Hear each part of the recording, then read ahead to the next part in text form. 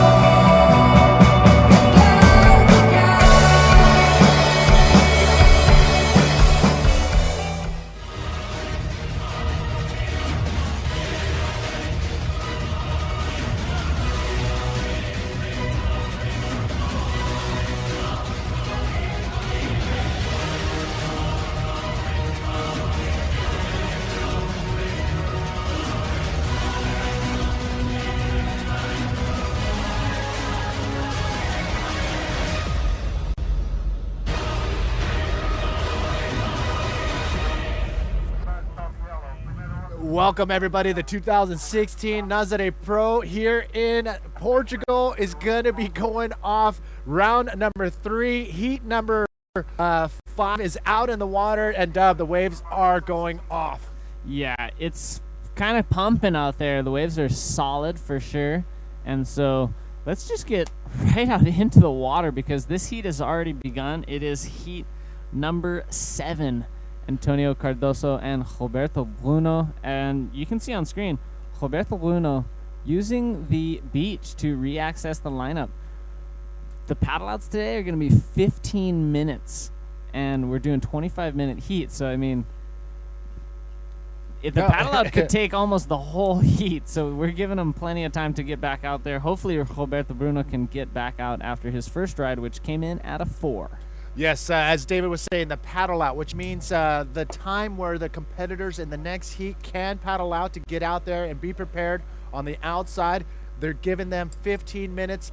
That is because it is bigger than yesterday. There's more water moving, more power coming towards the beach, and they're going to give the competitors more time to get out to the lineup to be ready. And you know what? They could take all of that time up, or they can find a little sneaker lull, jump into rip current, and get out there within minutes. But the 15 minutes is a little safeguard just to make sure they can get out there. Look at that, just massive waves pounding in here. Conditions, what do we got? So the conditions are pretty smooth considering that there is a little northerly breeze and it is the morning, which, occasionally we'll get a little bit of that morning sickness, that early morning texture on the water.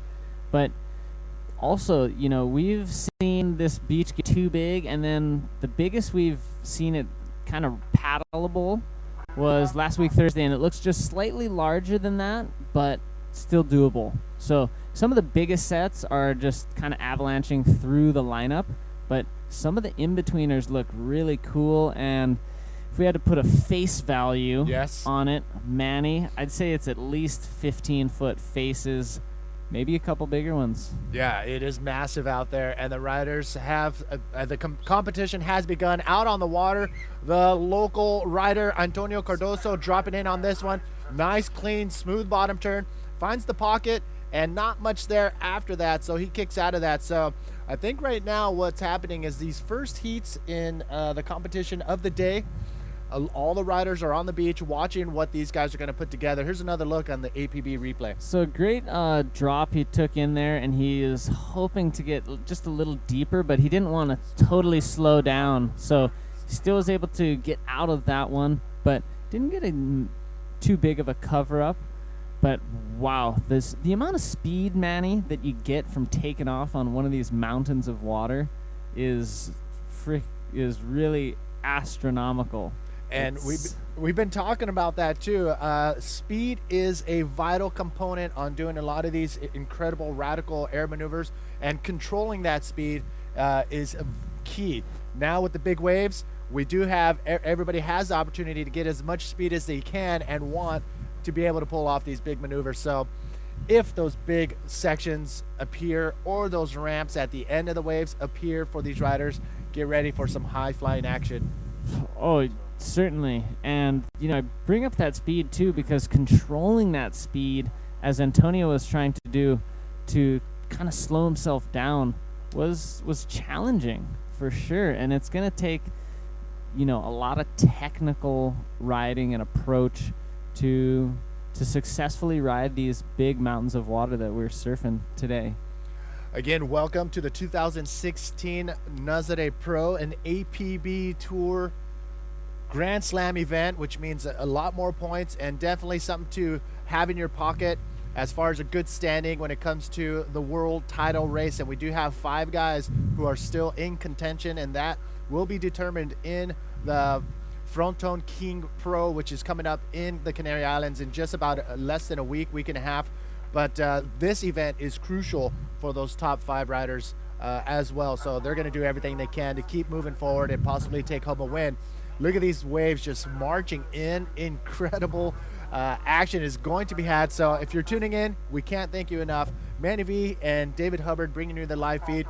We have Terry McKenna and Nunito Cardoso also. They're going to be coming in and giving you the play-by-play action as well. Now's a good time to send a message, share the video link, do everything you can to make sure all your friends are tuning in as well. Oh my gosh, look at that thing. I think we're even going to get a couple special guests into the booth today with you, Manny. Maybe Ryan Hardy, maybe Louis Finnegan, maybe a couple other assorted guests, just to keep it, spicy and mix it up, because we're going to want everybody's perspective on these conditions and the action that we're expecting throughout the rest of round 3. Then we're going to hopefully be moving on into round number 4. So that's the order of operation for today. We're starting off in heat number 7, just where we left off yesterday. Heat 7 of round number 3. All right, and once we get Ryan Hardy in here, he actually went out there for a free surf this morning, and I think he may still be out there, but it would be great to get a first-hand account on what exactly is going on out there in the water. Point of view of Ryan Hardy is always good, and he'll be joining us later on today. But waiting patiently and taking a look at this one, it looks like the Brazilian digging, actually Antonio Cardoso. It's still pretty early, really misty here in Praia del Norte in Nazare, Portugal. So we're still waiting for the sun. What happens when the sun comes in? The mist clears out and the winds calm down just for about a few hours, and that's when the conditions are incredible. I can't wait to see some of these guys on one of these perfect ramps and see how high they can really get. Yeah, we're definitely excited because these guys are the world's best, Manny, and they're going to be pushing it. Like you mentioned earlier, there's points up for grabs. There's even some cash up for grabs. But I think a big part of the motivation has got to be that potentiality for just absolutely setting yourself on the podium of the championship here and claiming the victor of the Nazare Pro. I think that's one of the main motivations. And this event for sure is a prestigious event. To have this this championship belt on your resume is definitely something that you can be proud of, especially because the waves here I have never seen get smaller than 4-foot Hawaiian. It's pretty incredible, and we got to give credit to not only Mother Nature, but that big old canyon that's just to the north of this peninsula here where the fortress is located. That canyon going from the depths of middle of the Atlantic and then just rising up super quick, super fast, and that is enabling this beach break here to have peaks up and down the beach and being able to hold the bigger sizes with still holding on to that perfection. Yeah, that canyon really draws in the swell, and while it draws it in, it also kind of adds a different dimension to it. It kind of refracts the swell a little bit.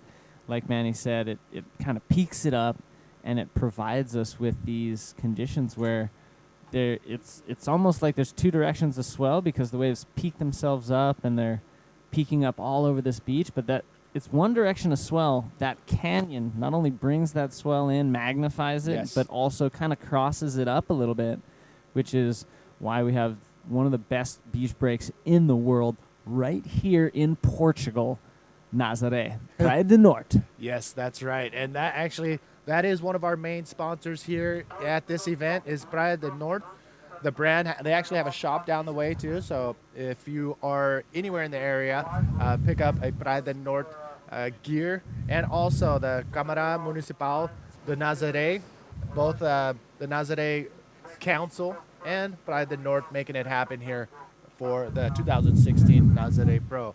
Again, round number 3, heat number 7 out in the water. This is an elimination round, which means only one rider will advance on to round number 4. The other rider will call it the end of the show. And it looks like Roberto Bruno, the Brazilian, dropping in on this one. He's up and riding on this left-hander. He's screaming down the line, and he finds this section now to throw a big vert through. Pretty large maneuver, and he pulls it clean, Manny. That was impressive because that was a thick section. We're going to see it on the replay. He pushed through a lot of water. It looked like at least a couple bathtubs thick, where he just came up and it was all pitching out at the same time. Wow, big ride for Roberto. Here's another look on the APB replays. You can see he's already eyeing up that section. He knows he can't pull in and get barreled, so he goes for a big invert through the lip and holds on. I mean, he was easily about 7-8 foot above the flats and just holds on and makes that landing perfect. And here he is. He's going to opt for coming all the way to the beach and run down the beach. And look at this, Antonio Cardoso. He's up and riding on this left hand. You see him try to manage that speed on the drop. He's hoping to find the section.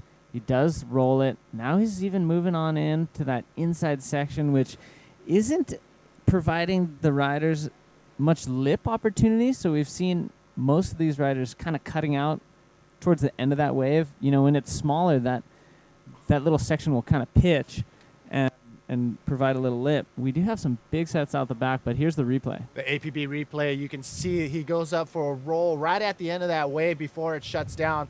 But that seems to be the pattern that we're going to see on most of the waves today is if you're not going to pull in and get barreled, if the wave doesn't offer that, the next thing to do is find a section to do a maneuver. And there, Antonio Cardoso reading that wave perfectly with a nice clean roll and comes out of that. Scores are dropping, and it's going to be pretty interesting on how different, how much time you're going to save if you cut out and paddle out or do as Roberto Bruno did, catch the wave all the way in and run down the beach to get back into this little zone where you can actually find a better little slot to get out quicker. But, I mean, Antonio Cardoso, he's already back in the lineup. Right. Roberto Bruno came all the way in, ran up the beach, and he's just now to re-enter the water after Wow. that big set came in, and he is way down the beach. He's given himself plenty of room to drift, because that's what happens sometimes, Manny, as you would well know. But for the viewers out there, when you have currents and rip currents, and you need to negotiate them, sometimes there's a sweep happening, and so I think it's going from left to right on your screen. So these riders are going way south, jumping in and hoping by the time that they get to the outside, they're in the competition area, because Roberto Bruno paddled out, a good 50 meters, maybe more, away from the competition area, hoping that by the time he gets out, he will be in the competition area, ready to access some more scoring rides. And that's the thing. I mean, you got to be at that physical peak to be competing in these types of conditions. Not only battling the paddle out, but going and opting for the strategy that Roberto Bruno is doing and getting out and running down the beach. That is taking a lot of energy, and you got to be at the top of your game to be able to do either one of those. We're looking right now at the scorecard. As you have on your screen, Roberto Bruno is currently in that first place spot. Not a ton of high scores being thrown. That's what we're probably going to see today. It's just they're just going to be waiting for those big perfect bombs that are coming through. And you can see Roberto Bruno has a 6.5 for that last wave and a 4.0. That is enough for him to be in that first place spot with 7 minutes to go. Antonio Cardoso is looking for a 5.51, and you can see all of this on your screen. The P1, if you're just tuning in for the first time, that P1 after that needs column off to the right is priority, and a quick rundown on the priority system.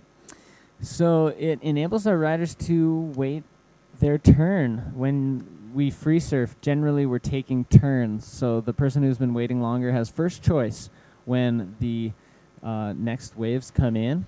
And the priority system is there just to basically provide that opportunity and acknowledge that, yes, Antonio has waited longer for the next wave because he returned to the lineup before Roberto did. Now he's going to use that priority to approach that wave. One of the ways to use priority is by paddling. So if Roberto had priority 2 and he was in the area, that would have been grounds for a switch. But because Roberto Bruno is still paddling out and doesn't have the second priority yet, Antonio will still have first priority in the water. And he's holding on to that priority, and he's going to take advantage of that and wait patiently. He has 6 minutes and 30 seconds to essentially catch any wave he wants out there. But as soon as Roberto Bruno gets out into the lineup with him, he's got to be a little bit more cautious on which waves he paddles for. And it looks like Antonio Cardoso is trying to line up for this right that may be coming in. He paddles over this one. As you can see how big these waves are right now in Praia de Norte, Nazare. And that was an insider. That was an inside wave. It's pretty massive out there. And look at this, Antonio. No, up and over.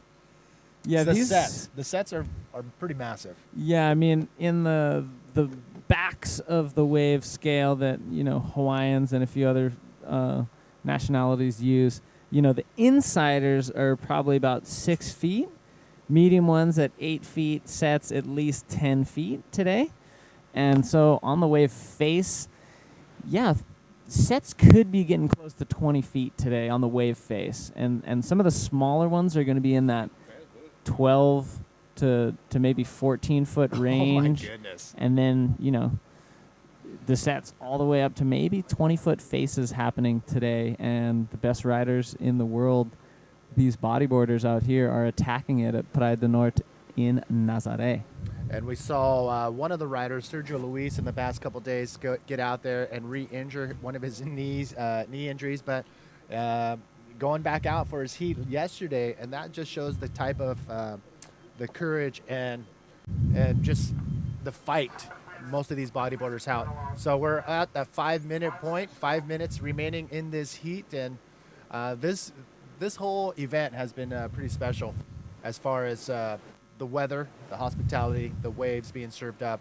It's been pretty dead on as far as being an incredible just trip overall. Yeah, absolutely incredible. And riders do have 15 minutes to paddle out today, but interestingly enough, Pierre Louis Coste in the next heat is just now entering the water. So, just over 4 minutes remaining, and he's deciding to paddle out now. And hey, he might get right out there if he's timed it right.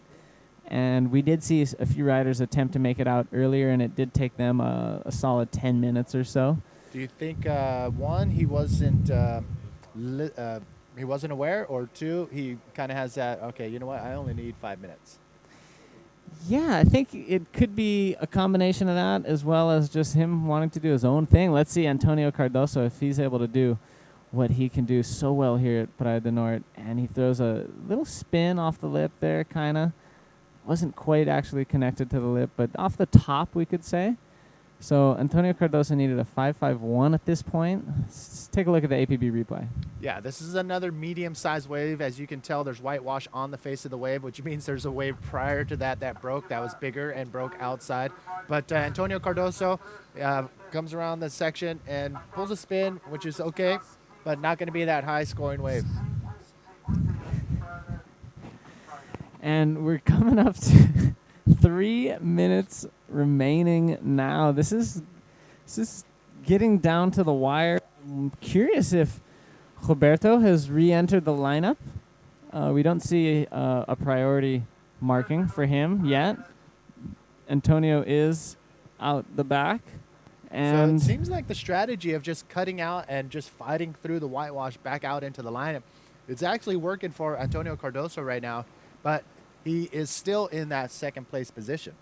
Yeah, so it could have two things that I'll bring up to the viewers, Manny, is the wave selection. So maybe he's taking waves that aren't offering him a finishing move, and thusly he can just cut out the back because he only rode the wave about halfway. But, you know, like you said, if we look at how many rides for each rider, it's because Antonio hasn't come to the beach every time that he has, as you mentioned, been able to catch more rides.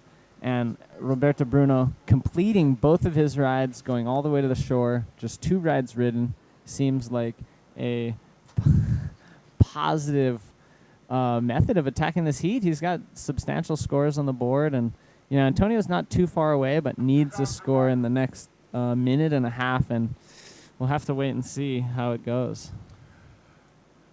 1 minute and 45 seconds seems like a long time for Antonio Cardoso or Roberto Bruno for that time to tick away. But Antonio Cardoso, that minute and 30 is going to slip right by if he doesn't have a wave delivered to him.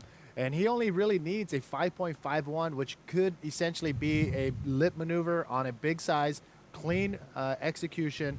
And that is totally doable. But it's just a matter of being in the right place at the right time.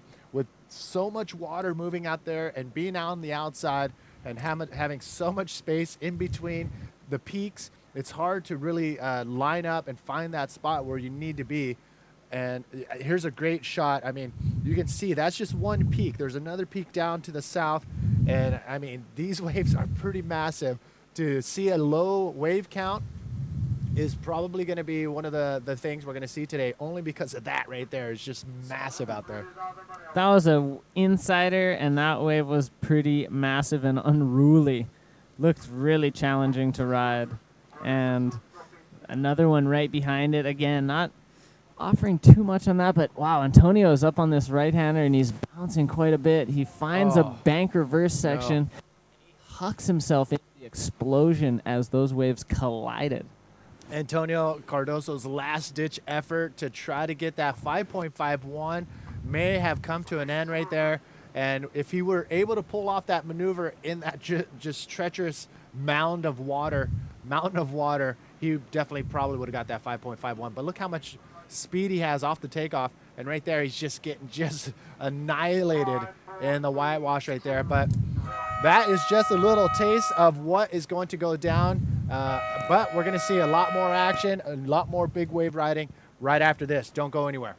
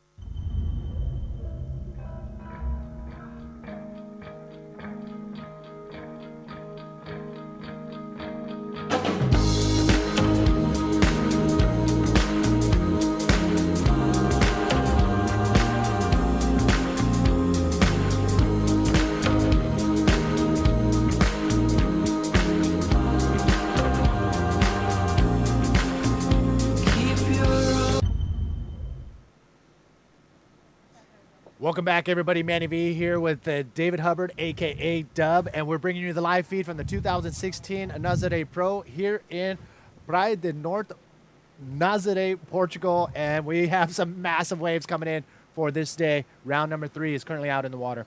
They sure are, and it's Heat 8 out in the water right now. Let's get right into that action because it's big and burly out there. Yes, it is. PLC and Andre Bernardo. Andre, of course, one of the qualifiers. You see him on screen. He is from Portugal, made it all the way through the trials, and he's meeting up with the top-seeded rider, PLC, also on screen, so he did make it out there.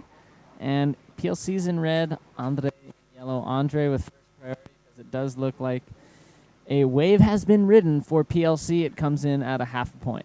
Yeah, we're going to see some big waves ridden today, that's for sure. But the thing is, are they going to make something out of it? Are they going to pull into some big barrels, or are they going to look for the lip and go for these giant maneuvers that will be had? It all depends on Mother Nature and that wave that they catch. Wave selection is going to be vital today. Absolutely critical. We see PLC approaching this one. He ends up ducking out, but Andre Bernardo's up and riding. Oh my goodness. He was hoping for that curl. He kind of checked over his shoulder to see if he had been in the barrel. Goes for a reverse spin. It's incomplete, and he will muster up the ability to get back out into the lineup. And besides that first dunk, he might have a good shot. There could be a clearing. As you can see, the sun is starting to come out, and look at this perfectly clean bottom turn, slides into the pocket and gets a nice little cover up just for a split second, but it was mostly a pocket ride, and comes out to do a spin and try to end that wave with a one maneuver. And you can see he's got a green light. He's going to probably make it out there, no problem. Here we go. And here's what PLC did on his last wave, or his only wave, which was a 0.5, dropped in and then pulled out. Again, we're going to see these bigger waves ridden, but it's just a matter of, are they going to get a deep barrel, or are they going to go for a maneuver? And by the looks of it, and it's easy for me to say because I'm sitting here on the beach with my feet in the sand, but it looks like if you can get a wave and just do one massive maneuver, that could be enough to get you into round number 4. Yeah, and I mean, even in saying just maybe one wave with one massive maneuver could be enough. Yeah. And, you know, if you get something in the 6 to 7 point range, it might be more than what your opponent can get with 2. So PLC up and riding on this right. He does pull a smooth roll there. It's just a inside wave, but he's able to get a complete maneuver on it. So PLC on the board. He's going to move himself up into first position of this heat. PLC coming into this event ranked number 3 after the Viana Pro. But look at this, nice clean bottom turn, pulls and punches through the lip for a nice clean roll. And that's what we're talking about. Just get one solid maneuver, whether it's on a medium-sized wave or a big-sized wave. Just get something under your belt where you can clock in anywhere between a 4 to 10 point ride. And we are on a scale of 1 to 10, 10 being the highest score you can get on a wave. But this is it. PLC is now on the board with a 4.25 and a 1.25. So it looks like we do have the winner of the last heat with Vilma. Vilma, take it away.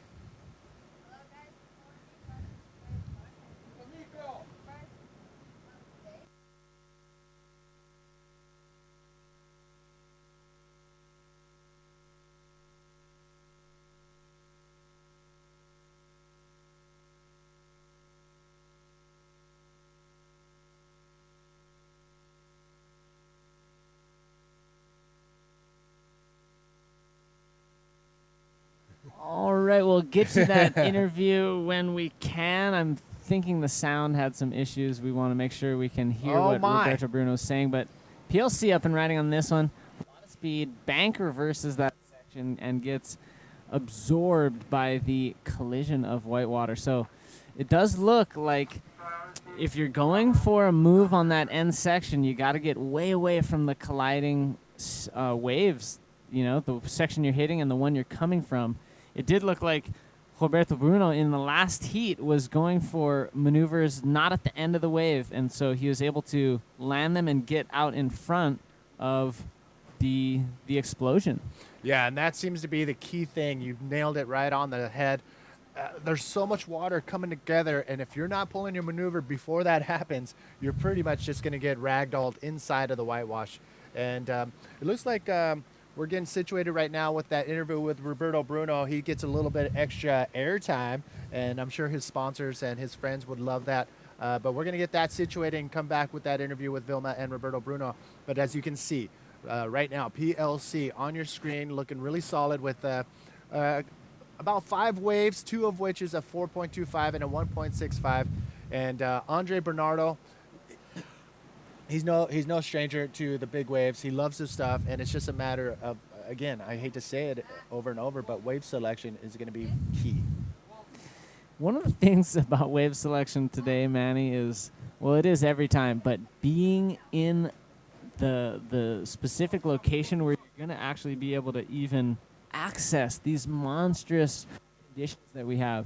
There's rip currents, there's cleanup sets, and once you're out there, similar to other massive beach breaks, a wave needs to virtually come straight to you for you to even be able to paddle and maybe still even not, but potentially catch the wave. So if you see a wave, coming into the side of you, when it's smaller, you might be able to hustle and use your fins and get there and catch that wave.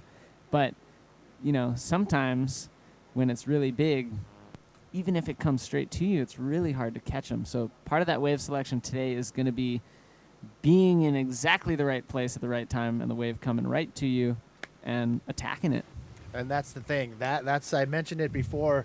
These riders are at the top of their fitness game as well as their wave riding skills. And to be able to paddle into these things, you're right. I mean, you need every single ounce of energy to get into these waves, push over that ledge, and then take full advantage of the power that the wave is offering. So, again, 17 minutes, round number 3, 17 minutes left in this heat, round number 3, heat number 8. This is an elimination round, which means some top names are going to be calling it the end of the road in round number 3. Yeah, exactly that. In round number 3, second place in each of these heats is going to get equal 17th. And the winner moves on to round number 4. Wow, look at this. The sun is now coming out and just blessing us with this warmness that's coming into the beach, coming down to the beach. The mist is going to clear, and it's going to clean up just a little bit before the onshores come in from the north in about 2-3 hours. But yes, it is going to be another amazing day here in Praia do Norte, Nazare, Portugal. And you can see right there, PLC making his way back out into the lineup. And this mist is starting to clear. It's going to be another gorgeous day. It's looking like it's going to be a fabulous day here in Nazare. Most days are. It's just a beautiful coastal city, almost a town size, I mean, I know it's called a city, but man, it's just got that hometown feel. It's, the population can't be too large, but apparently large enough to be a city, but it feels like a town. It feels like a small fishing village, and it's just gorgeous. But it has, the amenities that one would need if they're traveling and want to visit this place and stay in comfort. I love it. And as well, if you want to stay, in a rural setting, I'm sure there's rooms and homes to rent so you can live like a local. And, part of living like a local, and we'll bring it up for the first time today, but not the last, would be eating lots of pastel de natas. Pastel de nata, that is my demon here in Portugal. Each one packs a punch, not only of beautiful taste and richness and deliciousness, but a ton of calories too. So if you're not exercising and you keep eating these things, it will settle in on the parts that you probably don't want them to settle in at, but so delicious. Taking a look at this one, maybe turning around. Nope. Andre Bernardo, look at that right-hander. If you got into that thing a little early, that probably would have been an incredible wave. So he's trying to line up to be able to catch those waves over just to the north of the judges area. You can see these right-handers coming in towards that rip current that has been here all event long. So, Dub, sun is coming out. Conditions are getting better. We're going to see some incredible riding throughout the entire day. we're going to see the rest of round number 3, and we will have an update on what we will see after round number 3 come towards the end of round number 3. Yeah, exactly. We're looking to push into main event round number 4. We do have, I'll just make a quick tally here, about 10, maybe 11 heats of round number 3 to run, since the start of the day of competition, and then we're going to move into as many of round number 4 as we can. So, wow, what a day of competition we have ahead of us, Manny. And, as that sun starts to peek out over the hillside, it almost flushes some of that cold mountain air down. And I've noticed right at sunup, it gets almost colder than it was at dark. But quickly thereafter, heats up, turns into just a gorgeous, almost tropical-like atmosphere, just a beautiful day. And we're hoping for another one of those. I'm sorry, I think I'm ready to take my jacket off. It's starting to warm up already, and it's only just come over the ridge here. But I am posting something right now. I would love to know, actually, we would both love to know where you're tuning in from and what time it is from where you're tuning in, what country, what city. Go to our APB Tour Facebook page and give us a comment. I'm posting it right now, and we'd love to hear from you. It looks like we may have some action going in out the back, at least some paddle positioning. These right-handers are coming in, and you can see on your screen, they're just, that right there is easily the 4 or 5 foot range. There's so much water being pushed around out there. And once we walked up here, I felt a little bit of thunder underneath my feet coming down the beach towards the shoreline. So there is a ton of energy out in the ocean today. It's definitely out there, and as you mentioned, vibrations being sent onto the land itself. So that energy, we're literally feeling it here on the beach, and we want you guys to be feeling it at home or wherever you're tuning in from. I hope we're going to be able to give you some shout outs soon, because with that Facebook post, we're going to find out where you're feeling the energy of these big waves in Nazare. And that's so amazing that the swell can just echo throughout the whole world with what's happening in the water, coming through this broadcast to you tuning in, and you can just be a part of what's happening right here on the beach at Praia do Norte. Yeah, I mean, we're going to see incredible action, and it looks like right now, yes, it looks like Andre Bernardo, dropping in on that one, I believe, and it looked like he dropped in, and he bottom turned up and went up the face of the wave and tried to do a maneuver, but was unsuccessful. Andre Bernardo. Here's another look on the APB replay. Yeah, so as he got under it, he wanted to find a section, and I think he just cut out before the end of that wave, just kind of determining it wasn't necessarily going to be a landable maneuver there. So, yeah, Andre Bernardo taking a swing at these massive conditions. So a quick shout out to some of our viewers from around the world. Just across the English channel, we got Philippe tuning in the UK. Hohepa is tuning in from New Zealand. Lisbon, we got Renato in Newport Beach at 1 a.m. in the morning. We got Steven, and we got Kikoa tuning in from Hawaii, 9:45. It is the time in Hawaii. I believe that is PM, so it's still nighttime in Hawaii. Sydney, Australia, the East Coast connection. Howie B, what up, G? Joshua is tuning in from India, and it's 1:15 p.m. Scarborough, West Australia, 3:45 p.m. We have Chris and Josh is tuning in from Morocco, going for Brahim Idouche. Of course he is. This guy is going to be fun to watch. Brahim has one of the biggest moves in my book from yesterday's event with a ginormous roll on one of the set waves. Look how big it is as you see PLC go up and over that wave. And that is some of the action that we're going to see as soon as these riders get into these waves as they push over the ledge. And that's almost become his modus operandus, his MO. Brahim Idouche pulling massive maneuvers. We saw it in Tahiti. We saw it here yesterday. And, yeah, he just goes for it, this Moroccan. And it's so great to have some of the Moroccans here competing, and I do believe a few of them will follow us to the next and final stop on the APB World Tour at Fronton. Yes. But great to have them here in Europe. And Brahim still holding that flag high for Morocco. And we're going to see him soon. I believe he is going to be in, I think, yes, he advanced on out of heat number 3, and he will be in round number 4. So we're going to see him again in round number 4. PLC taking a look at this one.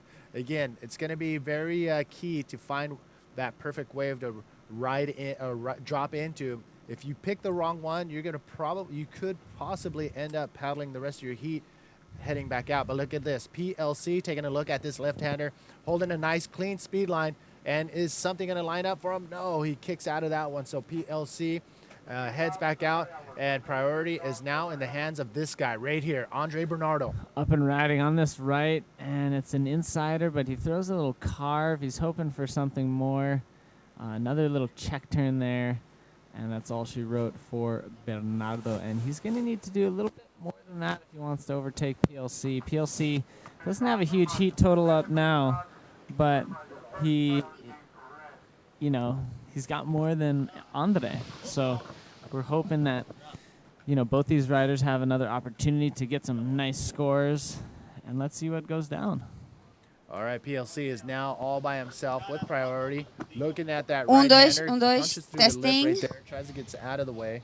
And now PLC waiting patiently. He is currently in that first place spot with 7 minutes to go. Andre Bernardo has to get back out there. He's still within striking distance to get into that first place spot, which you need to advance on into round number 4. Andre, as you can see on your screen, the graphic in the top left corner, he needs a 3.76, and that is totally capable of achieving if he just drops into a nice clean wave and goes straight up for a lip maneuver. Even a roll possibly can even score a 3.76. It's just a matter if that wave will come to Andre, and that's the hardest part we're going to see today. Yeah, and with 7 minutes remaining, time continues to tick down. Looks like PLC having a look at this one. He's up on the left. He does find the lip for a nice clean roll, and that was one of the best maneuvers we've seen all day. We'll probably see a good number drop for it. And at this point, Andre Bernardo will now need something bigger than a 3.76. And here's another look at PLC, and you can see the wave right there actually cleaning and getting groomed as the winds have changed straight offshore. Now we have offshore winds and 5 to 6, 7 foot waves, Hawaiian coming in. It is cleaning up. Now I think we're going to see some incredible barrel riding and some insane aerial tactics from the riders from this point on. Andre Bernardo is up and riding on that one, and we'll get you a replay when we can. Here he is up on this left. He tucks under the pocket, gets a little barrel, and now he throws a nice little forward. So, hey, he's back in this thing. Great exchange, 6.75 for PLC on his last wave. We'll wait for scores of Andre Bernardo. It won't be the exact score he needs to overtake first place quite yet, but it could put him in a better position to attack that lead held by PLC from France. There you go, Andre Bernardo, a 3.75 for that barrel ride. It wasn't one of the bigger waves, but it was ridden pretty well. So a 3.75. Now Andre Bernardo, totally capable of getting what he needs to get into that first place spot of a 7.26. 5 minutes, 20 seconds remaining. So anything, I think we're going to probably see a perfect 10 ridden today. I'm only putting that on the table only because the waves are epic and the conditions are going to be insane. So check this out. We are ready to rock and roll. More airtime for Roberto Bruno and Vilma, ready for the interview. Vilma, take it away. Hello, good morning. Sorry about that, we had some technical problems, but we are here again. Muitos parabéns, Roberto Bruno. Como é que está lá fora? Está pesado. It is heavy out there. Está bem pesado. As ondas com tamanho considerável. Está bem difícil de encontrar as ondas boas. Eu tive sorte. Acho que escolhi uma tática boa de competição. Tentei fazer o simples, né? e deu certo, graças a Deus. Okay, he was lucky. He says he caught some good waves. He chose a good tactic, like just doing choosing the simple maneuvers, and so that he's going go on with that tactic for the next round. É preciso ter uma boa preparação física para entrar neste mar. Nós vimos você correndo, para chegar lá fora também está difícil. It's so hard to get out there, and the athlete has to be very well prepared. É verdade, se você não estiver bem preparado, você não vai conseguir. Aproveitar a oportunidade para agradecer a minha preparadora física, que é a minha esposa. Amor, te amo, obrigado pelos treinos. Eu sei que são com todo amor e estão dando certo. Valendo a pena. Okay, congratulations. Physical preparator is his wife, so congratulations to her, and they are doing a good job together. Okay, back to you guys. What's happening in the water? All right, once again, congratulations to Roberto Bruno, but look at this, Andre Bernardo back to the action, finding this section at the end, and it just fell apart for him right at the end. Andre Bernardo, I'm wondering if that may have been his last attempt.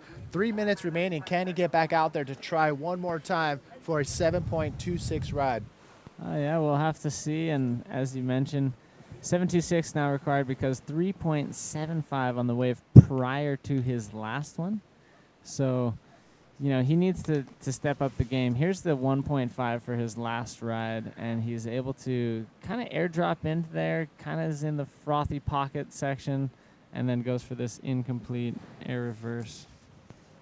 Yeah, this is going to be a tight race pretty much throughout round number 3. I'm guessing from what's been happening in the last 2 heats is the riders are going to have to either, 1, find a deep barrel ride, or 2, just come straight off the bottom and do a big lip maneuver. The waves are sizable in that 6-foot range Hawaiian for sure, which means that they're going to be 8, 10, 12 foot faces, and there is a ton of water moving out there.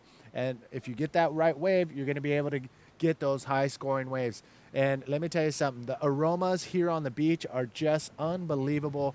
You can smell the pine trees coming over the ridge. It's just amazing to be here and have our feet in the sand here in Praia del Norte. Manny V here and David Hubbard bringing you the live feed out in the water right now. Heat number 8 of round number 3. This is an elimination round. PLC looking very comfortable in that first place position. There he is punching through that little mid-size wave. So David Hubbard, you are going to be coming in heat number 13. And what will you be doing from this point on? Watching the water, preparing physically and mentally, and just being aware, trying to grab as much data from the waves and what's happening while people ride them, and just trying to stay calm, keep that heart rate nice and low.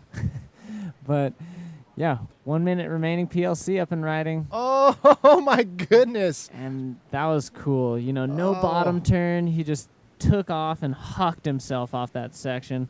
Incomplete air reverse for PLC, but we loved it. We loved it. Yeah, I mean, that is pretty much... that's experience right there. PLC on the APP replay. You can see him just timing it perfectly, but unfortunately there's so much water running towards the shore and running across the shore on that wave once that wave comes together with that side wave, and there's just too much water right there for him to hold on. But PLC trying to make something happen, trying to pull away even further in the last minute of this heat as Andre Bernard is now paddling into this one, his last chance. Ooh, doesn't quite make it into that one. And with 10 seconds remaining, is there going to be one more chance for him, Manny? Right here, this wave. Could he go? Nope. Looks like PLC is going to be moving on. All right, ladies and gentlemen, don't go anywhere. We'll be right back with heat number 9, round number 3. You're going to see Ian Campbell going against Martin Moridian. So don't go anywhere. We'll be right back.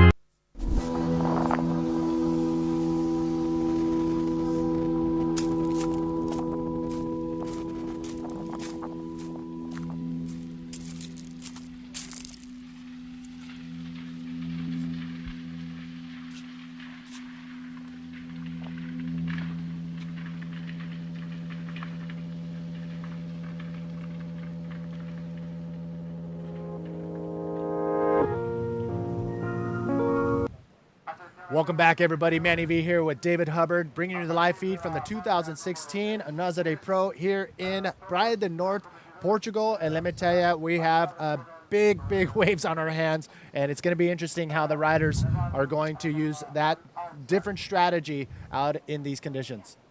Yeah, and I've just been hearing over the loudspeaker the possibility of maybe getting jet ski assist, but let's get right out into the water and find out what's happening with Ian and Martine. All right, Ian Campbell in the red jersey, drawing first blood right here, dropping in on this nice size wave, staying on that high line, getting as much speed as possible. Keep your eyes on the screen. He may fly out of the screen, but no, that end section just closed out on him. Ian Campbell cutting out of that one, but you can see how much speed and how much potential is had in these, or they have in their hands to do big maneuvers. Let's take another look. Yeah, tons of speed. He has that line from the start. He's hoping for a section and doesn't find something to his liking, and he has to get out of that one. Oh, my goodness. Do you think, looking at that replay, he had an opportunity earlier on that wave to go straight up and hit the lip, or was he, I mean, we're sitting here on the beach, yes, but from what I saw, he probably had an opportunity early on the wave.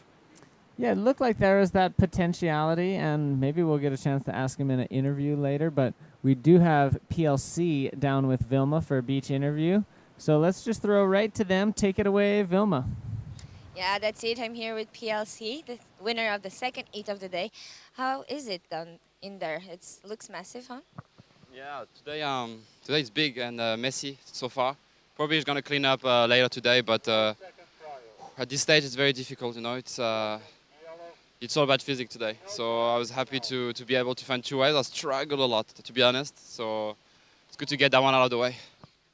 How do you prepare for these kinds of conditions? You know, I try to surf every type of condition. I've surfed waves like this before, you know, in free surfing.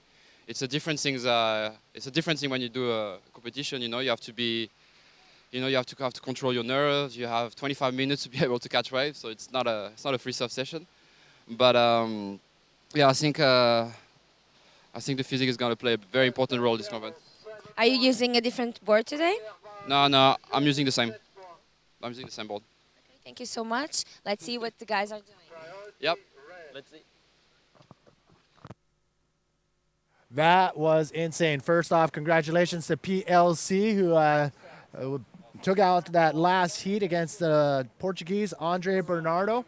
So that was insane from both PLC and Martin Meridian from Guadeloupe. Martin has been on fire here in Europe. He certainly has. Oh, I my got goodness. the privilege of riding against him in Sintra Dropney. Yep. But I remember last year here at Nazare, he was on fire in the men's, and I know he has the potential to put on incredible performances, as he did in the round one matchup that he had with Kevin Torres and Amelie Laverne. That was the best heat of the first day of the men's main event. Yes. He made it right into round number 3 based off his performance in that heat, and he is now putting up some of the biggest, well, the biggest number just yet of this day of action. Let's see Ian Campbell, and he's up and riding on a huge wave. Big roll there, and he's hoping for something else, a transitionary reverse off the sector there. But hey, this is a cool roll for Ian to get back into this heat. Ian Campbell coming straight off the bottom and going through the lip. Nice, clean, cylindrical roll, getting projected out. And that is what he's after, and a nice reverse air right there just to kick out of that wave as the wave ended.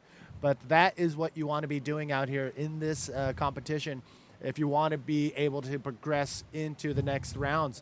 Ian Campbell and Martin putting together a solid show here in heat number 9 in round number 3. One of these two riders will advance on to round number 4. The other one, unfortunately, that is the end of the road, and they will end up in an equal 17th place in the men's division here at the 2016 Nazare Pro.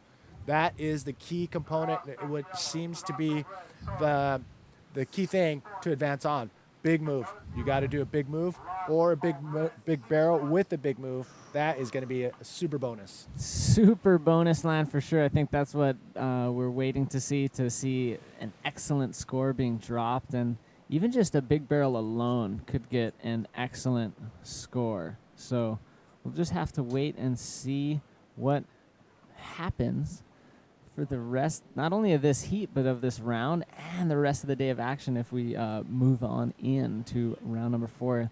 Taking a look at this one, Ian Campbell up and riding on this left. Ian Campbell, our tour points leader as of today, coming around that section. Look at this thing just frothing and just a big mountain of whitewash, and he tries to kick out and it gets sucked over the falls, and now he's going to get ragdolled in that just massive amount of water and energy, and now he's getting his breath, making his way back out into the line. Here's the replay where you see him just dive out there and then get sucked over the falls, as we call it. Oh my gosh. So Ian Campbell with that 6.0 ride and a backup wave, which is a 1.5, is still in that first place spot, but Martin Meridian's 7-point ride being his only ride, I mean, he just needs a solid backup ride to get back into that first place spot. So this is a match to watch for sure, because Martin, he is hungry. He is fearless out there. Ian Campbell, the tour points leader, and if he gets knocked out of this round, that's going to leave the door wide open for a lot of the top riders in that top 5, as Tessa called the Fab 5, to get and claw their way up the rankings going into the Fronton King Pro. So Ian Campbell, he has to tighten up those shoelaces and get out there and put it on the line right now. Oh, exactly that. And this is kind of a do or die situation, I'd say. You know, he's got to make this heat to make it out of this round, and you know, it's hard to say, but if he doesn't make it out of this round, it's hard to say if those title chances will still be present at the end of this event. So, oh boy, you know, all the individuals in the hunt for a world title need to make it as far as they possibly can to keep those dreams alive. And we're definitely looking at, you know, the top 3 finishers will probably be the fellows that are going to be continuing on for that world title. Maybe it'll stretch down into the quarterfinals, and the top 5 riders from this event will still have a chance after this event, but I'd say it's really going to come down to the fellows who push it all the way to those finals. And we can't thank you enough for tuning in. As you can see from this angle, the sun is out and blaring. Big shout out to everybody who's tuning in and leaving a comment. Oh, pulling back on that one. Ian Campbell didn't see anything happening on that right-hander, but Ben is tuning in from the Gold Coast. Cleggy. Yep. And we also have Spirit Harrington coming in from the Big Island in Spirit. Hawaii. A lot of Hawaiians are tuning in to see their very own fellow Hawaiian Islanders making their way out in round number 3 and round number 4. Eduardo tuning in from mainland Mexico. Richard Marin in Costa Rica. It is 1:45 a.m. That's what I call dedication right there. Angel in PR. Yeah, we also have Magno, the Brazilian, now living in Maui. Yeah, Moggs. Not a bad choice of destinations to be calling home. So, Magno, thanks for tuning in, brother. We all miss you here. Love ya. Hugo is tuned in from Iceland. That must be Awesome. one of those hidden destinations as far as secret waves is concerned. Secret zone. So I'm going to keep plugging away at our list of people who are tuning in from all over the world. So keep posting. And look at this. Martin Meridian on a nice solid left-hander. This one looks cool, and he's hoping to get something, and he goes around that first section. He doesn't get a barrel, and he's now hitting the edge of this. Just a flyaway off the back there. But, you know, again, just calling it from the shoreline, it does seem like maybe a bit of missed opportunity here as we look at the replay. If he would have bottom turned straight up, he might have gotten a nice big roll. But, you know, since he just played the waiting game, he was unable to get much else. And that, I mean, for us sitting here on the beach, to come straight off the bottom and hit the lip, that it looks easy to do from what you're seeing as what we're seeing, but maybe they see something that we don't. Maybe that lip doesn't look as it would project. They probably don't see a projection off of that lip, but we've seen a couple instances so far that If you come straight off the bottom and go straight for that big maneuver, that'll definitely help. But check this out. We have Ian Campbell on this left-hander. And he scoops under the pit. Get He's out of there. getting a nice Oh, barrel, my. and he comes out. So this is going to be a big number. He throws a bank reverse there at the end just to kind of put some finishing touches on that. He even rides out of it. So he'll probably access the water. Let's check the APB replay, Manny. Well, right there, perfectly scooped bottom turn and gets into that pocket and into that barrel and comes out with a spit right before it turns all frothy and white-watery and pulls a bank reverse at the end of that wave and pulls it off and pulls out in front of the whitewash. And that is what a world champion will do right there. And totally within his grasp is the world champion title. Ian Campbell looking very solid in 2016. Indeed. So 7.5 dropping for Ian Campbell. That was nice. He was able to tuck under that lip, get a nice clean barrel, and even managed to pull another maneuver at the end of it. But, you know, the heat's not over. We're not even halfway through this heat, Manny. We're just about there. But, you know, in the first half of this heat, it has been, you know, a seesaw battle. Here's Ian. He did choose to come all the way in. He's now running up the beach, as we had kind of mentioned, reassessing. Now there's a nice break in the action. He gets the green light and starts stroking back out into the lineup. At this point now, Martin Muririan needing a 6.51 to make it out of round number 3. Getting ready for his next heat, or the next heat, is Miguel Adao. Miguel is running to the north. Either he's going to grab something from his friends, or he's The probably jet gonna ski that's going to give these riders a lift out there is going to grab both those riders from the north side of the competition area. All And right. it does seem like the jet skis will at least be giving the riders in the following heat access to the lineup. Okay. All right. So as I was watching Ian Campbell running down the beach, a thought of about a handful of friends came to mind. And I know for a fact if they ran as far as Ian Campbell did on the beach, they probably would be breathing really hard and not even paddle out because their energy level is not at the caliber of Ian Campbell. So that is just a little touch of how fit these guys are, and they're putting a lot of time to be able to get to that level of fitness to be able to tackle these kind of waves. Not only that, to run across soft sand with your fins on, it's just it's a lot of work. A lot of energy is being used from these riders per heat. So imagine if you have to do that twice within one day in these conditions. Pretty hectic. Pretty grueling. Let's take a look at Martin. He's up and riding on a nice looking left. He's hoping to find that lip. Oh my Throws goodness. another big invert.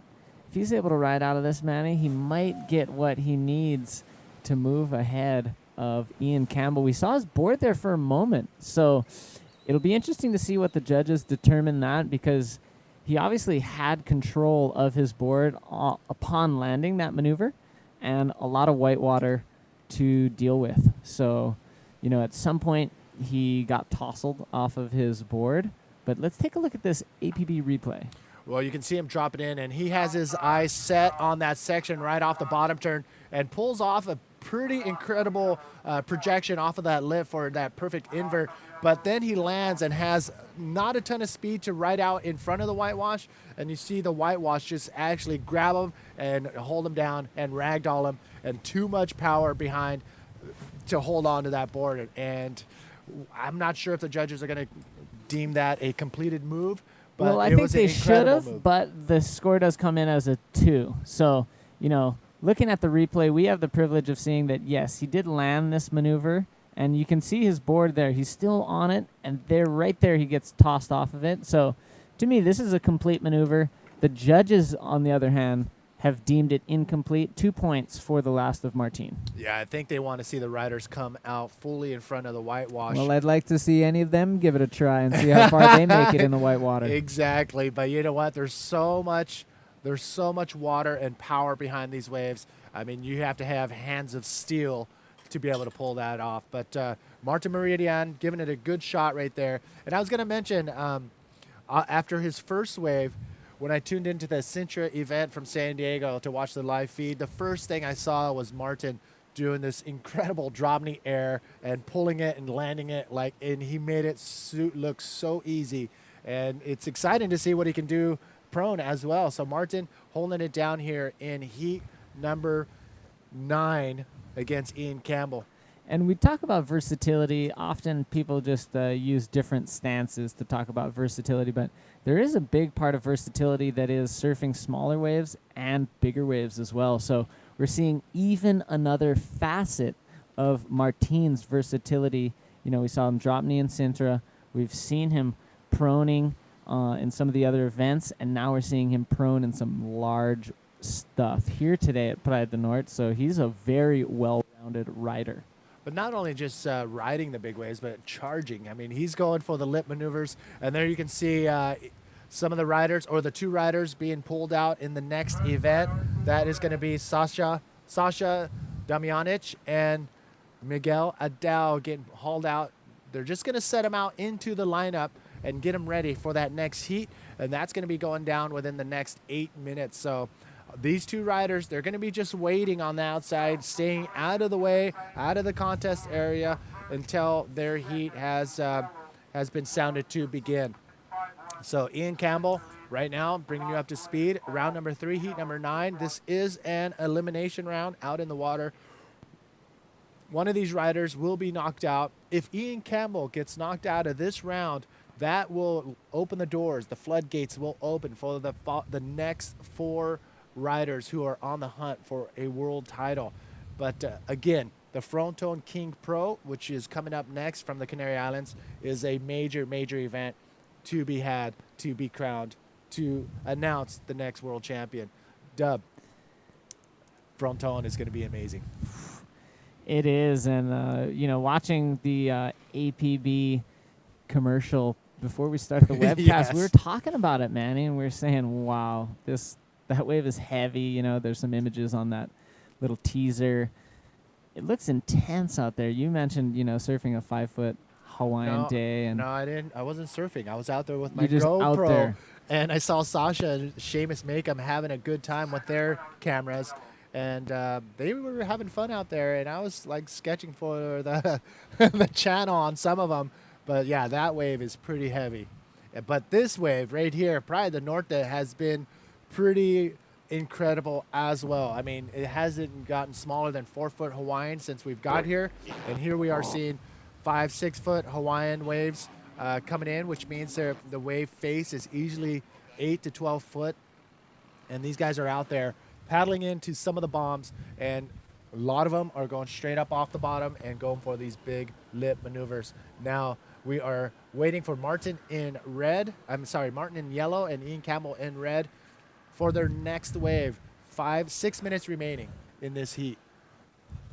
It's hard not to turn around and take a look at the waves we got behind a us. great seat in the house, and we're in the shade, and right behind us, amazing waves happening. And yeah, with less than 6 to go, it'll be really interesting to see if Martin's going to be able to make another attack at the lead held by Ian Campbell. Ian Campbell just on an absolute tear this entire year. He's been able to get 2 victories. His 2 maiden victories on the World Tour have happened this year, so it's put him in a solid place. He's even got a second as well, and other great results. So even though he had a shaky start, not showing up for his heat at Pipe due to overstaying his visa in America, he did start showing up to the South American leg of this tour and has been ripping throughout that tour, as well as the European leg of the APB World Tour. Ian Campbell, one to watch not only this year but in many years to come. Under 5 minutes now on the clock.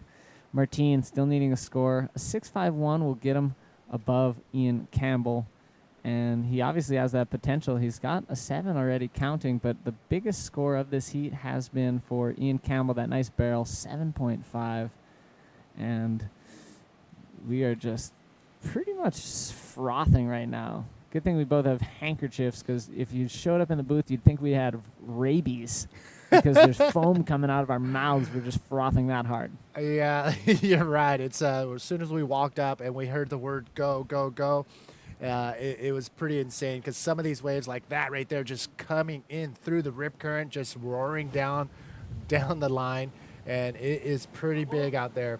5-6 foot Hawaiian waves, 10, 12-foot faces just rolling through, and the riders are being very cautious and being very picky on which waves they choose, because if you catch a wave and you kick out of that or have to bail out of that, you could have these massive sets coming in and just ragdoll you as you paddle back out. So they're being very cautious on which waves they choose, which is okay. I mean, they got 25 minutes. These heats are 25 minutes long, and it's all about those two top waves. Ian Campbell waiting patiently, Martin Meridian from Guadeloupe waiting patiently, and you know what?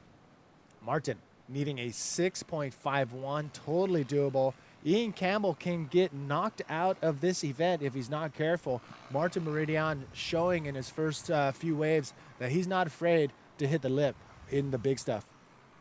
Yeah, he's not afraid at all. He's put up two of the best inverts of this morning so far.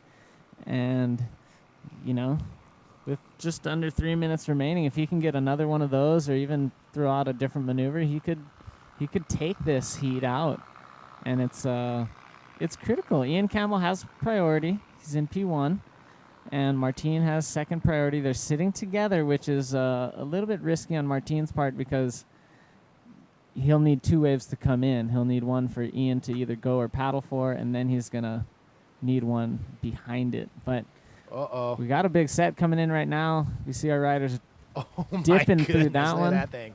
Good size wave. And that's just one of the medium ones. It's not even a set. All right, looks like we do have another change in the wind. The wind is shifting from the north, which means it's going to help out the waves that are going to the north, the left waves. It'll blow into the wave and actually hold them open and keep them barreling as they break into the shallows. Ian Campbell opting to go left right here, dropping in on this, scooping in under the lip, and trying to find that speed line, staying high, and oh my goodness, hitting a chop and going head over heels, and now it is up to Martin Meridian. Can he knock out the Tour points ranking leader Ian Campbell on his next wave? 1 minute and 30 seconds. Let's take another look at what happened to Ian Campbell. So Ian used his priority on this wave, kept Martine off of it, and it was too frothy from those medium-sized waves that broke in front of it, and he ends up just jumping off the front of his board, going for the Kevin Torres cutout, and now he's going to paddle back out. He does make it, back past the impact zone. Martine Meridian out the back. He's having a look at this right-hander, Manny. Oh, my. This is it. A 6.51. Can Martin pull it off? Comes around that section, a little check turn. Oh, no. It just ran away from him. Martin had an opportunity to take out the World Tour points leader on that last wave, but lucky for Ian Campbell. He's probably sweating bullets right now and feeling very lucky that Martin did not take full advantage of this wave. Yeah, so on the APB replay, we see that he was hoping for something down the line, didn't get much besides a nice cutback, and again, nothing really came in there. And as the heat, starts to kind of tick down, it does seem like Ian Campbell will be moving on. All right, so that is it for we're looking at 15 seconds remaining, and that was a very, very close call for Ian Campbell, almost getting knocked out of that last heat. It was a Martin Meridian who was looking for a 6.51, and unfortunately the wave that he caught at the very last part of that heat was not the wave he was after. So that is the end. Ian Campbell making his way in on this bomb right there. So this is what we have to look forward, people. He's going to come in on this one. Unfortunately, that wave will not be scored. But don't go anywhere. Heat number 10 coming to you with Sasha Damjanic and Miguel Adao coming up next. Don't go anywhere.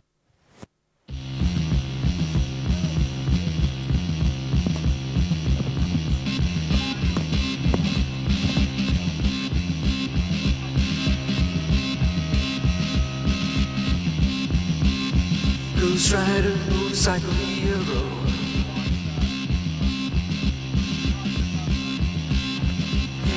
Baby, he's a looking so cute.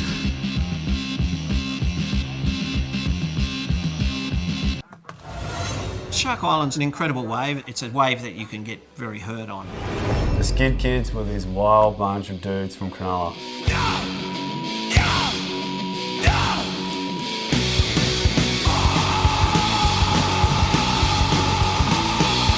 Surf hard, play hard. They exemplified everything, surfing was not. They weren't afraid of the ramifications of what they did.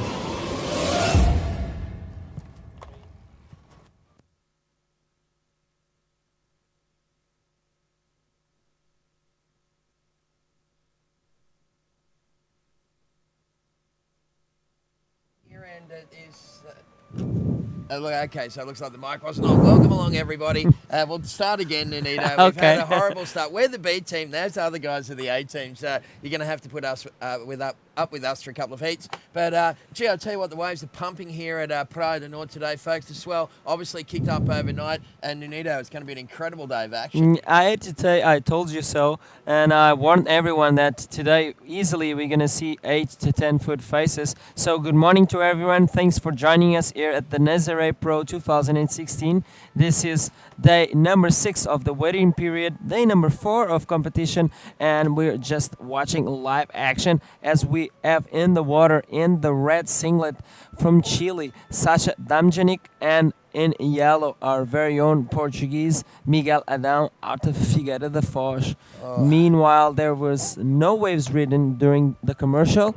The heat is with less than 23 minutes to go, and it's being a very, very, very hard day for the competitors. But this is the first heat that they had ski assistance to get out there, and we're gonna have that jet ski assistance throughout the day as the conditions are very hard to handle. Absolutely well said, Nuno. And yeah, this is heat number 10, round number 3. And of course, it's day number 4 of the competition here at the 2016 Nazare Pro. We are coming to you live from Praia do Norte or North Beach, of course, for event number 7 on the APB World Tour. So in the red singlet is the number 18 seed. It's Sasha Damjanic from Chile. He's taking on the number 23 ranked rider in the world. It's Miguel Adão from Portugal in yellow. So these guys are going to be hyper selective today, Nuno. Yeah, and talking about selection, here's Miguel Adão selecting to go to the right-hand side of this wave and trying to pull that move, that bank reverse out of that. Meanwhile, live action, Sasha Damjanic answering back to Miguel's wave, trying to find some kind of a pocket right there on that left, but there was not much there.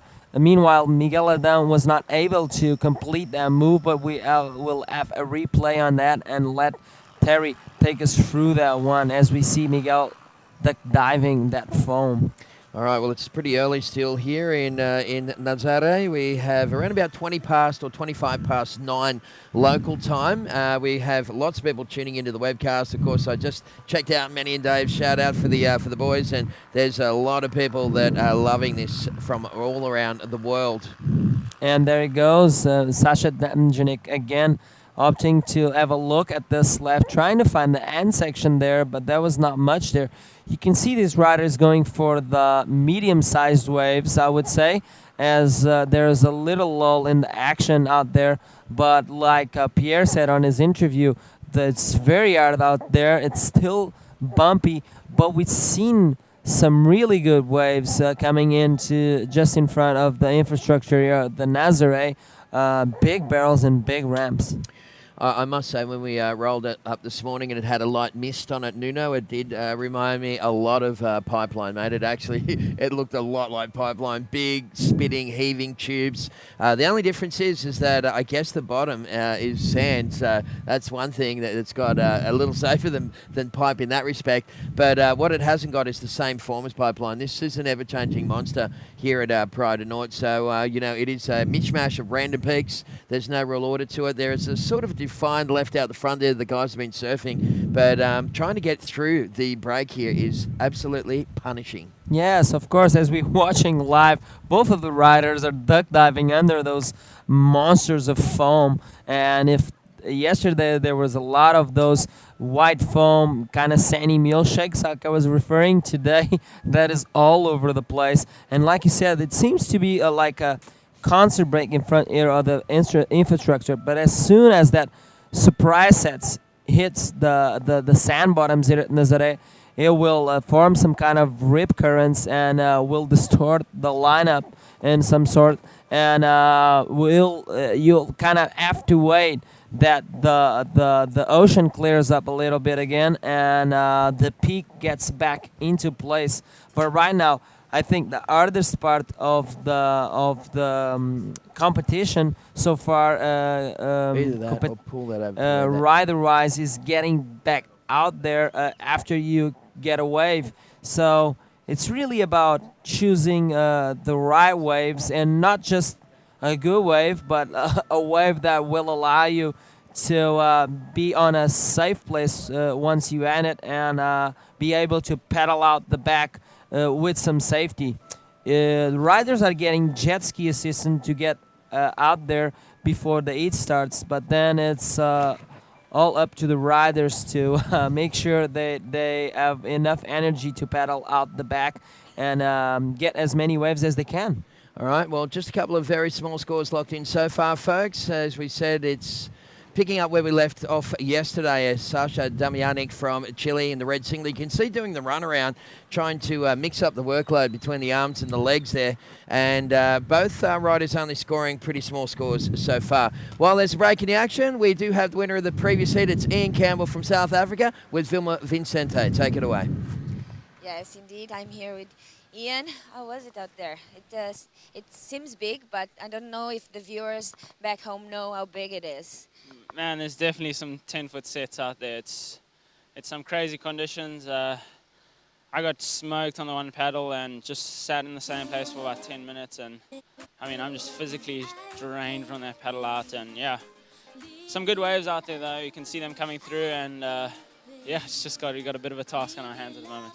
What were you thinking while you were out there and there was some moments that you were not in the first place, in the first position? So what was in your mind?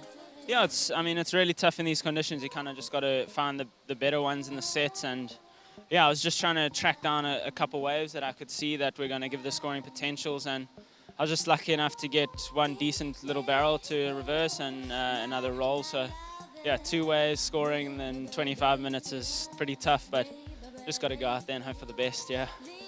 Thank you so much. Back to you guys. All right, well, thank you very much, Vilma. And Ian Campbell continues his good roll through this European leg, the E316 as we're calling it. And there's a nice wide shot of the lineup here at Praia de Nord. And I'll tell you what, it is a real punishing kind of a setup here today. Wave height, I don't know. It's very hard to call it because I haven't been in the water, but I'd say that it's solid 6 to 8 feet, but it's probably got the power of an average kind of beach break around the 10 feet mark, because there are some big thick lips just detonating on these sandbanks here at Praia de Nord today. Yeah, for sure. And as we see the energy bump from yesterday for today's forecast, and it's out there. You can see some really washed through sets with a lot of size in them and a lot of power, as we see a lot of water moving like you're watching live on screen. And Ian Campbell just said it and put it out so well.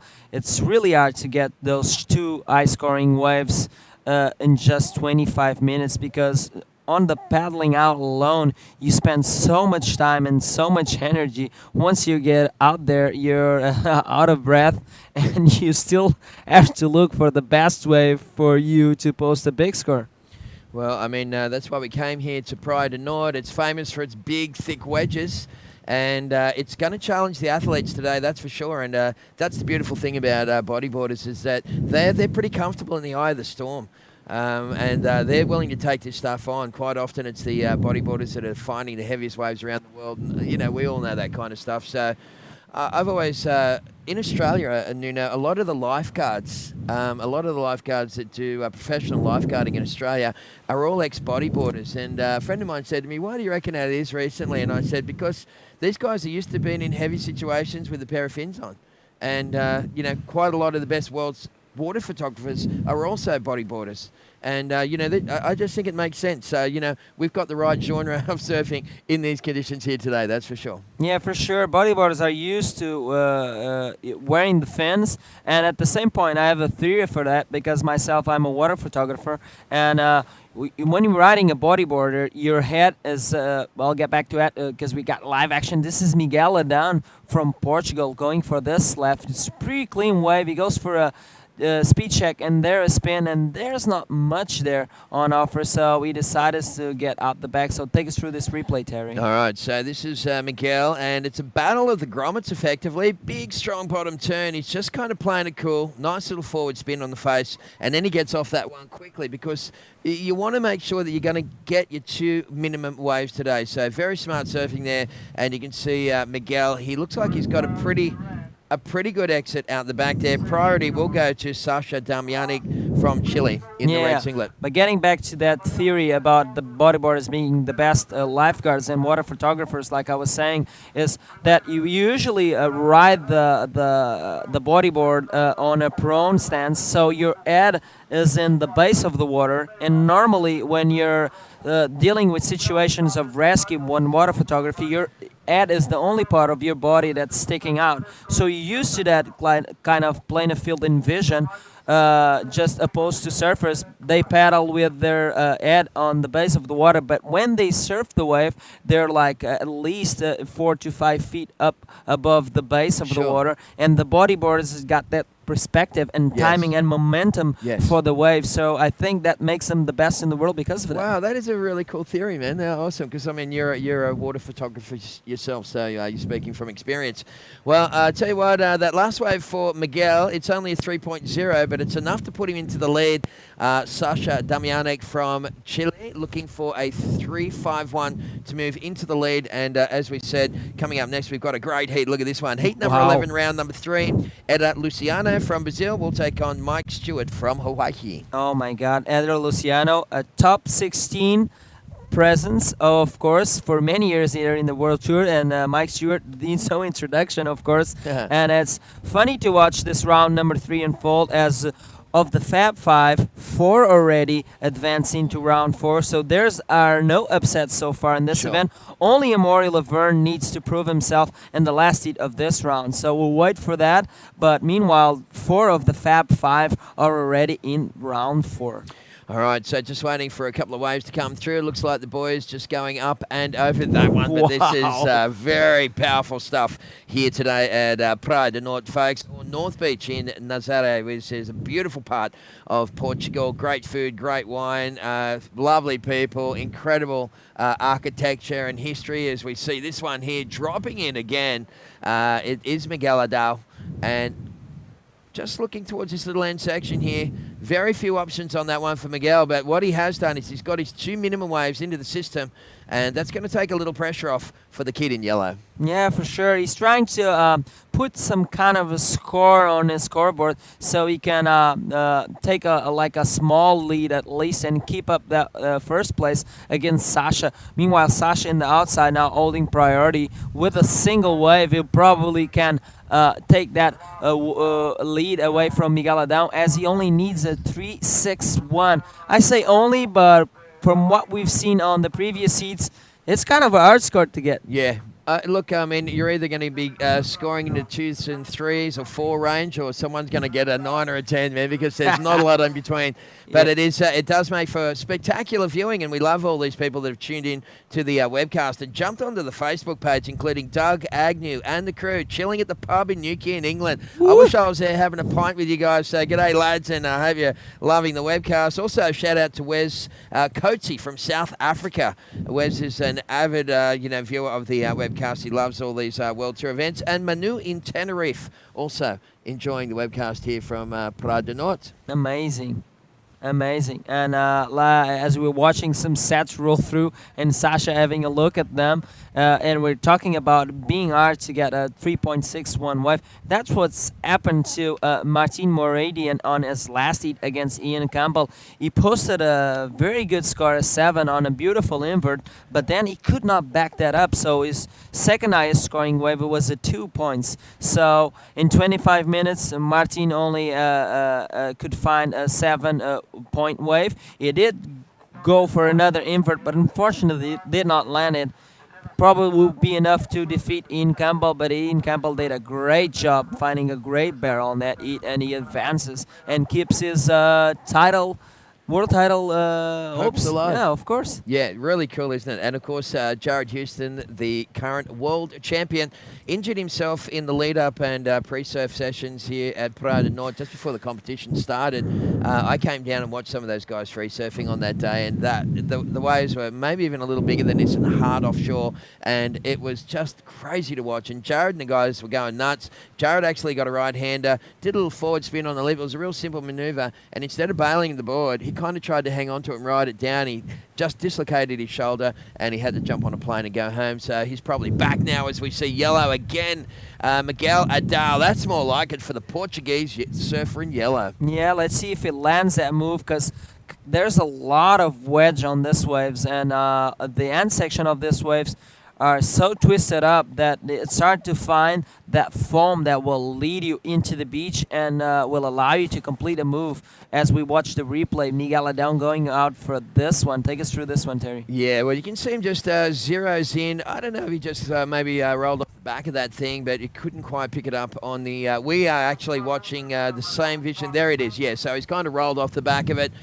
He's got a 4.0, so that's raised the bar now for Sasha, who needs a 6.01, and he's red up and riding. Yeah, live action here, and Sasha looking for a nice, decent score to post, but this is looks like those two previous waves that he caught, not much on offer there, just like the end tip of a medium-sized wave. He's opting to go to the left, but he's not finding that section. Once again, live action, that's Sasha going for it once again. This time it had a closing section that was not able to reach it on time. Well, you can see Sasha just paddling for his life there, and he's just going to make it under that one. And look, on screen, I must say that it doesn't look as heavy as it does in real life. For sure. It's been happening all through this event, I would say, all through the days of this event. And once you get your feet real close to where the riders paddle out, you'll get a feel of the size and the power and the noise that the ocean makes. You're just watching the screen, a closed-up shot, like we like to call it, and you're just watching waves just coming on through. But once you get a vision, a panoramic vision of the whole setup, you would see what we're talking about. Yeah, absolutely. And last night, we're not staying too far from here, and last night the ocean sounded like a battlefield. You could just hear these bombs just detonating on the Outer Banks here at Praia do Norte. So very heavy conditions, folks, but it's a spectacular day of competition. We would like to once again welcome along Benny Clegg from the Goldie and join the webcast, along with Andrew Lewis from the UK, another one of our English guys that are tuning in, and Sebastian, one of our old mates from Porto Escondido. We had the contest there at Zicatella way back in 2012, one of the best trips of my life. Oh my God, that was an amazing event, and I was actually thinking about that when I was watching some of the previous heats before I coming into the booth. And this is kind of a similar setup to Puerto Escondido, with the heavy waves and the rip currents and the wedges and action and turbulence going all over the place. Yeah, I guess Zicatella is a big long beach, goes all the way down to Punta, to the point. And La Punta. La Punta, which is a fun wave that I really enjoy. So that's more my style. Anyway, Zicatella is a big long beach. The lines come in pretty straight, so it's almost like a slow closeout. But of course, a spectacular corner to the waves there, and just some of the most magical beach breaks in the world. But you're dead right. What happens at Zicatella? There's no defined rip. The water just comes to the shore, and then it goes back underneath. It's an undercurrent, and that's what we have here as well. There's no real defined rip banks or a channel to paddle out in. The water, so much water comes onto the shore, it has to get back out into the ocean, and it usually goes down and underneath the waves as they come towards you. So it creates a very dangerous environment. Yeah, for sure. Once you come here to Nazare and you paddle out here at Praia do Norte, as if you advance like 10 meters, you'll see that's already very deep. So like you mentioned, there's the current goes underneath, but right now, meanwhile, we have live action. This is Sasha Damjanik waiting for that end section. Let's see what he can post here. He goes for a small roll, but he's not able to land that move. All right, well, he's going to have to, he's going to have to step it up a little bit right there. 6.01 is what Sasha Damjanic is trying to chase. And, of course, big shout-out, hola, buenos dias to all of our friends watching in Chile, including Arturo and Glenn and Billy and, of course, Yo-Yo. Tomate, and there's so many cool guys over there that have done so much for bodyboarding over the years, and we're looking forward to going back to Chile next year, not just for Arica, but of course for the Antofagasta Bodyboard Festival, which is going back to La Cupla. Oh my God, it's going to be amazing, and thank you for all the people in Chile for making that happen and having that event back on the World Tour, because it's an amazing country for bodyboarding. They love it, they live it, and they breed it like the APB logo. Of course, yeah. You might have heard the song getting played underneath the when we talk sometimes, leading into and out of ad breaks. Jump onto the APB Facebook page and check it out. But a young artist by the name of Aqua has designed that stuff, and this guy's designing a very good heat right here. This is Miguel Adao. Yeah, very clean style there from Miguel Adao. He's opting to go for the cleaner waves. Probably not the biggest sets, but still a lot of size on the waves that he chooses, and he's having a good wave selection, as we can watch on this wave replay. Nice little off the lip there, normal spin, and then a reverse spin to complete it. Nice smooth riding, and but still not finding that end section that Miguel is so much waiting for. Meanwhile, we're watching up the back. What? All right. Well, that, of course, Mike is Stewart. none other than Mike Stewart. You know what? If anyone's going to be blazing today, it's going to be Stewart. But this kid finally getting a wriggle on, and Sasha Damjanic from Chile getting a little tied up on the end of that one.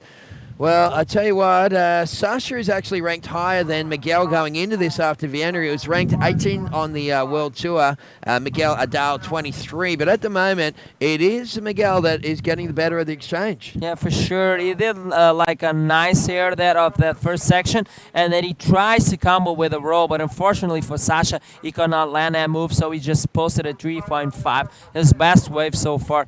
Still 2 minutes and 30 seconds to go, but yeah, Miguel just posted at 5.25 on his last wave, and he is taking now a more comfortable lead over Sasha. Now Sasha is in the need of a 5.76 to take the lead away from Miguel Adao, but he still has to fight not only Miguel Adao, but the pounding short break here at the Nazare Praia do Norte.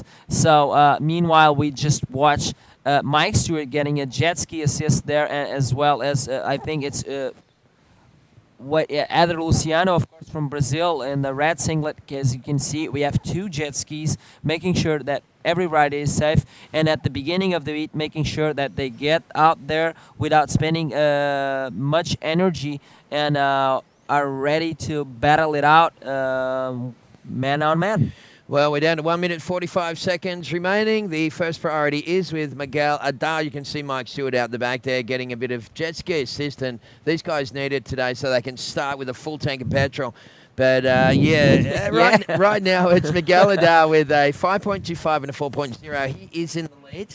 And Sasha Damjanic from Chile, well, he's needing a 5.76. First priority is with yellow. We've got 1 minute 20 seconds on the clock. Yeah, the problem is now that they need to find their way out the back so they can choose another wave, and that's the biggest problem for most of the riders today, is those 25 minutes, and in those 25 minutes trying to get 2 decent scores to overthrow their opponent. Meanwhile, we have 1 minute to go, and yeah, it looks like that Miguel Adao, for all the Portuguese viewers watching, is gonna advance into round 4, because it looks like Sasha is just there on the inside. It's about to give up on this heat, and probably didn't have time to get back out there. Yeah, that's a shame, because Sasha, as we said, was ranked higher than Miguel, but Miguel Adao has surfed a brilliant heat. As we said, a 5.25 and a 4.0 is enough to him to get through. So look at Sasha. He looks like he is completely exhausted. Yeah. And that's the kind of taxing day that today is here at Praia do Norte, folks. As we said, for day number 3 of the 2016 Nazare Pro. I'll tell you what we're going to do. Don't go anywhere, folks. We'll have more live action on the other side of this ad break from Praia do Norte. So stick around.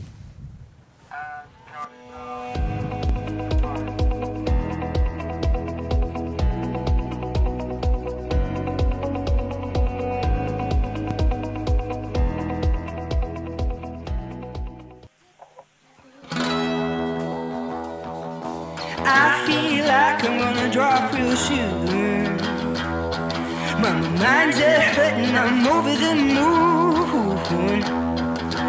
Pulse is sagging out, I'm losing the pace. It's the way you feel, man, not the way you taste. Rebel, rebel, I see you with your gun.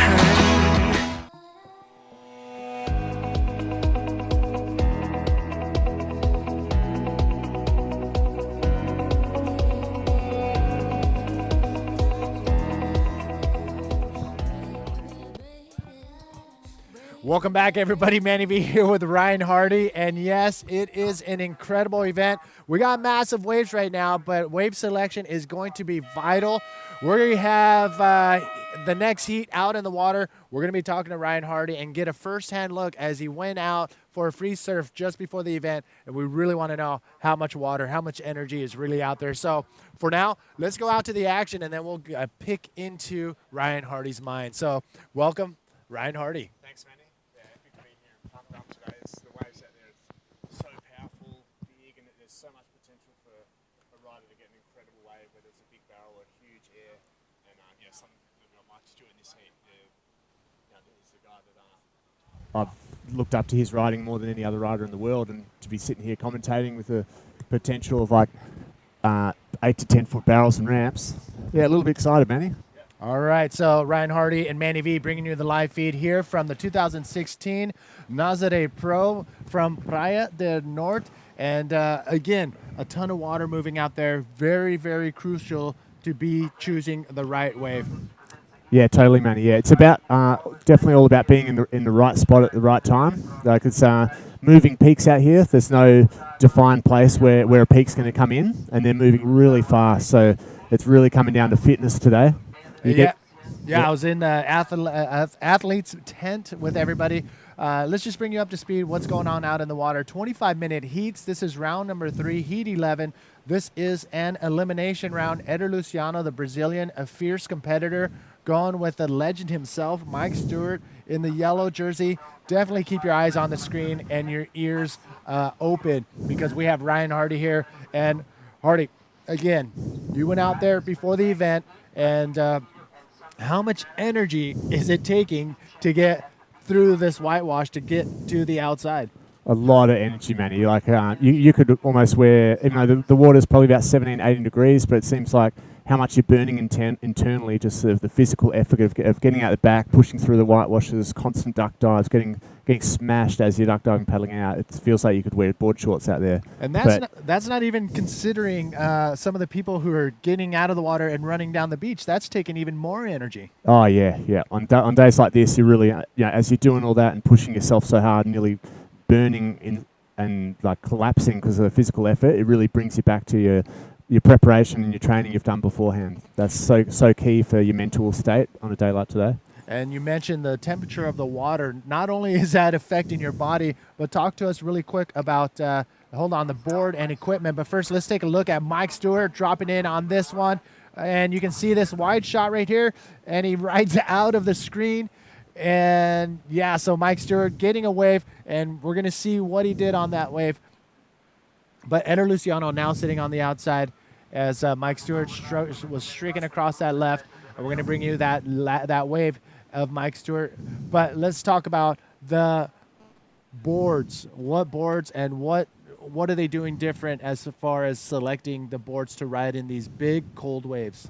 Yeah, sure, Manny. Well, yeah, because the water temperatures, it's definitely cool. It's in that 17, 18 degree range. So that's the sort of temperature that makes your board go pretty rock hard.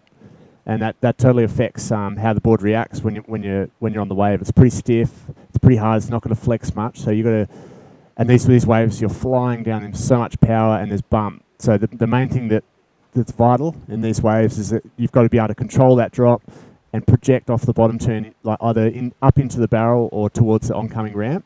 So whatever it takes for you as a rider, what's it going to take for you to be able to take off a big wave and control your speed so that you can get up into the barrel or get down the line towards the ramp with maximum speed.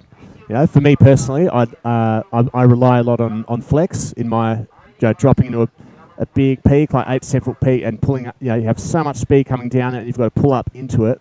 So I kind of go to the back of my board and rely a lot on digging in at the back of my board with my body, and also pulling up from my elbow and pulling up on the board. So for me, I use with the ISS system, I go down to soft and medium stringers out here. That's definitely helps my own riding, and definitely riding a worn-in board, so not riding a brand new board. But this is me. It comes down to rider preference. Yep. There's a lot of guys that are riding today with near new Polypro boards, full stiff stringer, my goodness. and they're it's working. they're right. It's working for them. Yeah. It also it depends on your weight, your body weight as well. You're gonna see the lighter guys out here today are gonna be bouncing a lot more. So it's really a challenge for them to try and control their speed in these big drops.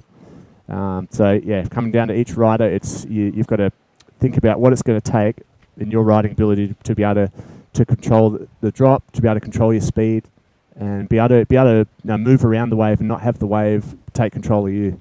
Yeah, I mean that's the whole thing. Riding these big waves is having full control, not only of your body and being in that top form, but also having control of your equipment. And that, I think, across the board on any sports, any sport you take up, if you have control of the equipment that you're using, you're gonna be that much higher as far as your capabilities of riding, especially waves in this size. Yeah, totally. Yeah. I want to know, because most of the time, a lot of bodyboarders, they don't get the opportunity or the chance to be able to ride these types of waves in or around their hometown. What is a good substitution to prepare yourself in these types of situations? Yeah, well, Manny, the best preparation for the actual riding of the waves out here, it can only be riding big waves. So, in thinking, okay, I've got to go to Nazare, it's going to be 8 to 10 foot. Your only riding preparation is you've got to travel somewhere, you've got to chase big waves and dial in your riding. But physically, you can prepare for this. Yes. You can prepare for the fact that you've got to be doing a lot of sprint paddling. You really be pushing your cardiovascular. So there's definitely preparation you do for that. But if you're riding in a place where it's 1 to 2 foot waves for months on end before you come here, you're going to get a big shock when you come out here. Exactly. Your world's just going to be turned upside down. So you were talking about sprint paddling, and if the waves are small, if the waves are small and you got time on your hands, would you suggest to some Grammies to go out on the small stuff and just do these interval sprint paddling? Oh, definitely. Yeah, that's a form of training that I use leading up to Hawaii, because I had summertime in Australia where it's often small, but with the big Hawaiian winter coming up. So even on a 1 to 2 foot day, if the beach break's breaking 50 to 100 meters out, you can still simulate that it's 10 foot out there, and you sprint paddle from the beach, strong duck dives, and then as soon as you get it back out the back, get a wave to the shore, and then repeat that like 10 times, So simulating an experience where you could be paddling from the beach in Nazare for 10 minutes straight, like absolutely sprinting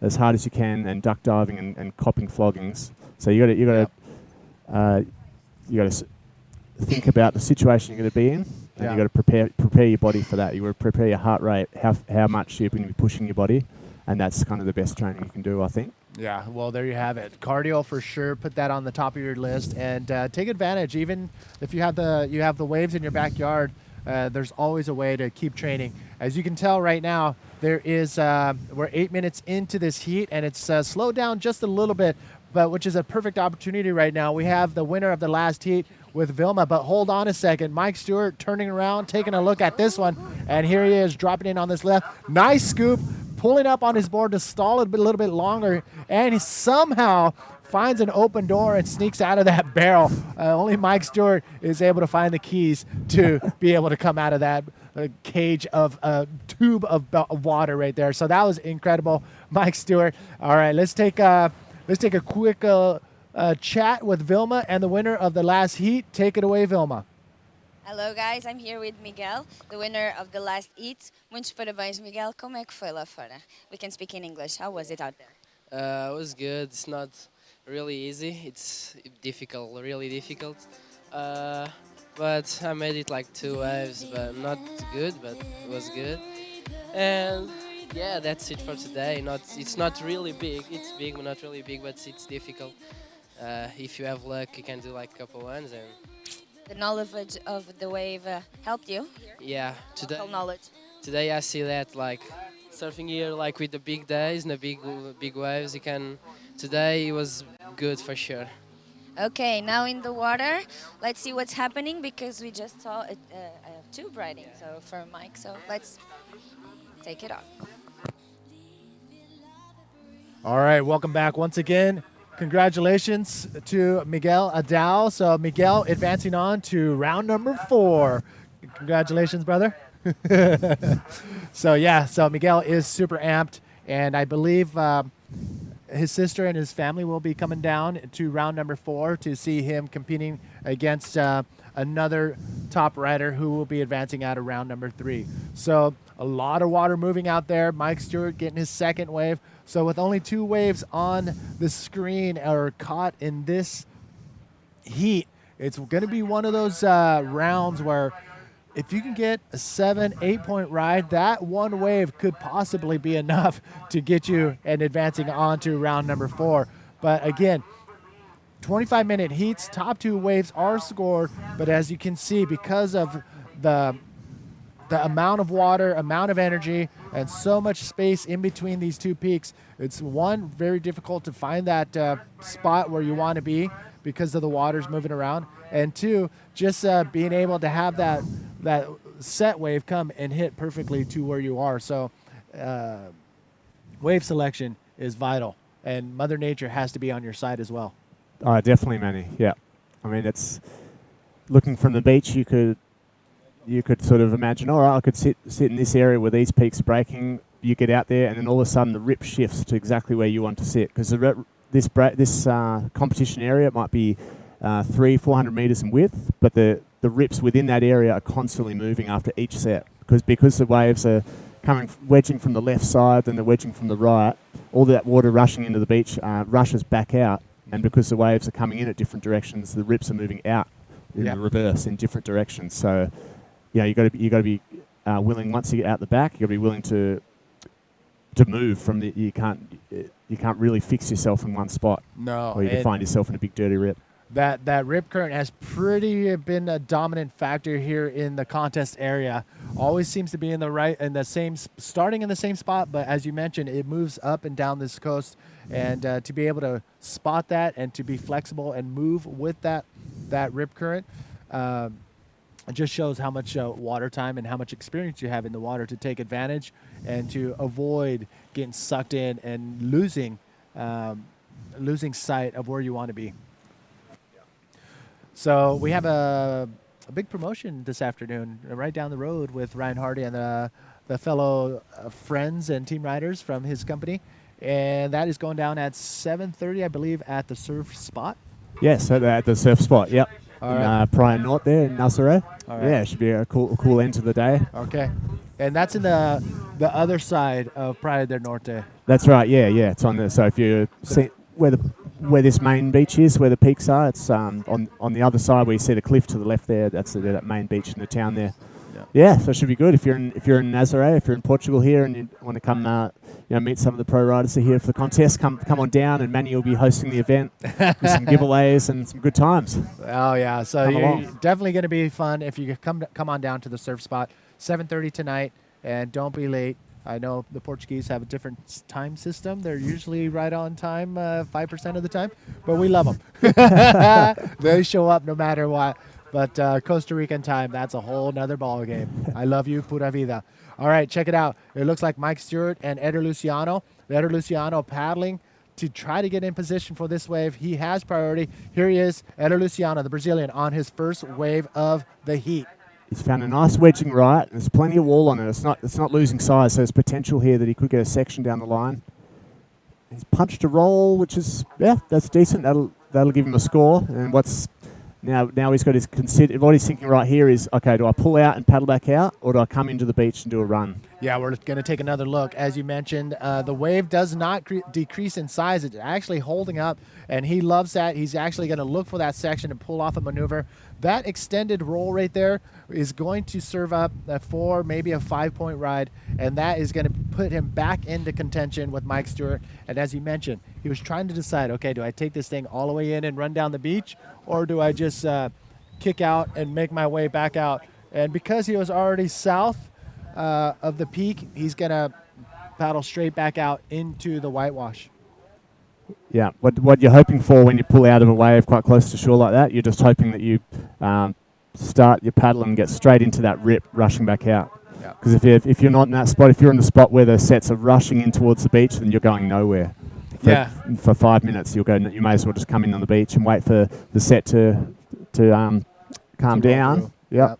So the rip current can work in your advantage or to your disadvantage, but if you time it right, it could just pretty much 2 strokes almost pull you all the way out. Yeah, that's right. Yeah. Ian Campbell was telling us earlier that he was paddling out in one spot for probably nearly 6-7 minutes, just copping wave after wave on the head, just constantly pushing him in. And then after that set finished, the water rushed out the back, and he said he felt like he did maybe 10-15 kicks, and he was out the back. Oh, perfect. Yeah. So he got lucky on one of those, but he did. There was another instance where he was just paddling in one spot. Yeah. He wasn't moving anywhere. And he's one of the fittest guys here, and he said he was burning. He said he felt lightheaded and nearly dizzy out there. That's a real testament to how much power and how testing it is out here. Some of the fittest guys are really being pushed today, and for the guys that are going to be in the final, they're going to have to surf 4 times, and this has got to be one of the most physically challenging events we're going to see all year. Oh my goodness. Well, there's a ton of water moving out there. Mike Stewart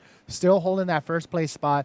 9 minutes remaining in this heat. This is an elimination round. It's either Mike Stewart or Eder Luciano who will call it an end of the event. But Mike Stewart dropping in on this medium-sized wave, holding that high line, drops into that other section, and a quick little check turn.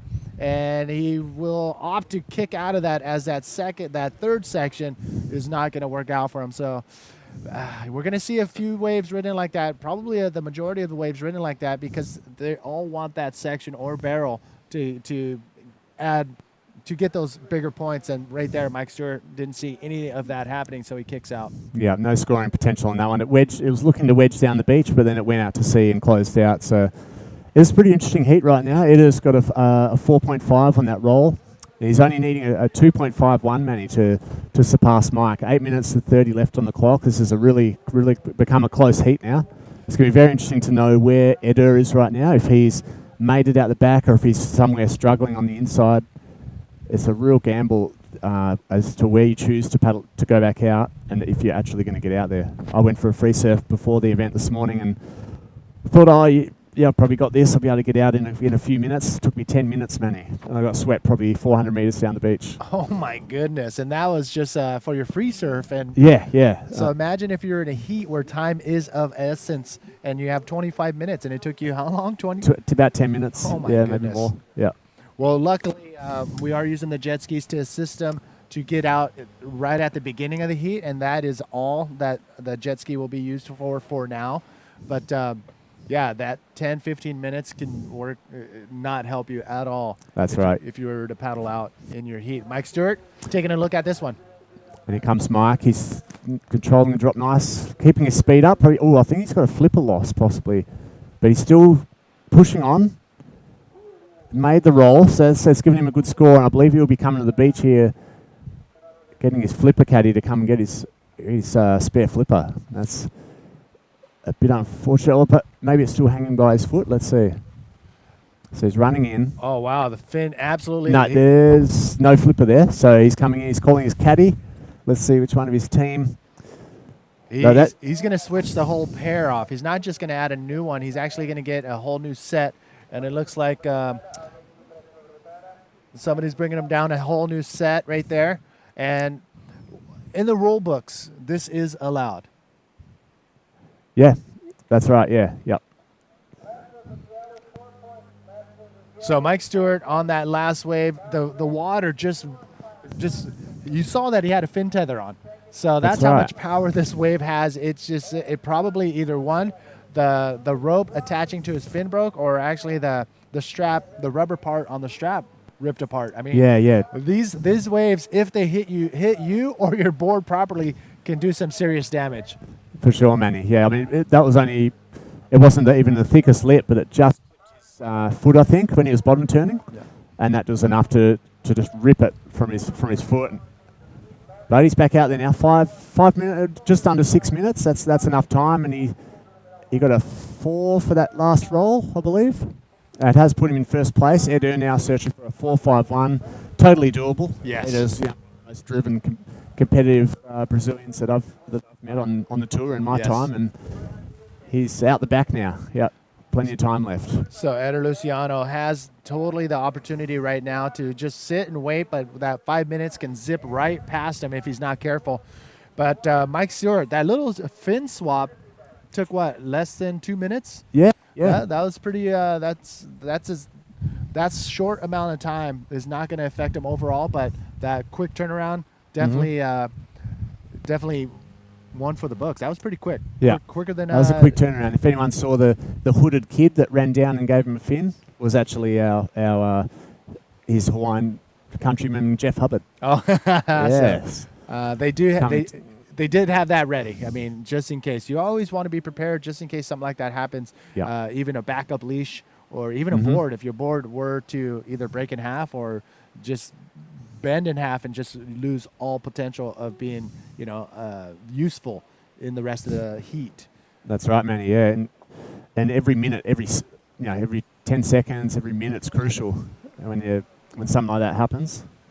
But I think he's going to have enough time to get back up the back. 6 minutes, just a slight lull, and if he gets in a rip, he could be out there within a minute. And I think that's what's happening right now. So lucky for him, he's able to get through that inside section, and it looks like there's a lull. So lucky for Mike Stewart, he got out there. Could be pretty lucky quick. here. Yeah, let's see what pressure Eder could place on Mike if he can get a wave here in this next couple of minutes.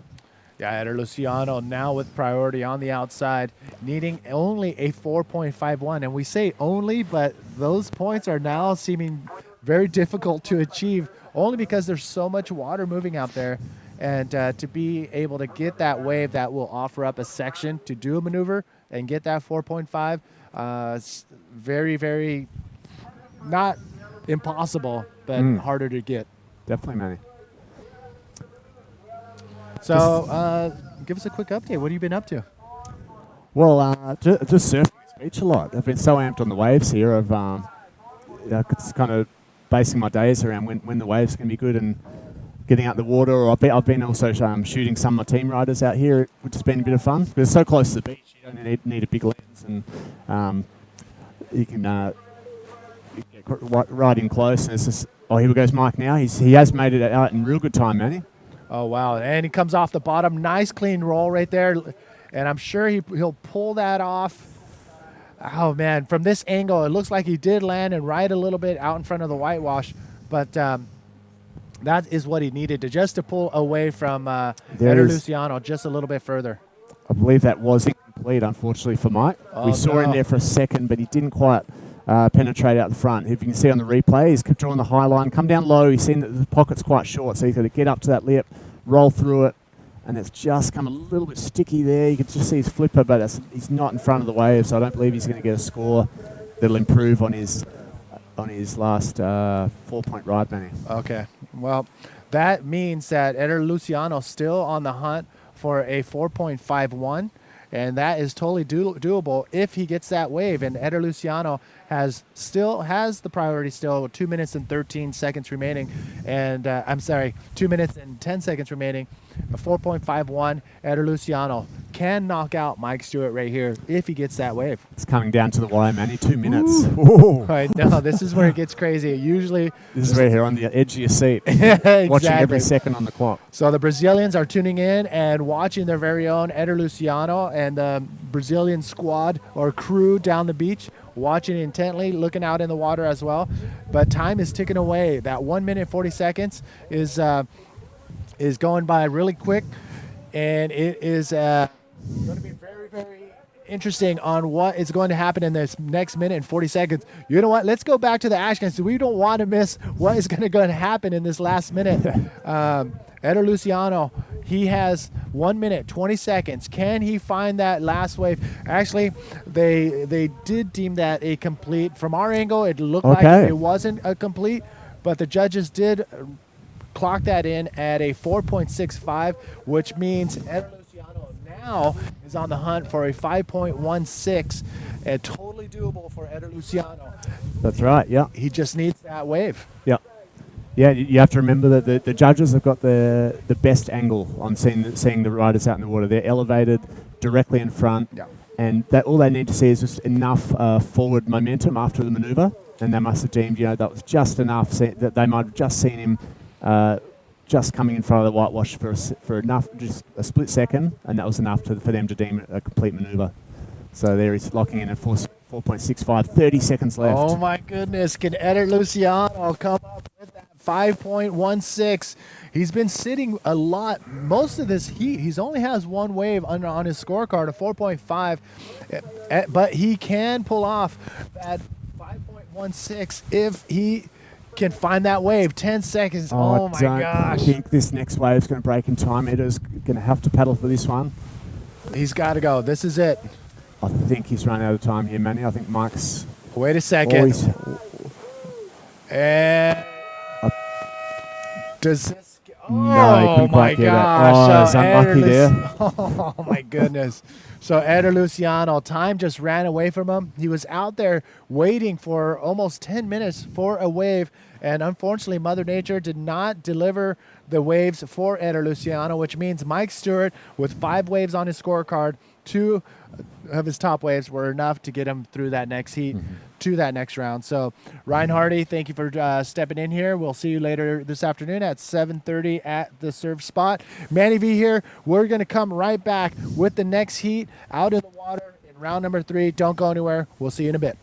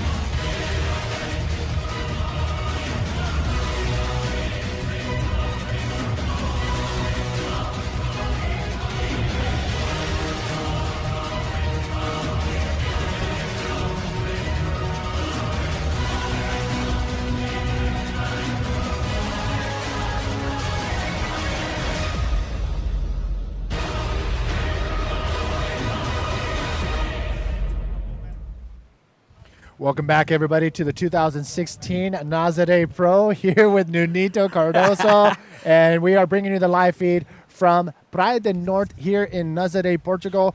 Let's get into the action. We don't want to miss any of the big wave action that is going down. Out in the water, we have the 2 young guns, the Frenchman, Maxime Castile in red, and in yellow, Socrates Santana. Both of these 2 riders are young, fierce, and fearless. Yes, and very angry to advance to round number 4 as Maxime Castillo and Socrates Santana are in the hunt to get in those top 28 places, which will allow them to be present in a Grand Slam event. And meanwhile, up and riding, that is Maxime Castillo. Maxime Castillo, big old section coming at him, but not much there for him to do, and he cuts out of that one. So this is going to be an issue for a lot of the riders, is trying to find that section on the bigger stuff, and it is totally possible. But these perfect waves are coming in, but it's a matter of being in the right place at the right time. And we've seen so far a few riders were able to find those positions and advance on with big scores. A lot of the riders are advancing on with these smaller mid-range scores, but that's because the other rider in their heat has either, one, not caught 2 solid waves, or are not getting those bigger scores. Ones and twos is not going to help you in this situation. Sure, that's a nice overview, and we did see that on the last seed. We could see Eder Luciano, the Brazilian rider in red, only getting one wave. Meanwhile, we're just watching the legend himself, Mike Stewart, coming out of his heat and taking a win. That is Mike Stewart, and you can see his board is, I mean, he rides that thing like no other. And to see him perform the way he did out there was just an example of what all the other riders have to deal with in these big conditions here in Praia do Norte. And it's so amazing to see at 53, Mike Stewart still so fit. He lost the fin during his heat and had to come into the beach. We saw some of his friends helping him out, sorting him out with an extra fin, and he was able to still paddle out the back and still catch another wave. And we saw just Eder Luciano struggling just to get a second wave. He just got one wave in 25 minutes. That was it. I mean, if you are going to be able to paddle out, you should be able to get at least two waves, enough, two high-scoring waves to advance on. This is round number 3, heat number 12 out in the water, and this is an elimination round, which means one rider will advance on to round number 4, and the other rider will be able to eat as much pastel de nata as they want. Yes, and to get into competition at the world stage, you will have to go to Canary Islands for the next and last event of this year's World Tour at Fronton. But yeah, all the, I would call them losers. It's a really bad name, but they can eat all of the pastries now. And I was talking to Louis Finnegan earlier, and he just lost yesterday, unfortunately for him.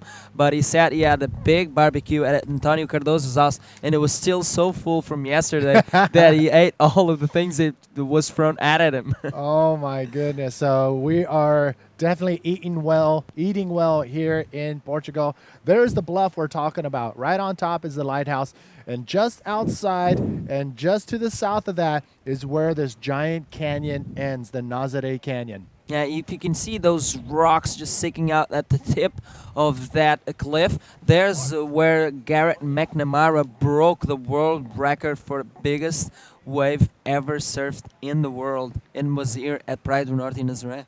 Well, the reason why he was able to do that is because this wave is so perfect, and it has a giant shoulder and comes in as a peak. As it comes out of the canyon, it comes combined with the swell that's rolling through, and both of those, when they come together, makes this perfect peak.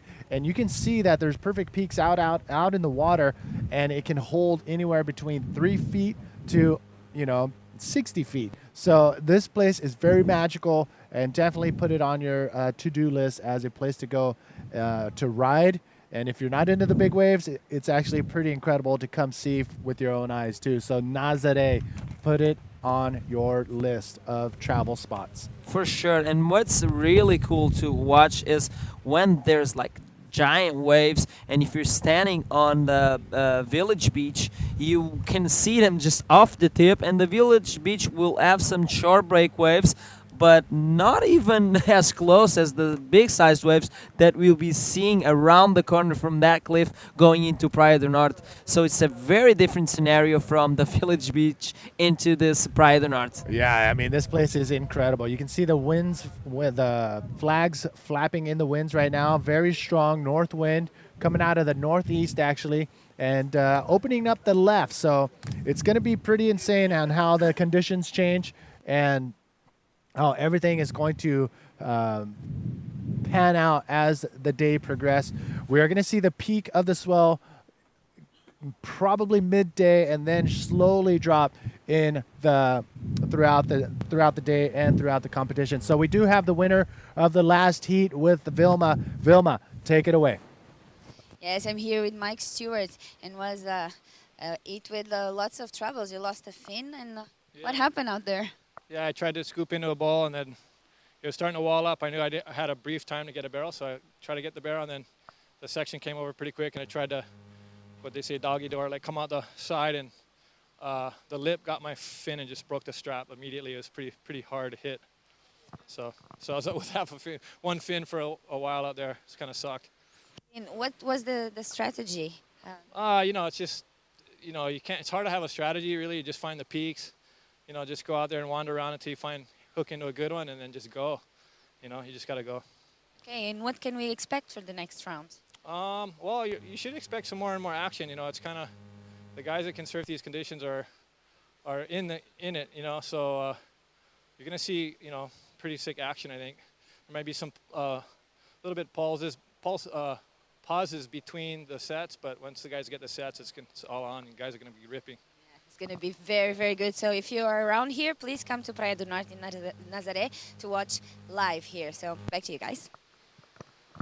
Well, Mike Stewart throwing it down right there. Pretty much telling you how it is. I mean, it's really, really tough out in the water. I mean, it is big, and we want to see the big barrels, the big moves. But because there's so much water and we're paddling into these waves, it's going to be very interesting how some of these big wave riders, you know, compete in these conditions, as well as some of the riders that are not experienced in these waves. They're out there as well. But I'm thinking they're going to be out there showing no fear, and if they get that wave, they're going to boost, and they're going to boost big.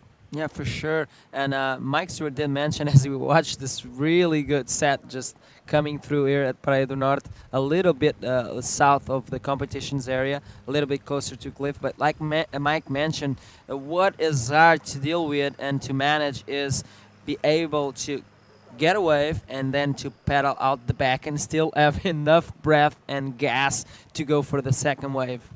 And that's the thing. The riders right now in round number 3 are in their top physical form. And here we go out in the water. It is Maxime Castile with a nice clean roll.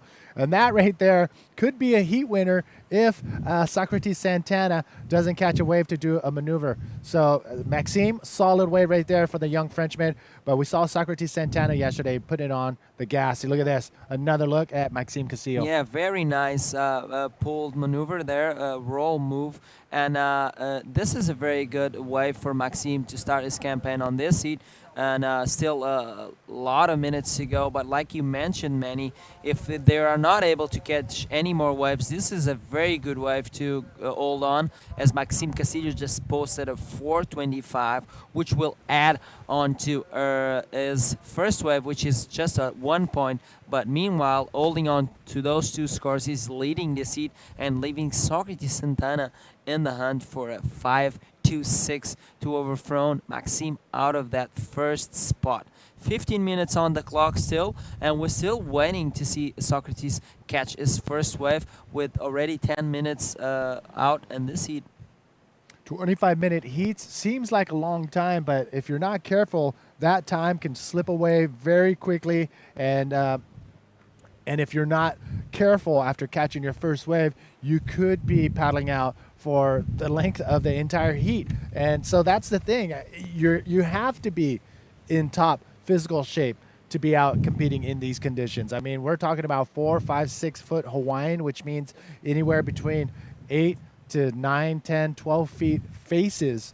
And if you're not ready and if you're not physically fit to compete in these waves, the chances are you're going to get taken advantage of from Mother Nature. Yeah, for sure. The problem is at Praia do Norte, sometimes there's some surprise sets coming through and gets our riders off guard as they are in the look for those inside ones that are able to let them perform their moves. But at the same time, if a set washes through, it will like mess up the lineup, and if the riders are going for those medium-sized waves, they will have a lot of foam and bump on them, and so they'll kind of have to wait for the set to roll through, let it have time to clean up, and then go for those waves, which is very hard to do. I know. I mean, that's the thing. It's you have to have a little bit of luck, but for sure you have to have your physical strength up to par. Nunito and Manny V bringing you the live feed here from Praia do Norte. I can't believe you're not wearing a jacket. Yeah, I'm kind of waiting for Nazare to bring me one of those sunny days that we've seen on, on the previous days of competition here, and I'm just waiting for that. But meanwhile, another set rolling through. Let's see if the riders have a chance to prove themselves here at Praia do Norte. this Nazare Pro 2016. And if somebody had complaints about last year's event, I think now everyone is hiding and not saying anything because there is waves on the take. And if we had free surf areas, but live action here.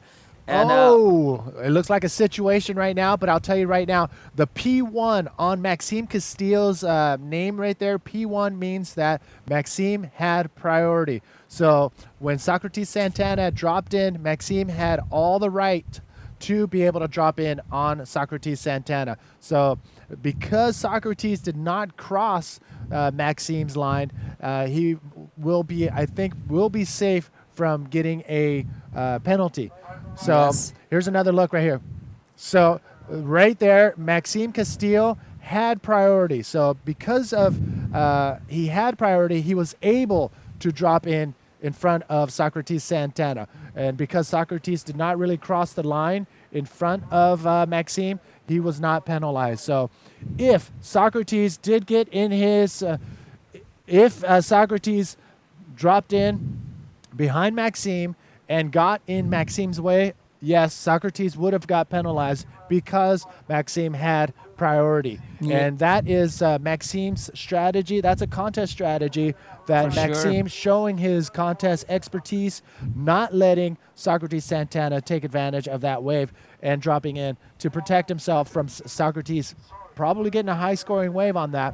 So a great fundamental use of priority for Maxime Castillo. Definitely, and we saw prior to that wave, Socrates Santana paddled out a little bit, losing priority. So priority was attributed to Maxime Castillo holding on to that #1 priority, and Socrates Santana was a really good position for that wave. The wave had really good, looked like very really good wave, and could potentially be a very good score for Socrates Santana. I think Maxime Castillo knows that, as he knows Socrates Santana is capable of, and blocked him out of that way, utilizing priority. And fortunately for Socrates Santana, and sometimes unfortunately, he could kick out of that wave and not interfere with Maxime Castillo. And if it did, it would be called an interference there. Yep, and then Maxime Castillo did get a 5.25, but look at this. Socrates Santana answering back with his own way right here and goes for a nice big roll right there. Almost with too much momentum, throwing it sideways, comes to the inside, trying to do another one, but kicks out of that wave right there. So Socrates Santana finally with a solid score with 10 minutes remaining. Here's another look of Socrates' last wave. Nice wave choice once again by Socrates Santana, finding this really good left. He goes for the bowl there. Nice flying roll at the same time. So much momentum, like you referred, Manny. And yeah, you could see his legs trying to find the base of the wave there to land that move. So here's one more look at Socrates Santana. As you can see right there, he had so much speed, his legs disengaging from the wave after he hit the lip. So because of that off-center momentum, he was thrown off just a little bit. Look at this, Maxime Castillo in the red jersey dropping in and pulling out. Not much there for Maxime Castillo. So here we go. We have a match on our hands now. Socrates Santana with a solid score, about to get dropped on your screen, and Maxime Castillo still in that first place spot with his two high-scoring waves of a 5.25 and 4.25. So it's we got a lot of waves now being dropped for these riders, and look at that. A 6.50 for Socrates Santana. Now only needs a 3.81 or 3.01 to get back into that first place spot. Yeah, it took a lot of time for Socrates to go for his first wave, and unfortunately for him, he did not have priority, and Maxime Castillo cut him off of that wave. But right now, Socrates Santana paddled out the back after that wave and was able to find a nice-looking wave and just posted a 6.5, getting back into this heat as he was in the search for a very high score of a 9. Now he only needs a 3.01 to overtake Maxime Castillo from that first place, and we still have 8 minutes to go. And Socrates Santana, if he can find that wave as he's holding on to first priority, might upset Maxime Castillo's hopes on advancing to round number 4. 8 minutes remaining in this heat. So it looks like the swell is either dying a little bit, or these guys are just finding that little golden spot out in the water where they're starting to catch a few more waves. 7 minutes, 50 seconds remaining, and we have some pretty good scores so far in this heat. Socrates Santana now waiting patiently with priority, which means he is able to catch any wave out in the water which comes his way. So now as they're sitting waiting patiently, let's run down halfway through our list of sponsors. Yes, we've got some local sponsors here that make sure that this event runs every year at Nazare, and we're so thankful for that, and we're so proud to be a part of this great event here at Praia do Norte in Nazare. Meanwhile, live action, it's Socrates Santana. Socrates dropping in, holding steady, making that fine line, and goes straight off the bottom. Another Wow. big roll right there, and lands perfectly this time. He's going to keep going on this wave and decides to cut out of that one. That will probably be the highest scoring wave of the heat so far. Look at the power and energy this kid has, making his way back out into the lineup. The projection was perfect. Yeah, nice wave selection. Once again, he's playing a smart game, Socrates Santana, and he goes for a nice roll out of the bowl of that left-hander, stayed open enough for him to eat that lip and timed it perfectly, and we'll still have to wait on the score for this ride. So once again, here's another look. He maintained that rail engaged in the face of the wave and comes off the bottom. And you couldn't have timed that roll any better than Socrates Santana. Guaranteed the highest score of the heat so far. And yes, it is on your screen. You've seen it drop. 7.50 for that roll from Socrates Santana. Now it is Maxime Castillo, who is on the hunt for an 8.76 with priority. And here he goes, Maxime Castillo. Live action, Maxime Castillo, the rider in red from France, trying to find something out of the end section of that left-hander. And unfortunately for him, he had to skip away from that wave because there was not much on offer on that inside, as it looked a little bit foamy. Maxime Castillo live once again. Wow, he just caught a wave, but here he is once again on this white frothy section on the inside and bails out of there before the wave shoves him off his board. And Maxime Castillo now knows he is on the hunt and he's behind the 8-ball. And Maxime Castillo makes his way back out into the lineup. He now has priority showing to Maxime Castillo, but because he caught that wave, priority goes to Socrates Santana. So I think a perfect time to attack that list of sponsors. Yeah, for sure. We want to thank our sponsors at Magic Seaweed, one of our partners here, for throwing us away with the forecast. And like you said, Mandy, the swell is really dropping for tomorrow and during the day. So we might see some of the conditions aligning if the wind doesn't kick in. But going back to the local sponsors, of course, Câmara Municipal de Nazaré supporting this event, the local council, Praia do Norte, the brand here that supports 3 bodyboards that are sponsored by the council as well. They have clothing and souvenirs, and all of the revenues go into those 3 athletes representing Portugal and, of course, Nazaré.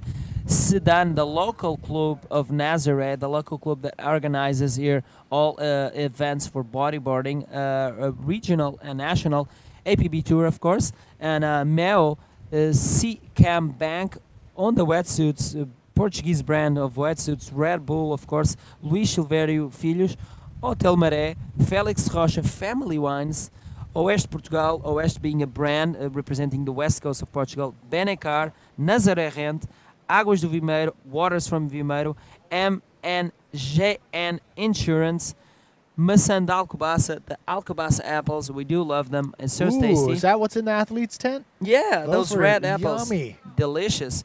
And Conceito Advertising, the travel agency NZ Travel, Physioclem Physiotherapy, and Cabo do Mar. So a lot of entities joining in, making this event possible here at Praia do Norte. And you know what? We haven't really given a thanks yet to the production crew, Refresh, for bringing you the live feed here from Praia do Norte. So thank you, the team from Refresh. Yes, all of the guys putting so much hard work here. We're in the middle of nowhere.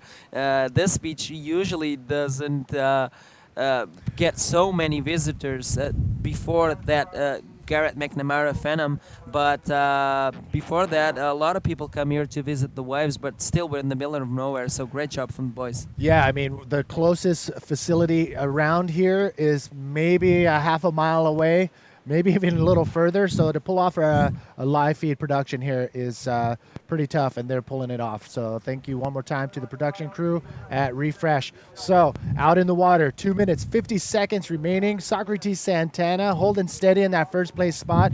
It is Maxime Castile, the Frenchman, who came out firing earlier in the heat, now on the hunt for an 8.76.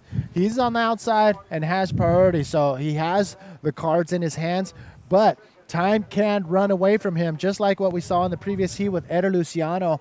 Didn't catch anything with the last 10 minutes of the heat, and now it is Maxime Castile with 2 minutes 30 seconds. Can Mother Nature deliver for Maxime, the Frenchman, or is it Socrates Santana who will walk away with the win in this heat? Again, elimination round. One of these riders will advance on to round number 4, and the other one will be knocked out of the event. Yeah, looks like at the beginning of the heat that nothing was going on Socrates Santana's way, and he was cut off of his first wave because Maxime utilized his priority over Socrates. But the next 2 waves of Socrates was a nice reply for that strategic move of Maxime Castillo, and he just stole away that first place away from Maxime, and now Maxime is struggling on the hunt for a 8.76. Don't get me wrong, Maxime Castillo's got the bag of tricks under his sleeve, but he needs that wave.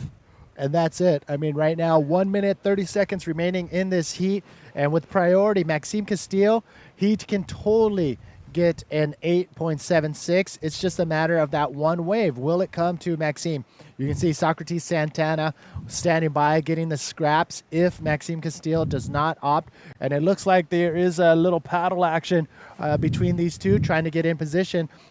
Maxime knows time is running out, 1 minute remaining, and the French crew having a strong showing here at Praia del Norte at the Nazare Pro. Socrates Santana paddling over this one. And it looks like Maxime Castillo is trying to get in position, and you can see the sailing boat in the background there, maneuvering and navigating through the cold, breezy waters here in the Atlantic. And we're keeping an eye on Maxime Castillo. We're keeping an eye on Maxime Castillo in the red jersey. He is the one to keep an eye on because he is the one behind the 8 ball, waiting 20 seconds remaining. Yes, and to be able to prove our point, saying that the sets are really big. Once the sets roll through, you can see it on the screen, you lose the perspective of the horizon, and you lose a site where the riders are. So there's some big wave sets there, but unfortunately for Maxime, looks like this is on a countdown. Well, Maxime Castillo is just to the outside of the screen there, and time did run out. There's nothing coming his way, and you can hear in the background, Maxime Castillo could not find another wave to get out in front of Socrates Santana. So Socrates looking strong, looking healthy. He is moving on to round number 4. Don't go anywhere. We're going to come back with heat number 13. David Hubbard and Marcelo Foundes. Don't go anywhere. We'll be back right after this.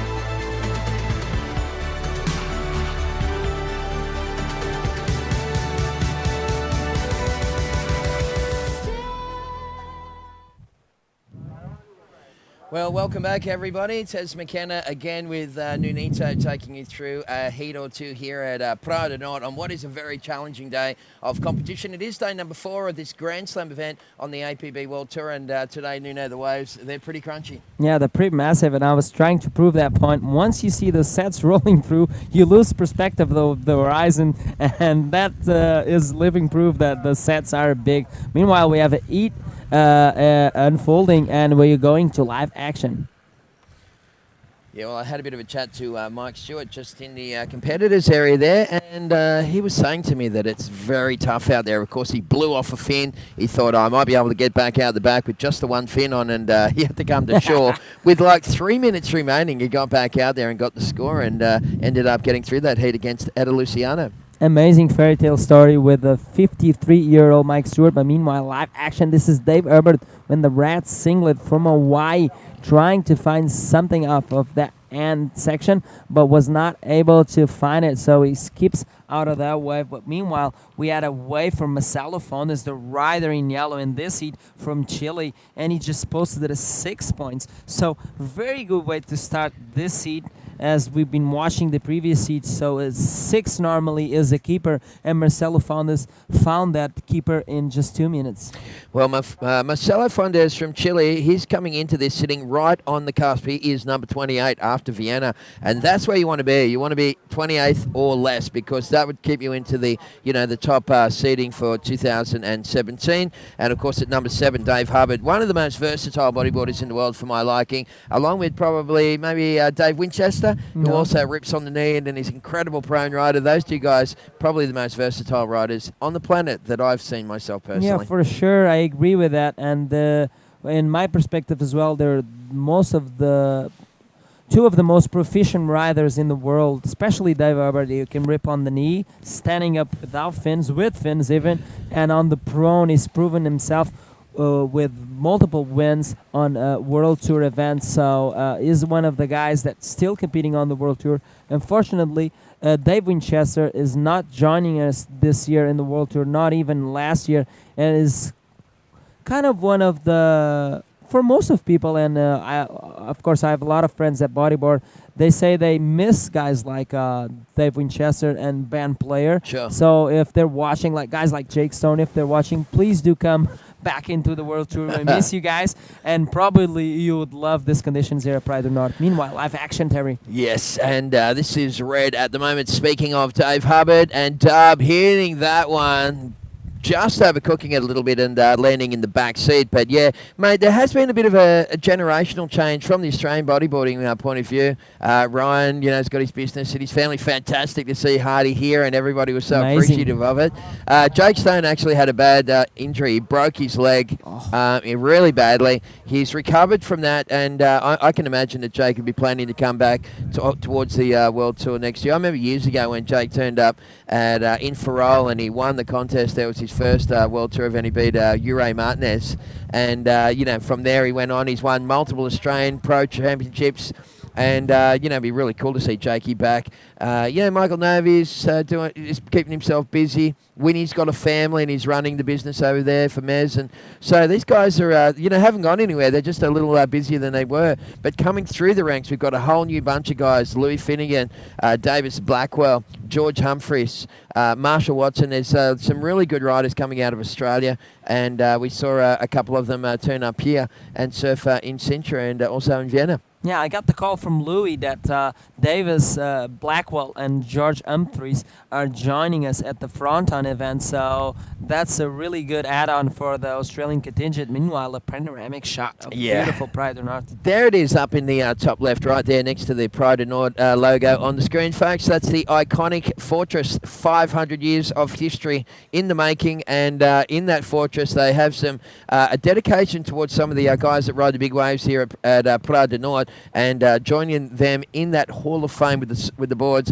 will be Mike Stewart's bodyboard on Sunday. Yeah, I can wait to see that board there, and it's a really good add-on for that museum. Meanwhile, live action, this is Dave Herbert, the rider in the rat cycle, having a look at this left-hander. Nice roll there, and he decided to get out of that one. So that's a nice wave to start his campaign.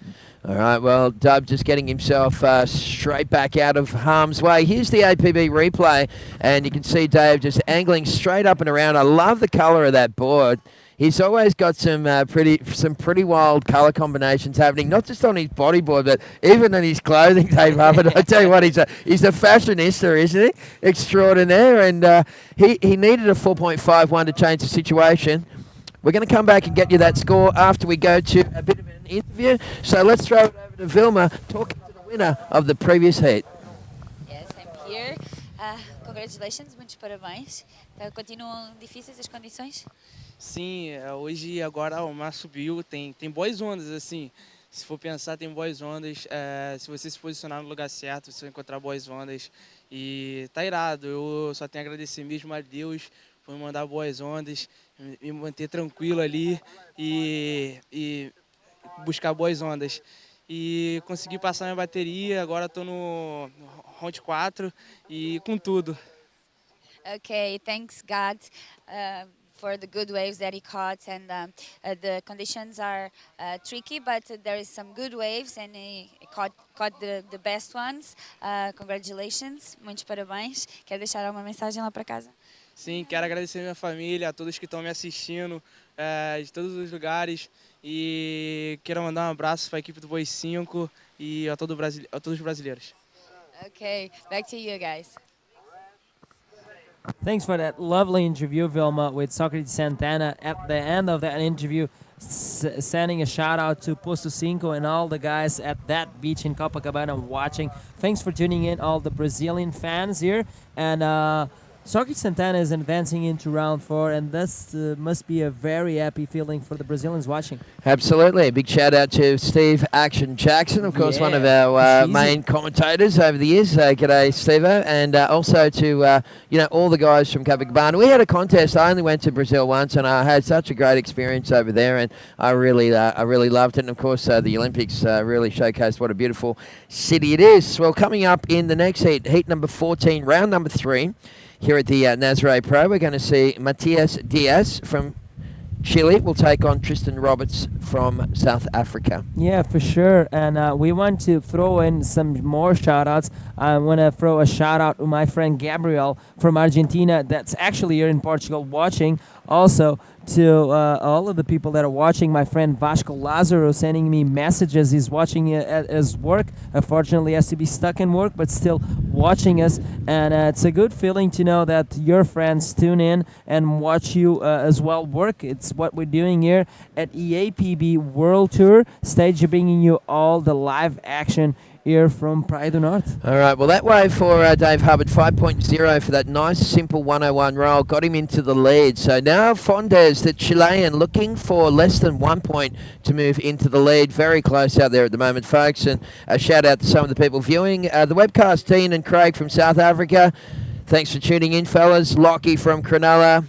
Hussein from Morocco. Nate is an Australian viewer who loves these webcasts. Elton from South Africa.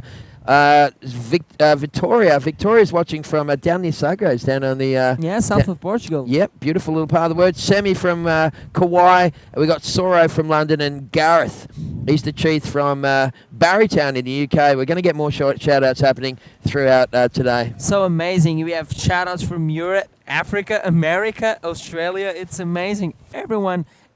From what timetable you're assisting this live webcast, but it's so amazing to have you all guys tune in, and we're still waiting for more waves, especially from Marcelo Fontes, that in the first 2 minutes found that 6 that I'm claiming as a keeper, and 10 minutes already in this heat, and he's still struggling to find that second wave. I hope he gets it, but we've seen some riders struggling to find that second backup wave. All right, so right now the time remaining, folks, for current heat in the water, 14 and a half minutes left on the clock. And again, thank you very much to our APB brand supporters, ISS, NMD, Stealth, Bodyboard King, and you riding The Journey. Make sure that you check that out and have a play once we finish here today. So only very small scores needed for Marcelo Fondes, and this kid from Chile has got some really good skills. Yeah, for sure. I'm not sure what age Marcelo Fontes is right now, but I think he's a youngster, still not 18. if I'm correct. And he's so good to watch him on the Pro Junior division, but as well in the men's division, and giving a very big fight to some of the top guys here on the World Tour, with the likes of Dave Hubbard still struggling here to keep that first place, because Marcelo Fanos only needs 0.51. 0.5. What do you have to do to get a 0.51? Catch a wave. Of course. Yeah, that's right. Just maybe even just look at a wave. And speaking of waves, this is... Wow. Oh, my goodness, Dave Hubbard. That's the Yeah.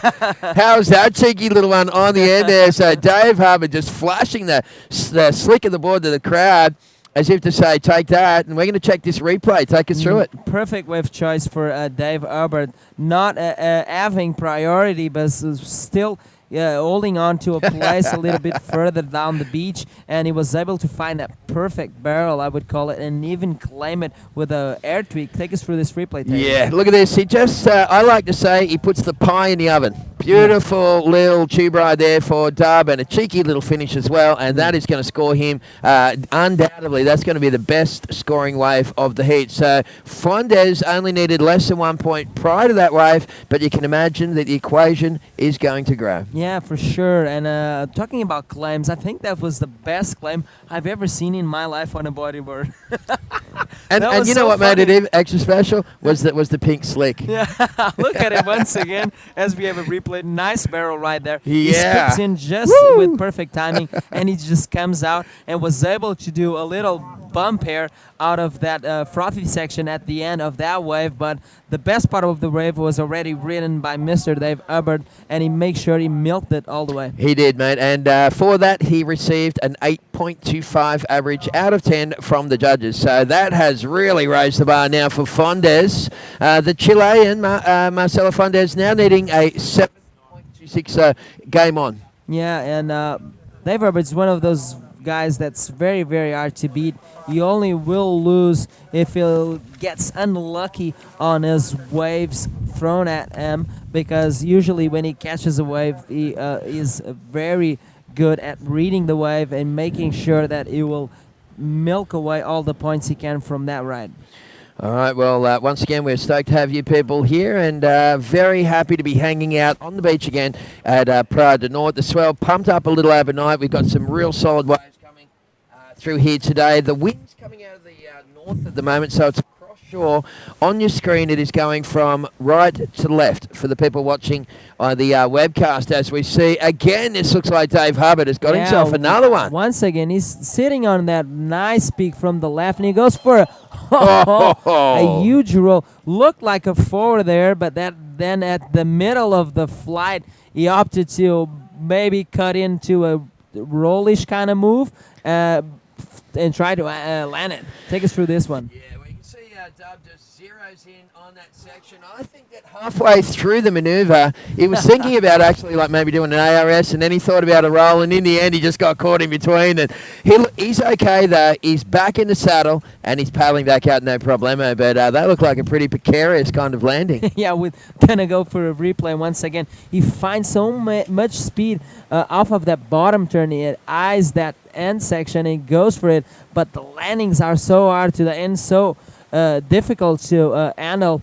once you try to land that move. And then I think mid-air, Dave already knew he was going to eject out of that one and put on a show for us. But this is what the kind of the thing that Dave does. Even if he loses, he's a showman, and he puts on a show every time he hits the water.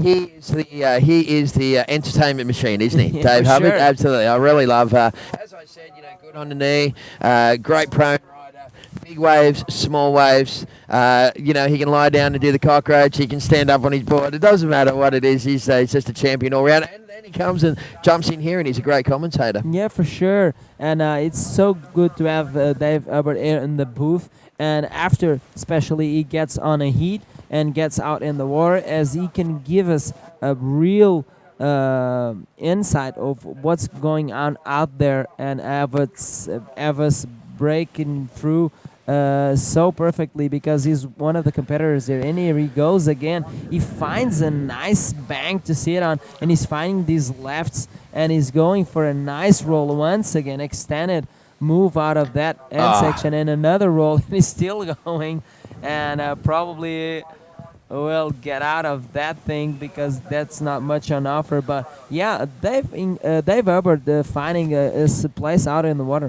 All right, well, here's the APB replay, and you can see Dub. He really got a nice melody of moves going on this one. Waited a while for that one, hit it really sweetly, landed back in the tube, came back out, rolled off that end section again. And you know, that's going to be another good score there. That might even put Fondes into a combo land. We'll wait and see. This wave is very much like one of the waves that I surf back home with the boys at Box Beach at Port Stephens. I do want to say a shout out to Kane Brewer and all the guys from the Port Stephens Bodyboard Club who are tuning in. I tell you what, Kane, you got to come here next year, man, and you guys will be absolutely loving it. That is for sure. Yeah. So 8 minutes on this heat, and we need still to find out what Marcelo Faunes is doing strategy-wise, because he's still on the hunt of a second wave. Meanwhile, Dave Herbert already caught 7 waves on his heat, so he was able to find this little bank a little bit further down the beach and left Marcelo Faunes a little bit lost. He's just sitting a little bit south of the Nazare infrastructure here, the Nazare Pro infrastructure, and is still in the struggle to find that wave. But this wind is kind of a northerly kind of wind, and it's still offshore-ish. The waves have seemed to drop as the strong winds started to hit up here at Praia do Norte, and there are very good rides right now. I would say the best part of the day so far, and enabling Dave Herbert to find at 8:25 with that beautiful barrel. All right, well, right now we're down to 7 minutes remaining. Coming up in the next heat, we will see Matias Diaz from Chile. He'll be in the red singlet, rojo. And he'll take on Tristan Roberts from South Africa in the yellow. Having the South Africans just come out of the blocks in the last 2 or 3 years with Tristan and Jared. And then prior to that, of course, we had Mark McCarthy and Sasha, you know, of course, on the knee. And there's been so many great... Sasha Talliard was prior to those guys, a great drop knee rider from South Africa. Come and stayed at my house one time. Andre Botha going right back to the days. Gee, there's been some great talent, but they're all such fit, focused guys, and they are a super force to be reckoned with, along with the Portuguese, the Chileans, and the South Africans. I think they are the new superpower of bodyboarding on the global scale. Forces. But I'm not so much surprised about the South Africans. I remember being a kid in the first editions of the Nazare Pro, which this year was the 21st edition, so it's been running for 20 years now. And I remember guys like Philip Rodriguez and Alistair Taylor, and they were already in the ranks back in the day. Sure. So I'm not surprised that they inspired different generations and the upcoming generations, guys like Sasha, Andre Botha, and right now we're seeing a huge force of South Africans with the likes of Ian Campbell, Tristan Roberts, and world champion Jared Houston. That's watching live for sure, and we wish you all the best, Jared. Big shout out to you and your family back in Puerto Rico. This year we don't have an event there, but probably next year, who knows? Yep. Well, right now we're running out of a little bit of time here, folks. We have around about 5 minutes, 20 seconds left on the clock. Marcelo Fondes, at the moment, well, he needs an 8.61. He's got first priority with 5 minutes left on the clock. And competitors for the next heat, Matias Diaz and Tristan Roberts, are already out the back. They got ferried out using the jet skis. So the guys here at Nazare, of course, they're very used to, after running the challenge for so many years, they're very used to getting competitors out through these shifty peaks here. And the jet ski riders here are really some of the best in the world. For sure. We got some of the best jet ski riders just here in Portugal. And of course, when the big waves do come, we've got the best jet ski riders, pilots in the world converging here to Praia do Norte, because this is the place where you can get an award of biggest wave ridden or biggest wipeout. And there's so much money on offer by those XXL awards that all the big riders and all of the big best jet ski pilots in the world come here to try and snatch that prize away and keep that money, which is a lot, and I would like to win that. but I'm not catching one of those waves. That's for sure. No, we'll just stay talking about it. So I hope you're enjoying the webcast, folks. As we said, we are coming to you live from a beautiful part of the world here in Portugal, Praia de Norte, effectively North Beach if you break it down into English. And it is day number 4 of the 2016 Nazare Pro, coming to you live from Portugal. So it's been all one-way traffic in this seat. Dave Hubbard, he's had 2, 4, 6, 8, nearly 10 rides. And Marcelo Fondes, well, he's been just missing in action. He's out there somewhere in yellow, and he's still in the game chasing an 8.61. So Fondes has got a good first wave, and this kid can surf, but he's just got to get himself in position. I do find that the Chileans struggle a little bit more with the beach breaks because you know what? Chile's got so many defined reef breaks. Those guys are really spoilt. They don't. They're not used to so much paddling around in the shifty peaks of Praia de Norte here like this. But when they get in the right spot at the right time, these kids can really surf. Oh, for sure. We have a very strong Chilean contingent here in Portugal for the European, like the E316. And what's funny about Marcelo's founders in this heat is he was able to find that first wave in the first minute of this heat, but now it's taking him more than 20 minutes to find that second wave, and is really got some work outcut to him. And we have to wait to see if he can catch a wave in this last 2 and something minutes. As if you're hearing on the background, what is that, Tessa? Yeah, this is actually a theme. You can hear that in the background, folks, and that is an artist in Australia by the name of Aqua, and she signed up with MGM Management, and she's like going to be really big. We're super stoked that we worked with a collaboration with MGM Management to design a series of jingles using the theme Live It, Love It, Breathe It, APB. So this is something that's kind of cutting edge, you know, because not even the NFL or the NBA have their own little jingles like this. So we're really stoked, and if you want to learn more about Aqua, go to our Facebook page and you'll see a little story about her and you'll be able to check her out. Live action Dave Herbert on the knee. As you know, this wave will not count because he's going into a different stance. He pulls in into the barrel, but that's like a victory lap for him. Although Marcelo Fontes could attack that first place, still is in the hunt for 8.61, and it's so good going back to that jingle. It's really catchy, and the first time I heard it, I memorized I bet here's this is going to be a 0. Dub can afford to just have a little muck around on the knee like that, that's for sure. But you know when a jingle's good when you keep singing it and it keeps replaying over and over in your head like an old ABBA song or something, right? So I don't know, these people, it's like witchcraft or something, but I love those songs. She's managed, Aqua's nailed it, and we're super stoked, and we look forward to working with more collaborations with Aqua. And what a great name for an artist to be able to work with a sport like bodyboarding. For sure. Like we mentioned yesterday, Aqua means water, so it's got everything to do with us at the APB because we're all about salt water. And there it goes. Again, Dave Herbert, good looking, having a look at another left. Oh, nice backflip out of the end bowl of that left. Wow. And he just finishes it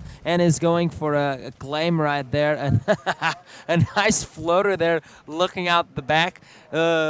But another one, it doesn't need to pull any more moves because that move out of that bowl was enough. And it will probably be better off his 6.35. That was his backup. Take us through this replay, Terry. Yeah, this is a big, strong move in the pocket too. And this is the thing about Praia de Norte. You can go around the section or you can actually get tubed through it. But when you do a maneuver in the pocket of Praia de Norte, you need to get rewarded for it because it's it's a pretty gnarly break. So that's a convincing victory for Dave Hubbard from Hawaii. Looks like Marcelo Fontes. Dave just waiting for the last couple of seconds of this heat. Let's hang with the broadcast for 10 seconds to make it official. But it looks like Dave Hubbard will move on through at the expense of the Chilean Marcelo Fontes. And that's the countdown in the background. Stick around, folks. Let's have a yak when we come back from the 2016 Nazare Pro Grand Slam event after this quick commercial break.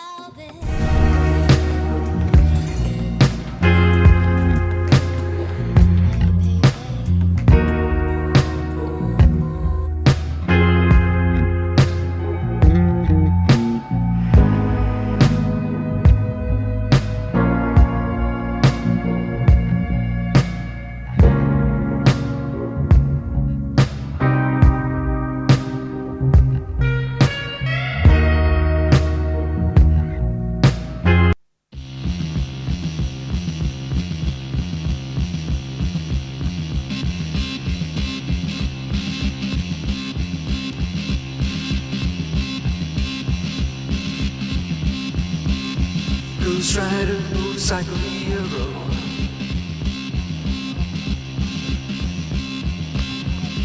Baby, baby, baby, he's a looking so cute.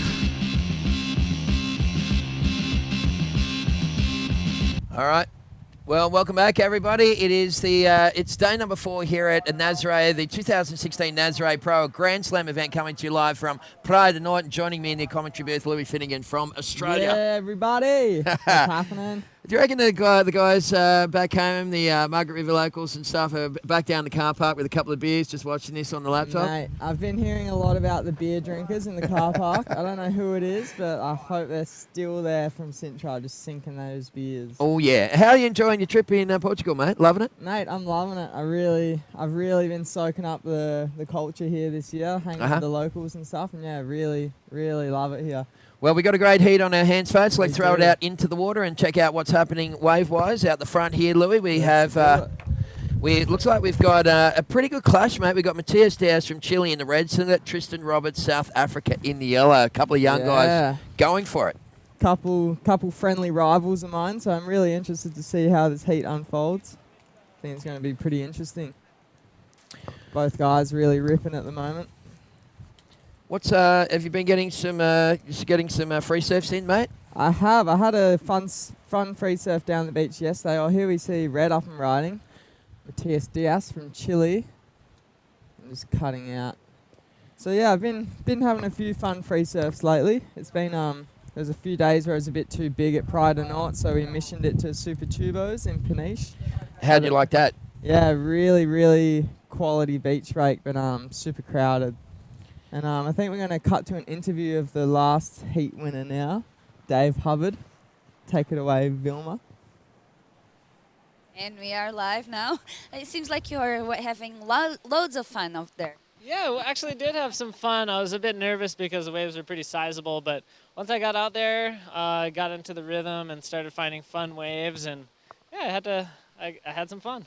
And you were at the boot. How did you describe your own wave? Well, I went for a few aerial attempts that I didn't land, so it took me a little while to kind of get the learning curve of how to hit these lips out here, and then I started to get a little bit more in the rhythm and didn't totally dial it in, but I feel a little more confident going into the next round. Thank you so much for the big show. We're going to see more in the next round. Back to you guys. What's happening?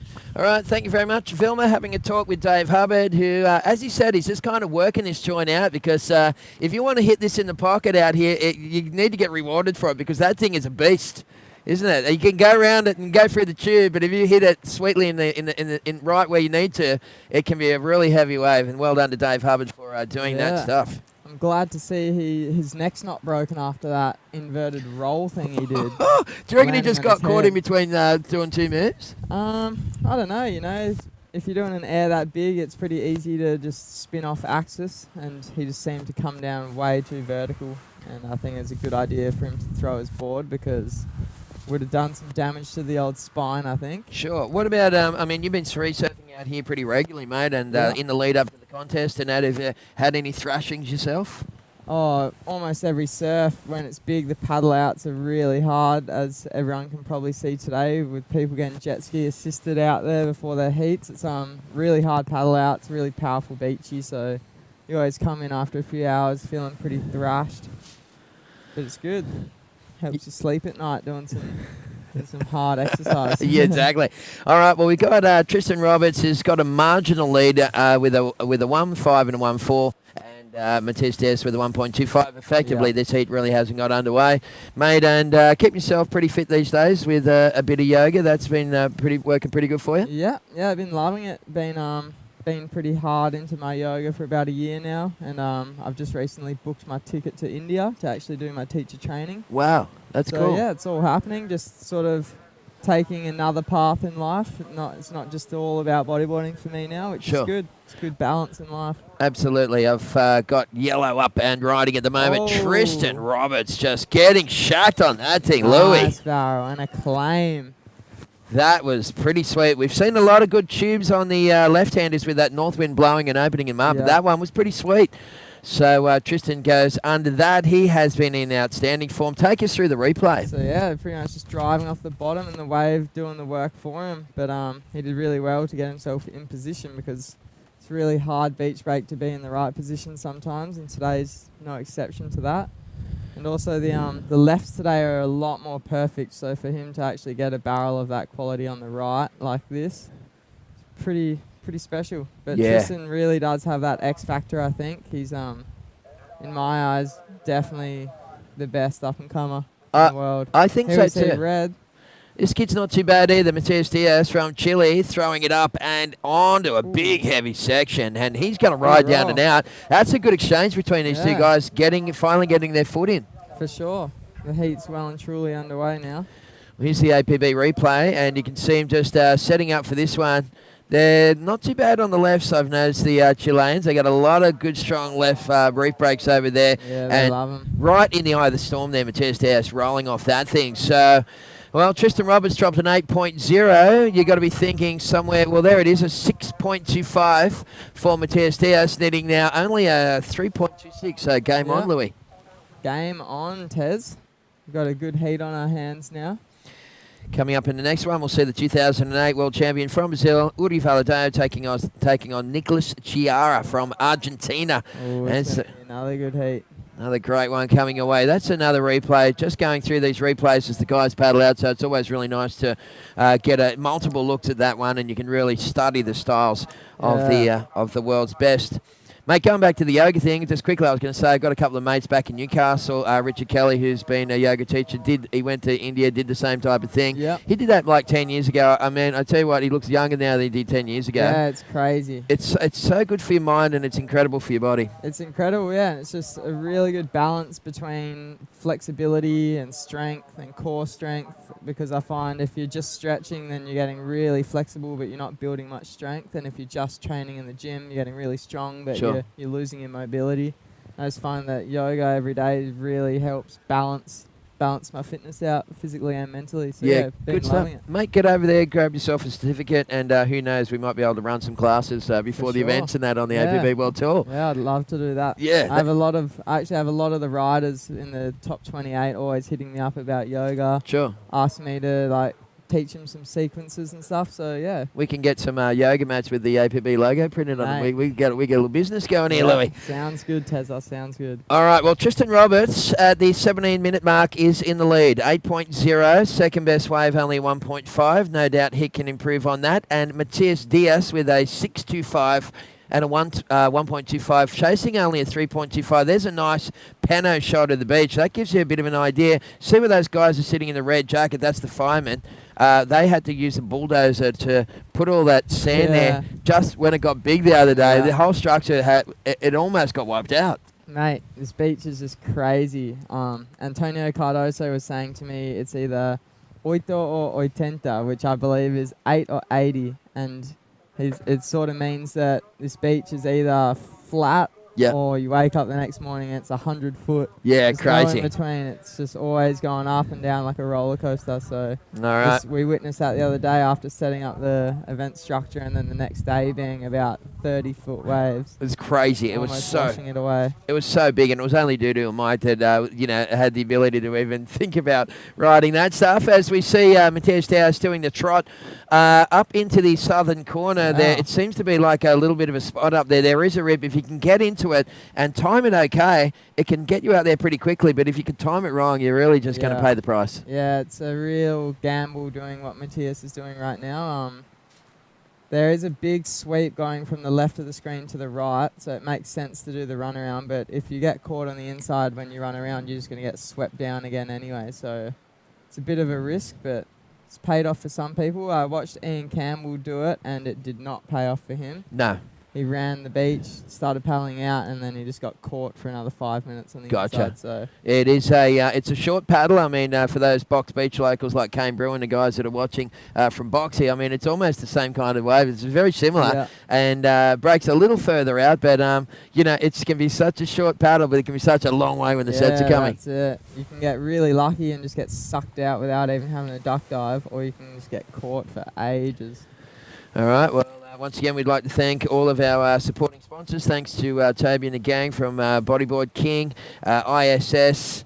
Have you used the interchangeable stringer system? I have. I've used a lot of boards with it, and I think, yeah, it's a great innovation. Really helpful for people who travel a lot to different temperature waters. Sure. You know, they only need one board and a handful of stringers instead of having to lug around a lot of different boards. What do you good. think, Louis, if you could sort of take a punt on it, what do you think would be the next innovation in board construction? You know what we're going to do? We're just going to probably throw, while there's a little bit of an ad break here, breaking the action, we're going to throw to an ad break commercial and we're going to be back with more action. So stick around, folks. Let's pay some bills. We'll be back after this ad break.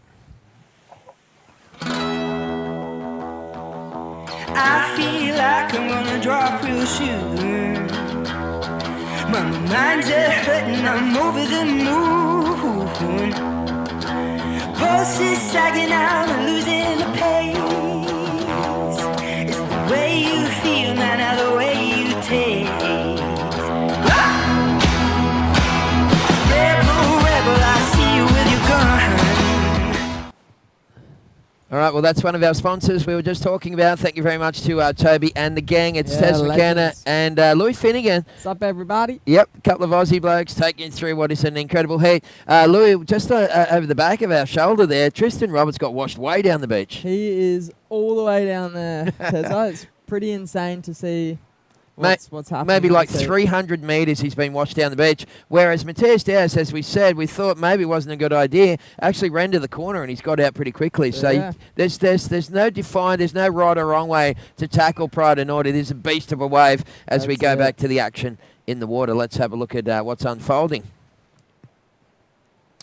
So scores are in and still no change. Tristan looking to upgrade, significantly upgrade to 1.4 second best wave, 1.5 second best wave, and Matthias Dowse only needing a 3.28. So super close heat with around about 12 and a half to go. We're up to half time. Yeah, close heat. Tristan does have that 8-point ride, which is definitely going to help him out towards the sticky end of the heat. But the conditions are pumping. If you get on the right wave, you know, you can get yourself a 10 quite easily with the help of a good wave. So Absolutely, it's really got a. That's why we're here, because this venue does lend itself to high performance bodyboarding. Louis, back to the board construction thing. If the interchangeable stringer, system made a profound effect on guys who travel to different temperature water and stuff, what's one of the next things in the innovation of bodyboard construction that you could possibly see happening?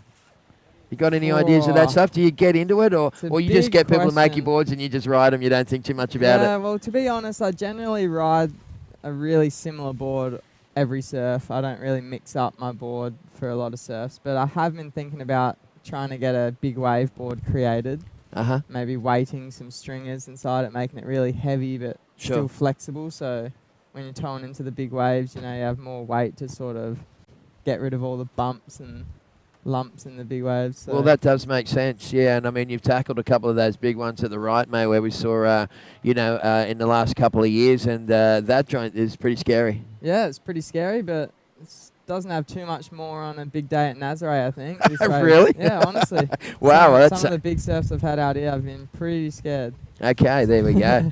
Give you a bit of an insight. Actually, you don't really capture that dynamic of the wave on the webcast, do you? Yeah, It it's hard loses. to tell because it's zoomed in, so you're only seeing one spot in the ocean. But when you're looking at this beach, when you're looking at the waves from the beach here, when it's big, it's just mountains non-stop everywhere. It's pretty intimidating. All right, well, the swell actually peaking here this morning as we look out and see Tristan Roberts. He's found himself a right-hander. Riding. So he's got a lot of bumps to deal with. He might just be using this as a bit of a travelator to get back into the comp zone, I think, because he got washed so far down. That's right. I do believe that may be the cause. And while he was there, he could probably upgrade at 1.5 if he's lucky about it. So, but you can see it. It's just a big mass of froth out there at the moment. Looks like the old cappuccino zone, just froth all over the shop. Matthias Dowse having a look at that one. Again, we want to say hi to all our friends watching in Chile, and we're only saying with Nuno that Chile, Portugal, South Africa, these countries are really storming on with talent, aren't they? It's really amazing to see. There was a couple years where it was a bit of an Australian domination, and now it seems like the tables have turned. There's barely any Aussies on the tour, and now there's a lot of other countries stepping in to fill the shoes, and it's really cool to see. It is. People ask me, like all the time, like, where are the Aussies? And my response has been, well, they haven't gone anywhere. I mean, Jake obviously broke his leg, so he couldn't go on tour for a while. And Dave, busy with family. Ryan's busy with family business, all that sort of stuff. So maybe it's a little generational kind of a change. Kingy's retired. Yeah, who knows? So, but the next wave of guys coming through, there's some pretty good talent coming out of Australia. Mate, Australia, we see yellow up and riding. We'll get back to that, though. Nice invert there for Tristan. It's going to be really tough to land that, but we'll see if he does. Nah, he's going to come back out. See Matthias looking, but opting out of that. Oh, that thing had a keg on it as well. Here's the replay of Tristan Roberts, and I think you summed it up pretty good. There's a nice little invert, but he landed right in the M zone there, and he's gone out the back. But Tristan, I think you summed it up well when you said that he really is a star of the future. There's just something about him when you talk to that kid. He's just got that kind of spark in his eye, and I wouldn't be surprised to see him in the next couple of years pick up a world title. That's it. The drive that he has to achieve his goals of winning a world title is pretty inspiring. He works really hard day in, day out to just become a better bodyboarder and a better person. And I feel really, really motivated when I hang out with him. I betcha. He's a really good guy. Are you a member of the squad? Mate, I'm one of the founding members. I'm proud to be part of it. How many guys are in this squad? Well, the number sort of changes every trip. We've got many founding members that when it began back in South America last year, people it's not all the squad members aren't on every single trip, so the number changes each trip. But you guys should start up like a Facebook page just for the squad. For sure, maybe a couple shirts to sell. I think so. It's a cool little concept, but you guys have all got the same kind of lifestyle, all motivated by the same things. Healthy lifestyle. Hardcore riding. Matthias up and riding. And this. And a big that's more backflip, like it. Very clean. And cutting out. We hear the beach erupting with screams. All the Chileans supporting their man. Absolutely. Well, they're pretty vocal supporters. They love to get on and check it out. Here's the APB replay. Louis, take us through this. Okay, so you can see he's seen the bowl already. He's got his eyes on it. Going around the first section and just a big, clean backflip. Yeah, you need to be flat. You got to risk it to get the biscuit. Here's another one here for Tristan. He's trying to also just improve on that second best score, which is now 1.75. That's incomplete again. Yeah. But at Pride and Nord here, Louis. I mean, it's easy to just take the easy option is to go for the tube, right, or to actually go around it. But if you can come around and hit that sweetly in the pocket. In the eye of the beast, where right where Matthias does, it's a lot harder than it looks. Yeah, you described that perfectly, Tez. He rode that to perfection, I'd say. Yeah. Well, we're going to see that score come through, and it's an 8.1. That's a situation change. So here's the replay for Tristan Roberts, and he's got trying to get a backup wave, but seems like the ocean's not working in his favour right now. No, so Tristan's actually gone down into second with 6 minutes remaining. Is now chasing a 6.36 to take back the lead. Easily achievable. It seems today it's either 10s or 2s, so you get yourself onto a wave, it's either going to work out for you and you'll get a big barrel or a bowl, or it'll just go into a rip and turn a bit sloppy and you can't really do much with it. So. All right, well, this is going to be very exciting these last couple of minutes here. Matthias Diaz is in the lead and he's also holding priority, and he's needing to upgrade to 6.25. He's got an 8.1 and 6.25, so he's surfed a pretty smart heat so far. Yeah, it's going to be a nail-biter finish. I can feel it. I know Tristan's not done yet. He's definitely got some more magic up his sleeve, I think. So I think Matthias has to get rid of that 6 to stay in the lead. Yeah. You see him paddling for one. Bigger wave and not going. Well, Diaz just putting the brakes on and saying no thank you. Coming up in the next set, we're going to see the 2008 world champion Uri Valadao taking on Nicolas Chiara from Argentina, who is a very seasoned campaigner, and Nick's a good competitor. He is, yeah. So both very seasoned competitors, been on the tour for a pretty long time. And interesting to see if this wind hangs in there. There was talking to Dino Casimiro. Dino's competition event director, and he's the mega local right here at Pride of North. No one knows the joint better than him. He figured that it was going to go to the northwest at some point, but right now that northerly is just not good. Yeah, and that's not good. The northerly cross shorts kind of handling it at the moment. Nice. So Tezza, I've told the people watching about my Portuguese experience this year, but can you tell us how you've been going in Portugal? What's been happening? I know the judges and all you guys have been staying in real nice hotels and Yeah, unfortunately, the judges staying at the car centre, like at the high performance centre. Okay. So, yeah, I'm with Tommy and Alex in a pretty nice apartment back in town. But you know, when the final hooter goes, our work. Oh my goodness, the man's here with a shirt for me. I'm going to have to get off the webcast immediately so I can put that thing on. Walter is the mayor of Nazare, and he just loves bodyboarding. He loves the whole town. Of course. Red up and riding. Sorry to interrupt, Tezza. Ducking out. Yeah, so we're going to see those shirts on the webcast crew a little later on today. Yeah. But he's been really looking after us, and we like to say for Walter, nothing is impossible. He's the mayor of Nazare. He really is one of the biggest legends ever, I'd say. Hands down, the coolest mayor. Yeah. On the planet. Coolest mayor on the planet for sure. Loving it.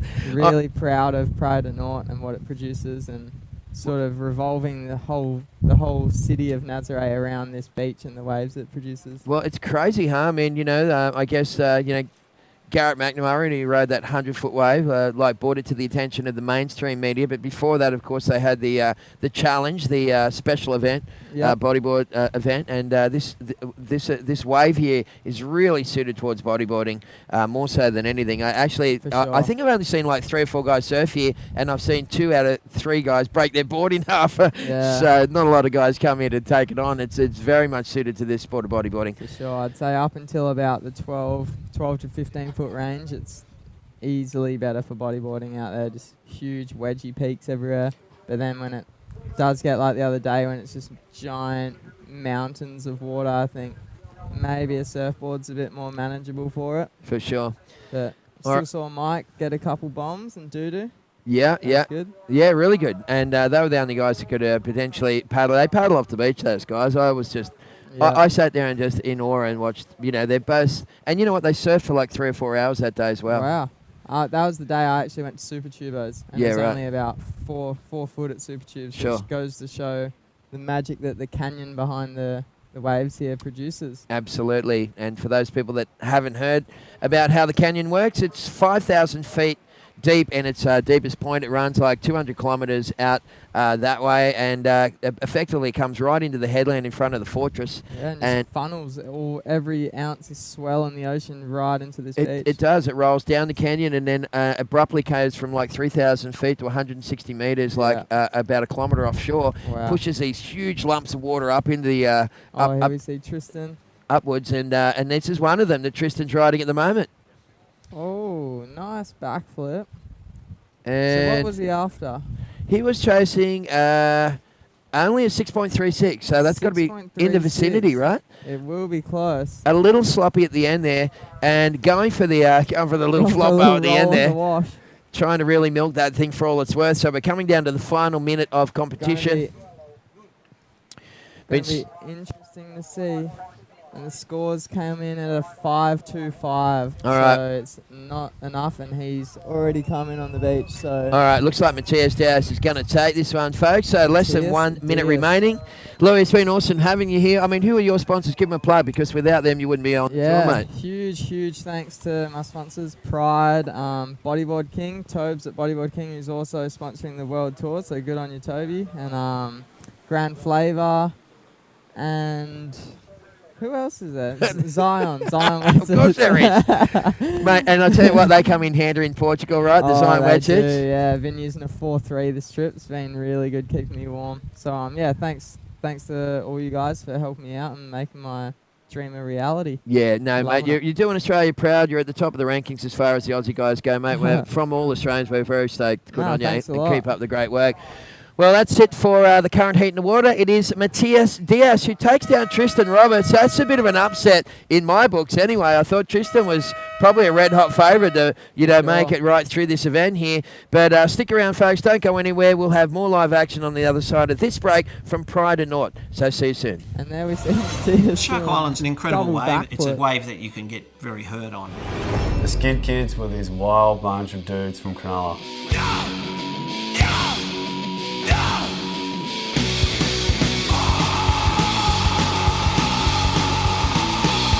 Surf hard, play hard. They exemplified everything, surfing was not. They weren't afraid of the ramifications of what they did.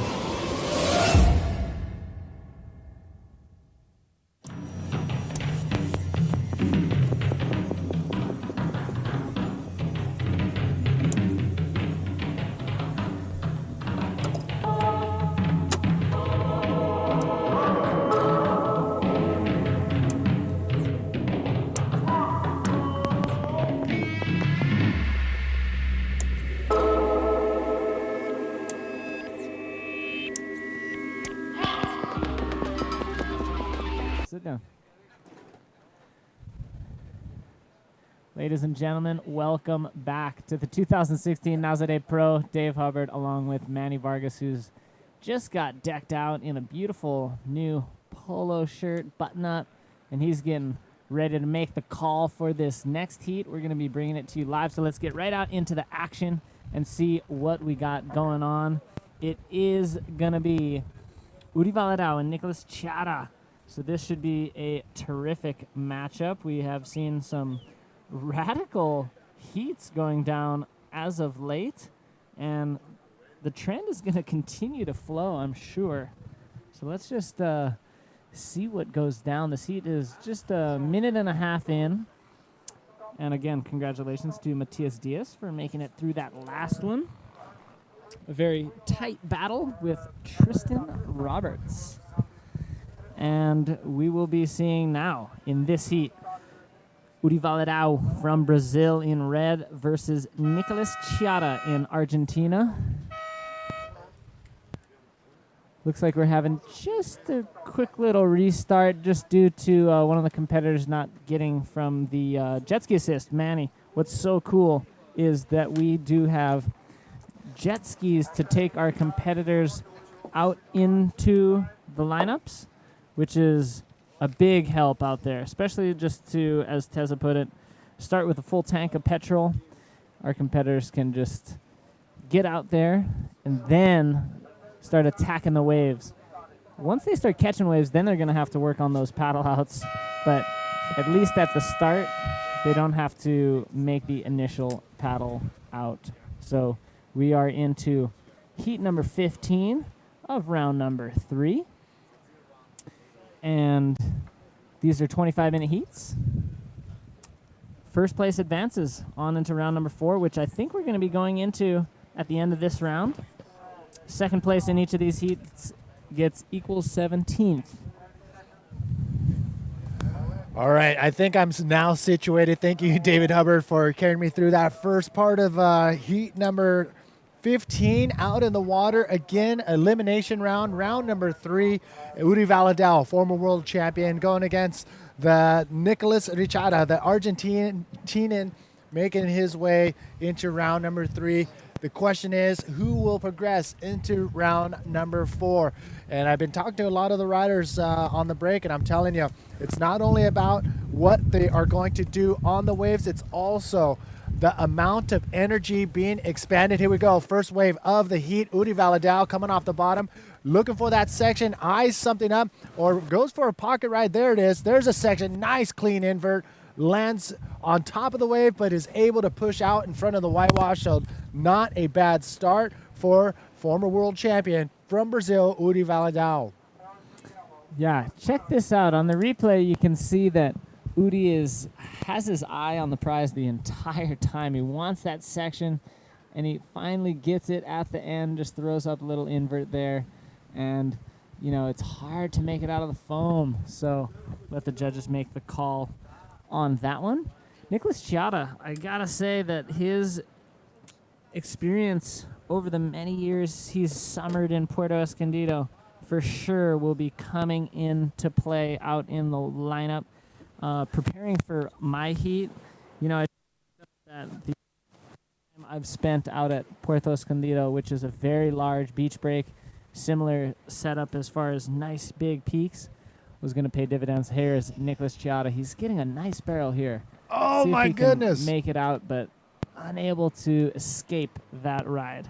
Yeah, Nicholas had the speed. He pulled in and had the amount of speed he needed to get past that, but somewhere inside of the barrel, his rail disengaged and lost that speed. He probably hit a little chop, and then the wave pinched on him at the very end of that wave right there. So Nicholas, unfortunately, did not come out of that barrel. Both scores have been dropped for both of those waves, and right now, Udi Valadao is feeling really comfortable with a 5.25, and Nicholas heading back out. He needs a little restart himself with that 1.75 at the end of the heat. Hopefully, that won't matter. So, David Hubbard, you were out there. How was it? It was actually fun because during my heat, no monster wash-throughs cleaned us up. So, you know, that was one of my concerns. I definitely wanted to stay active and access as many waves as I could. Luckily, I was, you know, in the spot a few times to catch a few different waves. But since I was sitting pretty far in, I was thinking, dang, if a big set comes in, I'll be in trouble and I might get wiped off the face of this beach. But luckily, things worked out. No big sets came in that one. And, you know, sometimes they're every heat. Sometimes it's almost every other heat. Sometimes we're seeing 2 massive sets per heat. So it's a little bit hard to time those big sets, but they are out there and they are looming. And it looks like we do have the winner with Vilma ready to get in a quick little interview. And so let's do this. Vilma, take it away. Hello, guys. Yes, I'm here with the winner of the last heat with tricky conditions. He was telling me about it. So tell the guys. Sí, en realidad las condiciones estaban muy difíciles, fuertes, condiciones extremas. Traté de encontrar buenas olas, logré conectar la primera de un buen rolo, luego otra de un buen backflip y muy feliz igual de haber ganado mi hit, y aquí iba contra Tristan Robert, que es muy buen rider, y feliz.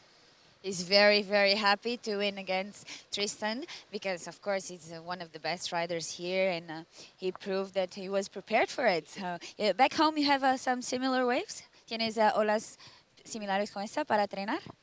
En realidad no tenemos olas de arena tan poderosas, tenemos más de roca, pero como es un point break, está siempre en el mismo lugar. Esta está por toda la playa, en cualquier momento te puede caer una, así que hay que estar muy bien preparado, psicológica y físicamente. Y nada, muy feliz en realidad de haber pasado. And you are. He was just telling me that similar waves they don't have, but he's always he has to be prepared physically and mentally, and that's what he's shown to us. So, congratulations. Back to you guys. All right, so one more time, congratulations to Matias Diaz, making it through to round number 4.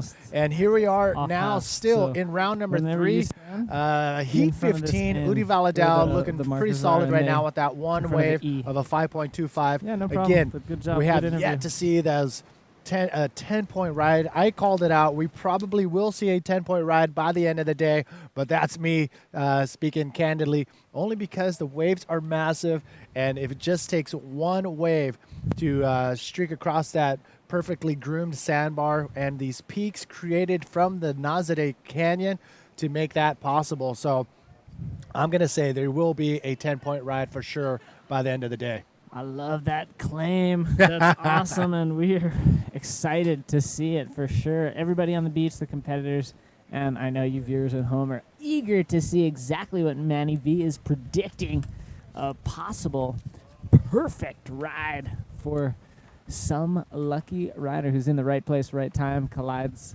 that with just the talent and the skills to ride that wave perfectly.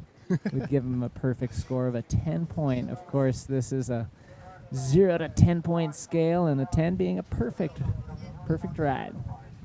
Manny V and David Hubbard bringing you bringing you the live feed here from Praia del Norte, here in Nazare, Portugal, for the 2016 Nazare Pro.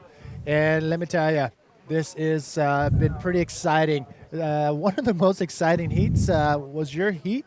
And one of my favorite moves was the body bag bailout, where you just went up and was looking for that big move on a right-hander, but it just everything just detonated all at once. It was pretty amazing heat, but I mean, you pretty much killed that heat. Unfortunately for Marcelo Foundes, he did start off pretty smooth and ready to rock, but he was just waited too long. But we'll talk more about that in the summary at the end of the day. But right now, out in the water, Uli Vadaldao and Nicholas Chiara going head-to-head. Coming up next in Heat 16, it is red, Omri Laverne, and in yellow, Danielle Quintana from the Canary Islands. So that is coming up next. They are getting prepared and getting ready to come up for that next heat, Heat 16. The winds are picking up, just starting to blow little things over here in our desk area. But, yeah, the winds are fierce coming out of the northwest. But that is not such a bad wind. It's actually keeping those left-hand waves wide open. So if you do go left, here we go. Priority situation in red. Oh, this is not good for Nicholas Chiara. From the screen, we are looking. Priority is with Uri Valadao. Unfortunately, that wave right there from Nicholas Chiara will not be counted. In fact, it will be a penalty for dropping in on Uri Valadao, who had priority. Yeah, check the replay. You know, Uri's deeper, so even in gentleman's rules, he would be granted the right of way there. But he had also been waiting longer. But, hey, great barrel from Nicholas. But it's actually going to cost him half of his second highest scoring ride. Nicholas coming to the beach. He might get a little bit of a heads up from somebody. Somebody might inform him of what just happened, and they might say, hey, great ride, really well ridden. Right but you got there. a penalty. Oh, beach announcer just filled him in. So looks like Nicholas Chiara has just gotten one of the first interferences of today, maybe of the whole event. Let's take a look again, Manny. Yeah, the priority was in the hands of Uri Valadao, and Uri knew that. I mean, he's keeping an eye out. Nicholas, he was just on the hunt for a solid wave. He got that solid in and out barrel, but unfortunately, he didn't even look over his shoulder to make sure Uri was in the area. But I'm pretty sure Uri kept his mouth shut and did not call him off or anything, and knowing that he had priority. And unfortunately, Nicholas Chiara will have a penalty for that last wave that you just saw on the replay. And it could have been that Nicholas thought Uri was too deep and maybe even looking at the right. You know, by the time our cameras got on him, Nicholas was focused on the left, no look back. So it could have been that while they're both paddling for the wave, he kind of saw where Uri was. Maybe Uri was looking towards the right. And, you know, who knows exactly those specifics. We'll probably talk to one of them after this heat to kind of find out the details. But, you know, those things can occur. And unfortunately, it does look like Nicholas Chiara will be suffering an interference, which would make the maximum point total for him possible a 15. If he gets 2 perfect 10s in this heat, Manny, he'll wind up with a 15-point total on his scorecard because half of his second highest scoring ride will be counted. So there still is hope for Nicholas Chiara, and he knows that, and he's not going to just bail out on the event and come to shore. He actually ran down the beach and jumped back in the water, and there's still a possibility for Nicholas Chiara to make it out of this heat. But again, he's got to get 2 solid scores now more than ever. Uri Valadao, he will get his 2 top high-scoring waves counted, and now with Nicholas Chiara, he has an uphill battle. Yeah, he certainly does, and you know, hope will completely be snuffed out if Uri gets 2 8s and gets a 16-point heat total. Then it will be unobtainable as long as Uri doesn't get an interference himself, which would even the playing field. So there always is that possibility. Right now, with priority, with 13 minutes remaining, it is Uri Valadao in the red jersey. Again, a penalty has been assessed by Nicholas Chiara, the Argentinian, for a drop-in. on Uri Valadao, who had priority. So not the best position to be in at all for Nicholas Giada, but something that is still a possibility for him to make it out of this heat. But that was a pretty solid barrel. But he got shacked. We will have to admit that was a pretty sick barrel from Nicholas Giada. And that is just a little glimpse on what is possible. We've seen some incredible barrel riding skills from Tristan Roberts. Unfortunately, he didn't make it out of that last heat. And we saw some other earlier rounds. So barrel ridings for sure, and big maneuvers are to be had. Still macking out there. 5-6 foot Hawaiian, which means essentially double that. You're going to see 8 to 12 foot faces, even bigger, coming in here at Praia do Norte in Nazare. And yeah, this was, an interesting start to the heat. Nothing much has occurred since then, and we're now in the second half of the heat. But it does look like Uri Valadao is counting a pair of fives, and Nicholas Giada, had that wave been scored, had Uri not been behind him and had that been just a free and clear wave. Oh, yeah. Probably in the eights in excellent range. I mean, he was deep and in there for ages, Manny. Well, I mean, if that was scored, definitely it would have been in contention and probably even knocked out Uri from that first place spot, possibly if he got a backup score. But, yeah, I mean, right now, Nicholas Giada with that penalty will be not given the full amount of points on his second highest scoring wave, but just half because of that penalty. But we've seen it before. We've seen people with penalties advance through heats. But right now, Nicholas Giada needs 2 super high scoring waves. Uri Valadao, former world champion, he knows that the situation in the water, so now he's got time to take his time and look for a solid wave to get even a higher backup score than that 5.25. Yeah, exactly right. He's a very well-versed competitor. Obviously, was the best in the world at one point to have won a world title. So, a very competent competitor, knows definitely how to use the rules to his favor, and also an incredible rider as far as the capability of the projection that he can achieve off of the lip, and he pulls those very characteristic backflips, and they're typically pretty high scoring. So I think he's thrown a couple rolls to get the fives he has on his scorecard, and if he gets a nice section on his next one, we might be able to see him flip it out and get something bigger.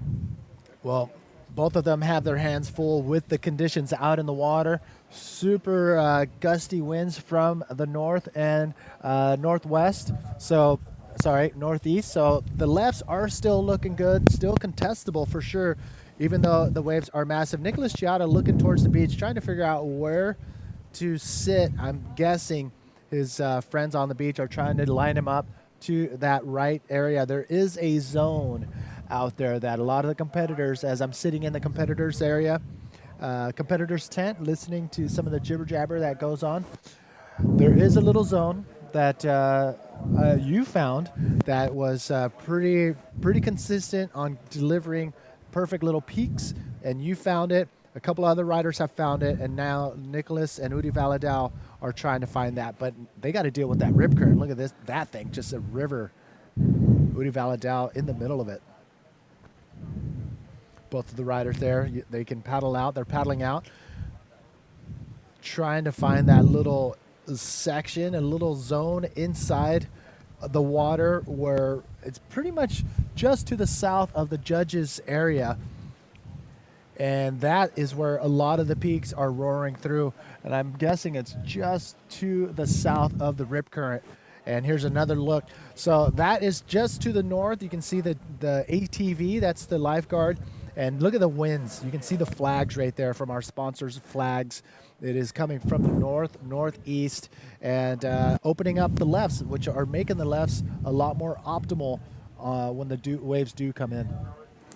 Yeah, exactly that. And those lefts, that's the reasons why we're seeing some of the bigger scores come in on those lefts, and the different dimension to the sections when they break, happens because of that kind of side cross shore breeze that you've been describing, Manny, and it is blowing kind of up into those lefts. The rights aren't blown out necessarily. You can still find a clean face on them, especially because they come in at such an angle that it's almost offshore for the approaching oncoming section of the right. But with that strong wind, it's not pitching exactly the same as the left, and it almost holds that lip up just a little bit longer and kind of stalls the crest from pitching of the wave. And we also have to mention the size and the amount of power the wave has. The wind does have an effect on it, but because of the size and power of the lip being thrown from the waves, it does give it a little bit more time to actually pitch and barrel from top to bottom here at Praia do Norte in Nazare. So, I mean, the waves have been on fire pretty much all day. We saw a few free riders go down the beach and get some fun waves down the way, but not as many as we've seen in the days past, that's for sure. Right. And especially, right at the start of this day of competition, Ryan Hardy, Jacob Romero hit the water, and it took them a long time to paddle out. It was actually really helpful for all the event organizers to kind of establish not only how long the paddle out times would be for the heats, but also to realize that, yes, let's give these guys a jet ski ride out into the lineup, and then they can surf their heat from there. But that ride has been wonderful. Once that started getting implemented in probably about the third, fourth heat of the day, it's given the riders such a better opportunity to access the lineup. And here's a better perspective of how big the waves are. That bluff, that cliff at the end of the way, that is about 200 feet minimum high from the water sea level, and you can just see the waves are just massive, and compared to the bodyboard coming out of the water, this is a great perspective to show you how big these waves are. And here's a beautiful look, a nice panoramic of what we have here at Praia do Norte in Nazare. And I'm telling you, man, the waves have been pumping all morning long, and we have riders right here trying to figure out exactly where to sit, where's that sweet spot out in the water to be able to get these perfect peaks that are rolling through. And you can see right now, Udi Valadao in red and Nicholas Chiara in the yellow jersey, still waiting to find out when that perfect wave is going to come through. And it is Udi Valadao sitting comfortably with 2 5s, a 5.45 and a 5.25. And Udi Valadao has priority, which means he does have the opportunity to catch any wave he wants when it comes in. And now Nicholas Chiara has to let Udi Valadao catch any wave. And if Nicholas drops in on him, as you've seen, he will get penalized a second time. And if he does that, there's pretty much no hope for Nicholas Chiara to make it out of this heat. Waves are pumping, and we've been mentioning pastel de nata. It's just a little custard pie with a flaky crust. And the reason why I keep bringing that up, it's like a staple product here in Portugal, and it's one of the most delicious treats that you can get here in Portugal. And that will be definitely one of those things you're going to have on your to-do list when you come out to Portugal. I'm telling you, if you can make a trip to Europe next year, make it this event right here. This is amazing. And just this whole European leg that we've been blessed to have on the APB World Tour. I mean, Sintra, Viana, now we're in Nazare. I mean, we've gone up and down the coast of this beautiful country and been treated to not only the culture and cuisine, Yum. but just the community of bodyboarders, and just, wow, it's been a terrific experience. And, making it to any one of these stops, but especially, this event here in Nazare. I mean, if you like watching guys tackle some monster surf, and if you like coming down to the beach and watching and thinking, well, I'm glad those guys are doing it, not me. Well, then Nazare is the place for you. And then once it gets to a comfortable size, jump out there and join everybody. And boy, I'd say from 2 feet to 20, this place is awesome. Yeah, this is a very magical place right here, and it's due to one of two things. One, we're facing due west, and we have the entire force of the Atlantic Ocean hitting this coastline. But number two, it's the Nazare Canyon. The Nazare Canyon is just an absolute gem of a feature, and they got hooked up when creation was set up because that canyon's deep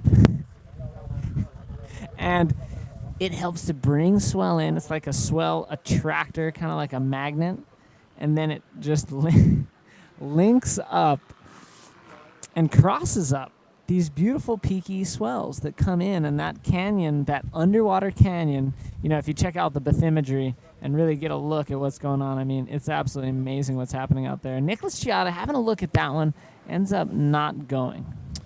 Well, he's got Nicholas is above water, and he needs to get something going with 2 minutes remaining, and time will tick away, and it's going to slip right by if he doesn't get things going right now. Again, he is looking for, he's pretty much in combination land. With 2 minutes to go, this may be the end of the road for Nicholas Chiata, needing a total combined score of a 10.71.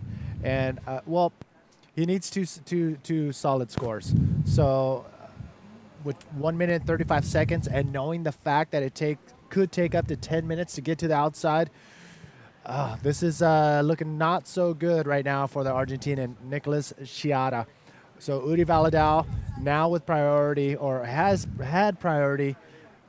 He can just sit on Nicholas Chiata and catch any wave that comes in that area and take it away from Nicholas Chiata, who will have to let him go and let him get the points on that wave.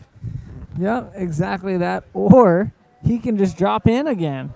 If he gets 2 interferences, Manny, he'll be requested to leave the lineup because at that point he will be deemed to have basically disqualified himself from competition. So, you know, hopefully it doesn't come to that. You know, I'm sure Nicholas didn't do it on purpose as far as intentionally doing that to Udi. But, hey, mistakes can happen. Sometimes people aren't always thinking super clearly in competition. There's so many emotions just firing through their bods. So we do know that there's just a little bit longer in this heat, just about 20 seconds. And with that interference, the Argentinian, Nicholas Chiata, is going to wind up in 17th place. Udi Valadao is going to be moving on into round number 4. And coming up next, we got a great heat. It's Amaury Leverne and Daniel Quintana. You definitely don't want to go anywhere for that. You want to stick right with us. We're going to count this one down, take a quick commercial break, and bring you more action from the Nazare Pro. Nicholas Chiata, see you later, buddy. You had a good run, and we will see you in Fronton. Don't go anywhere. We'll be back right after this.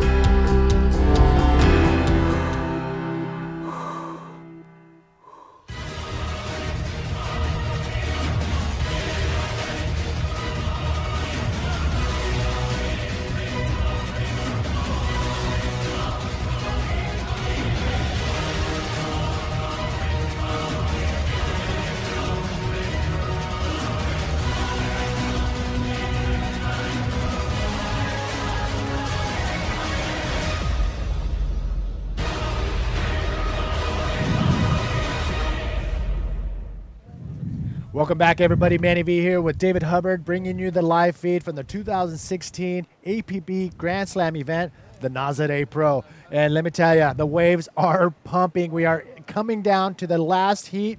Actually, we have 2 more heats of round number 3. This is heat 16 out in the water. Who do we got? We got Amaury Leverne, Daniel Quintana. Both of these guys reside in the Canary Islands. One of them is, of course, from Reunion Island. But let's get right out into the action and see what this heat has to offer. Yes, Amaury Laverne, multiple world champion, going head-to-head with the Canary Island local Daniel Quintana. And we all know every rider on the tour from the Canary Islands loves the big stuff because they are from the home of the one and only El Fronton, one of the heaviest bodyboarding waves in the world. And not only that, but a ton of reefs from around the Canary Islands are looking for big wave chargers. This is why the reason why he moved there. Amaury Laverne with a giant backflip to start his campaign here in the Heat 16, round number 3. Again, elimination round out in the water. Amaury Laverne starting off with an incredible maneuver right off the bat. So Moz, as his friends know him around the world, looking very solid. Here's another look. I love this one because he picked a smaller wave but found that section. Beautiful projection, and as he flipped around, he actually even threw the legs down quite early to help. As soon as that he touched the water, it was going to help to rotate him. So he was able to pull a nice clean maneuver, 6.75 for the first ride of Moz. That was incredible. Daniel Quintana now has his work cut out for him. Amaury Laverne, that score on his first wave could have been used in earlier heats and advanced because of kind of a slower pace because of the big waves. But I think with these two guys out in the water, we're going to see a lot of high flying action and deep barrels. So Daniel Quintana with priority, now looking to find his first wave in this 25-minute heat. Again, elimination round, round number 3. Coming up next will be round number 4, but before that, we will have a resurf between Tanner McDaniel and Dino Carmel. But out in the water, Amaury Laverne and Daniel Quintana. And just briefly, I'm sure the viewers are just a little curious about that resurf happening. So there was some technical issues having to do with the competition environment. And so that's specifically had adversely affected both competitors, specifically Dino. So it was discussed and everybody agreed. It was a unanimous agreement as far as what I heard from officials, judges, and everybody. So we will be resurfing that heat to give everybody a fair shot. And we do have an interview with Vilma, who's Udi Valadao down on the beach. So take it away, Vilma. Yes, indeed. I'm here with the 2008 world champion that just won this last heat. Como é que foi, Uri? Ah, tá bem difícil o mar, tá grande, só que a maré tá muito baixa agora e dificultando bastante, assim, muita corrente para um lado, para o outro. E realmente tive que ter muita calma ali e fazer uma estratégia boa. O Nicolas acabou fazendo interferência em mim ali, acho que ele bobeou, não escutou que a prioridade era minha. E então fui só controlar a bateria do começo ao fim. Now we're gonna try to explain it in English. It was hard conditions out there. Nicolas had a little mistake there, and it was interference. So he just had to be in control in the rest of the heat. It seems like it's shifting a lot in this last hour, but it's still big and pretty good ramps. Yeah, the conditions is crazy right now. Like so big, heavy. You have to be in fit to be able to win the heat. I don't know exactly what the size the waves, but still big. And I'm super stoked to advance in next round. I'm looking for a good result here in Nazare. I love it here. Okay, thank you so much. Congratulations. Muitos parabéns. Espero que chegues até à final, quem sabe. Obrigada. Back to you guys. Thanks a lot, Vilma. Very ecstatic. Udi Valadao making it on from round 3. Terrific performance, and that puts him into round number 4. So congratulations to Udi as he moves on through to the next round. Out in the water, Amaury Laverne, Daniel Quintana. So control of this heat is with the rider in red. Moz has a 7.5. We saw during the interview. And a 6.75, which was his opening wave. And we are excited to see the rest of this heat and how it's going to all work out. Amaury Laverne starting off with 2 solid waves. Now Danielle Quintana has yet to catch a wave, and with a 7.50 and a 6.75, oh my goodness, Danielle has a uphill battle on his hands, and he is now on the hunt with probably one of the highest scores so far of the event today.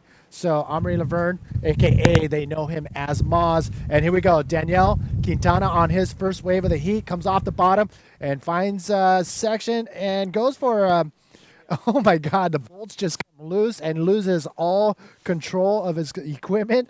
And unfortunately, Danielle Quintana does not come up with a solid score, which he needs to get his campaign going.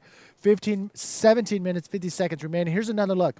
The wave was solid, good size, but then he got into this little warble, little choppiness on the inside, and then just totally mistimed that, and still tried to go for that maneuver, but unfortunately did not pull that off. So Danielle Quintana, he's hungry, he's ready to rock, and he's making his way back out into the lineup. It's just a matter of finding the right wave for this rider in yellow from the Canary Islands, Danielle Quintana. Again, Maz coming out firing with 2 solid waves. That's going to be hard to come battle against for Danielle, but it's just a matter of time for Amaury Laverne to catch another solid waves, even possibly pull much further away from Danielle Quintana. So we are going to be going into round number 4 today, and with that, we will have one more heat before we do that. And again, it's a resurf between Tanner McDaniel and Dino Carmo. We're going to talk to you more about that once that heat gets started. But first, 16 minutes, 42 seconds remaining in this heat. Round number 3, heat 16. Again, elimination round. One of these 2 riders will be knocked out of the event. And right now, if it were to end, Amaury Laverne would definitely be the one moving on. But telling you, 16 minutes makes all the difference. Here we go. Amaury Laverne up and riding. Wow, look at this right-hander, Manny. And he's got a lot of speed, but it sure gets foamy and frothy. And he ends up having to get out of that one. So, and Daniel, just with a quick look there, too. So in round number 3, heat 16. And again, after this, we just have one more round of round 3. And we will be moving on into round number 4 pretty soon. We've almost found out exactly who's going to be in that round. We've got 2 more heats to surf before getting in there.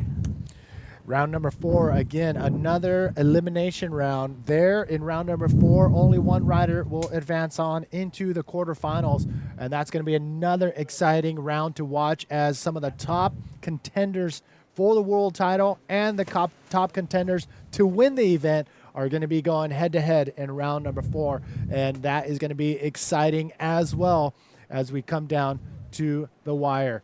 And we do want to give a shout-out to all the viewers who are tuning in from all over the world.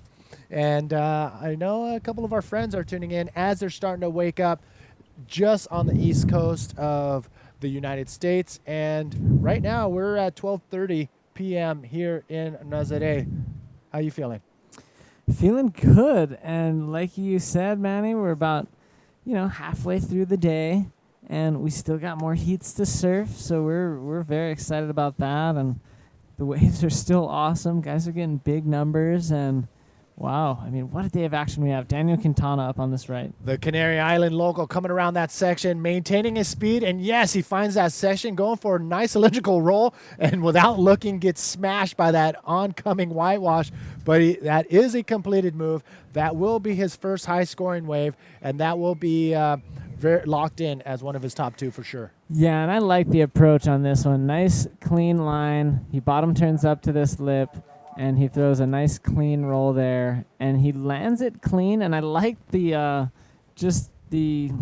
no caution being adjusted, and just really going for the landing in such a way that, like you said, he just went straight into that next section, and it just kind of clobbered him. So a lot of power out there. We've been talking about it all day. Is that there's so much energy, so much water moving in the ocean. We're right in the Atlantic Ocean and all its raw power, and that the Nazare Canyon is helping to just funnel all that energy and dump it all here in Praia do Norte in Nazare, and we love it. We love it for sure. We're so stoked to be here, and it's a beautiful country. It's a beautiful city. This is a beautiful beach, Praia do Norte in Nazare. And I know Manny's pumped to get these shout-outs going on. We've put up that post, "Where you at?" Yep, I'm actually doing that right now. Go to our APV Tour Facebook page, and I'm posting that as we speak. And because so many people are commenting, we're only going to be able to get like the first 10 or 20 comments. So let's fire them off. Because we want to acknowledge all the hardcore viewers that are out there. We thank you guys so much for tuning in. And we're doing our best to bring you the action. And the action is happening here in heat number 16, around number 3. We just passed the halfway mark of this 25-minute heat. And we are just excited to see this battle heat up because Daniel Quintana did get on the board with a decent score. At this point, he will need a 901 to attack that lead held by Moz. He does have second priority, and these fellows do look like they're kind of cruising in the same vicinity. So it looks like the next best wave will probably go to that guy on screen, red, Amaury Levin. And because the waves are so big, I mean, we've had one day where we had massive waves out here. We didn't run the event, but it was so big that we did have a few riders who wanted to, test the waters. And it was Mike Stewart, Dudu Pedra, and your current world champion in the women's division, Isabella Sosa, going out there and doing battle on these giant mountains of water. So if you haven't seen the social media, just type in any one of those names and you'll see some of the photos of earlier this week, some of the waves that they rode. So Isabella Sosa, Dudu Pedra, Mike Stewart, shout out to you three for going big. Look at this, Amaury Laverne turning around, taking a look at this one. And he's got a lot of speed on this left. He takes the line up to the lip and just kind of floats off the top of that one, and so he'll race to get back out into the lineup before a potential set clobbers him. And you don't want that, especially here in Praia do Norte where there's so much water. And that was one of the main things I've been hearing earlier in the heats is that the amount of energy all the riders are using up to be able to compete in these waves, not only for one heat, but for two heats. Right, yeah, no, exactly. Most riders will surf twice today, the ones that at least advance out of round 3, of course. Let's take a look at this. Moz, he's up and riding. Boy, he's got a lot of speed, man. Can he unleash it on a section? He does an air reverse, but he gets just a little caught there. He doesn't get the air projection that he would have liked. But we're just kind of... Wow, he made it super far, though. Still not sure if that was complete. Take a look at Daniel. Ooh, Daniel taking a look at that one, but not dropping in and pulls back on that. He must have saw something down the line that wasn't looking too delicious for him, so he pulled back. Here he is one more time. Daniel Quintana dropping in. Not much there for him, but he's going to come right off the bottom and go straight up off the top. And went for a maneuver, but with this angle, not too sure what he went for. But because the judges are setting higher and a little bit to the north of us, they have the better view, and they're going to make sure that they're judging that wave appropriately. So Daniel Quintana with his answer back to Amaury Laverne's last wave. There you see them both just struggling, not struggling, but just getting manhandled by the ocean right there in the whitewash. So right there, it looked like Daniel Quintana was adjusting. Whoa, you can see that right before he ducked off, his fin did come off, and that is a common occurrence so far here in this event is the fins are coming off. But I do have to mention I have a pair of fins. We call them fin savers, or well, that's what I call them. But I have a set of hub boards, fin savers that I use on my fins. They strap over the top of your foot to prevent something like that to happen. So I totally suggest you guys look into some fin savers by these guys.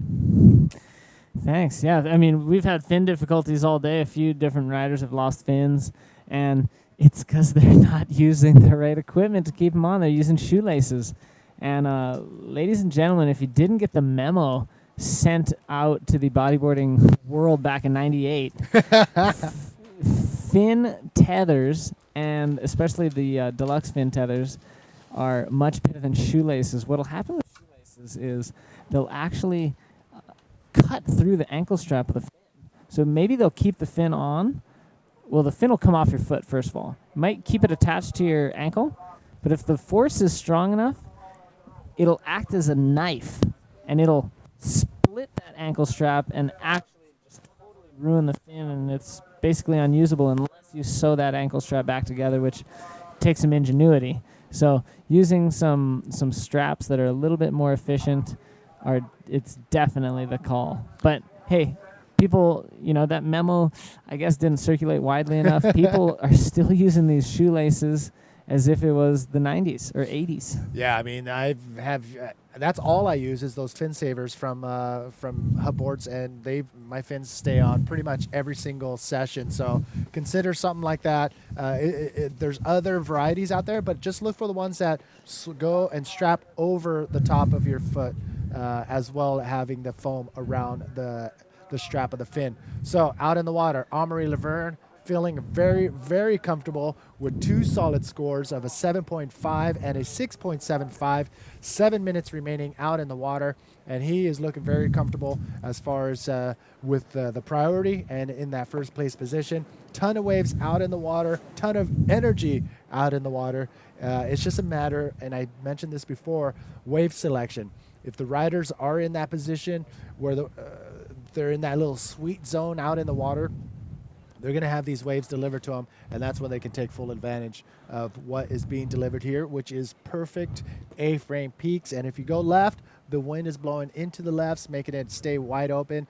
But because of the size, the rights won't be as not as bad as any other wave that is getting attacked by this northeast wind.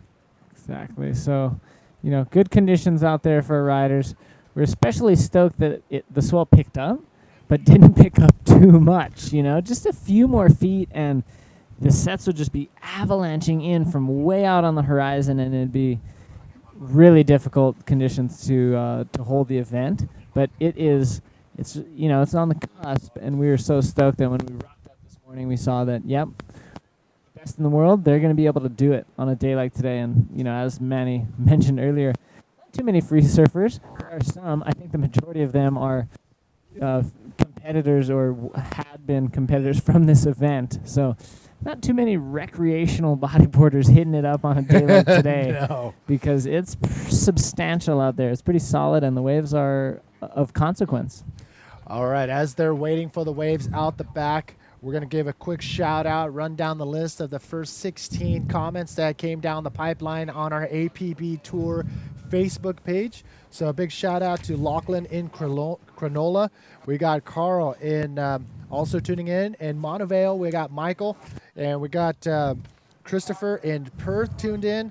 And Bodyboard Center is tuning in. What's up, brothers? And look at this, out the back. Amaury Laverne off the bottom, straight off the top, and goes for a spin, slowed it down a little bit, and lost his speed, and the wave just got away from Amaury Laverne. Justin Becker in the Gold Coast. Alex Parker is tuned in from Maui. You're living in Maui now, brother? Awesome. You're lucky, dude. So Angel is in Puerto Rico. And look at, we have some photographers down on the beach. Alex Leon is wearing one of the mini hats here at the Nazare Pro. Shane Lono tuning in as well. Aloha brought us to you, Dave, and to everybody tuning in from around the world. Mahalo, ohana lono. There you go. Thank you all for tuning in. This is the 2016 Nazare Pro. Hey, and that was so fun. You got to run down a list. I want to run down a list. I'm going to tell you the sponsors we got here. Praia do Norte, of course, the Nazare Municipal Council. We also do want to thanks CDAN, local club of Nazare, MEO, CCAM Bank, Onda Wetsuits, Red Bull, Luis Silviero, Filos, Hotel Mare, Felix Rocha Family Wines, Oeste Portugal, Benacar, Nazarent, Aguas do Vimiero, MNJN Insurance, Masado Albasa, Apple, Concierto Advertising, NC Travel, PhysioClem, Physiotherapy, and Cabo de Mar. Nice rundown. Wow, your Portuguese is getting solid. Look at that solid right-hander coming in right there. So we do have some waves coming in, but the riders are waiting patiently. You see 2 red jerseys out there. That is because within that 5-minute mark of the heat ending, the other riders are allowed to get out there and prepare for that next heat that is following up. And in this case, we're going to have Mike Stewart and Terry McKenna giving you the live feed of Tanner McDaniel and Dino Carmo. That is a resurf, and they'll explain a little bit more on how that is happening, but that will be coming up in about 2 minutes and 30 seconds. Yeah, so we're excitedly and anxiously awaiting another opportunity from either of these riders out in the water. It is Amoy Laverne and Daniel Quintana, and they don't have much time left in this heat, but we're still hoping something can come in. They've done great thus far, and they've been surfing strong, especially Moz with that 7.5 and that 6.75. And, you know, he was loving renting a caravan and living in it for a couple weeks with his beautiful wife and child, Melanie and Oliver. They were just driving around, living out of that camper van, and, you know, at some point, Melanie had to go back to work. Oliver also went with his mother, and now Moz is staying in an actual house-type setting. But this one. Amory Laverne dropping in on a nice-sized wave. Look how much speed he has, maintaining that, going straight off the bottom. And oh, my gosh, get some serious air with that reverse maneuver going skyward, but did not pull it off. But the amount of speed you can get and the amount of the timing, and you will get something like this. Unfortunately, he landed behind the wave, but oh my goodness, Amory Laverne. That was cool. I loved how just cruisy that was, and that was just a terrific attempt there from Moz. And boy, it's so frothy, but he did go ahead and attack that section. Now we're down to that manic minute, just about 50 seconds remaining. Moz, he's caught a lot of waves in this heat. He's stayed active. He's kept attacking. And Daniel Quintana's been a little more quiet, a little more, just waiting for that perfect wave to come to him. But, I mean, Mother Nature is going to determine if that's going to happen or not. Here's another look.